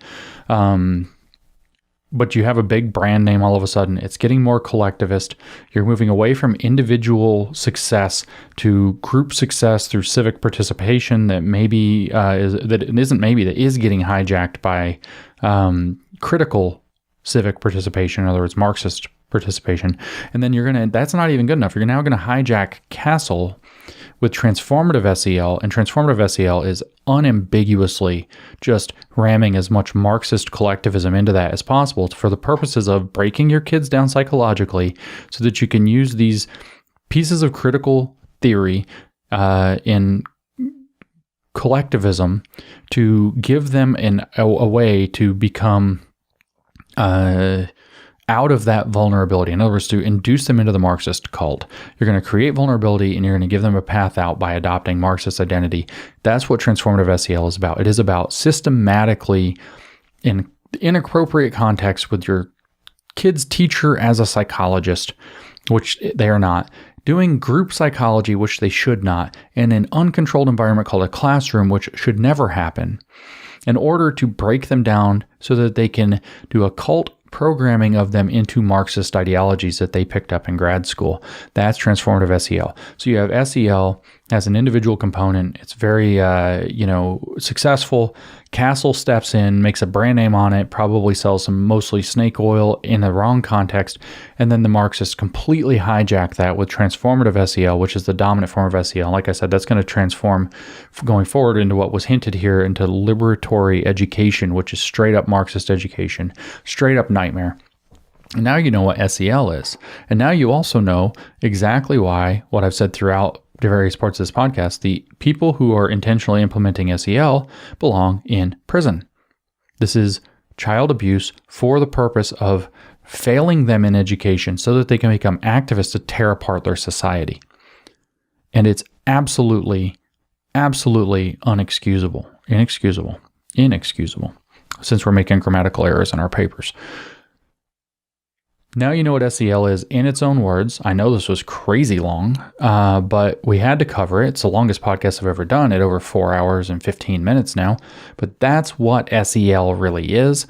Now, if you can have taken notes, you can go back through this. If you ever have 4 hours again, you can go back through this. You can get some sense of what SEL is, and then you can start feeling confident that you can go to people at your state house, people at your school board, people in the school administration, and fight like hell to get this out. You can be confident that when the teachers' unions, for example, or whatever consultant groups or whatever push this, that you can call for their disbanding, call for lawsuits against them or whatever else. This absolutely must be fought. This absolutely must be stopped. And I would tell you in the meantime, you need to get your kids away from transformative SEL. You need to protect your kids from transformative SEL. There is nothing good about this. Most importantly is that it's a Maoist program to destroy your kids. Go listen to Groomer Schools 3 if you have another hour and a half or whatever. But second, most importantly, you heard throughout the program, or through the podcast, and you heard throughout their conclusion, well, we basically don't have any evidence for this, and yet they're implementing it completely, like universally throughout the entire country. That's completely unjustifiable, and the people involved should go to prison. That's my last word about SEL.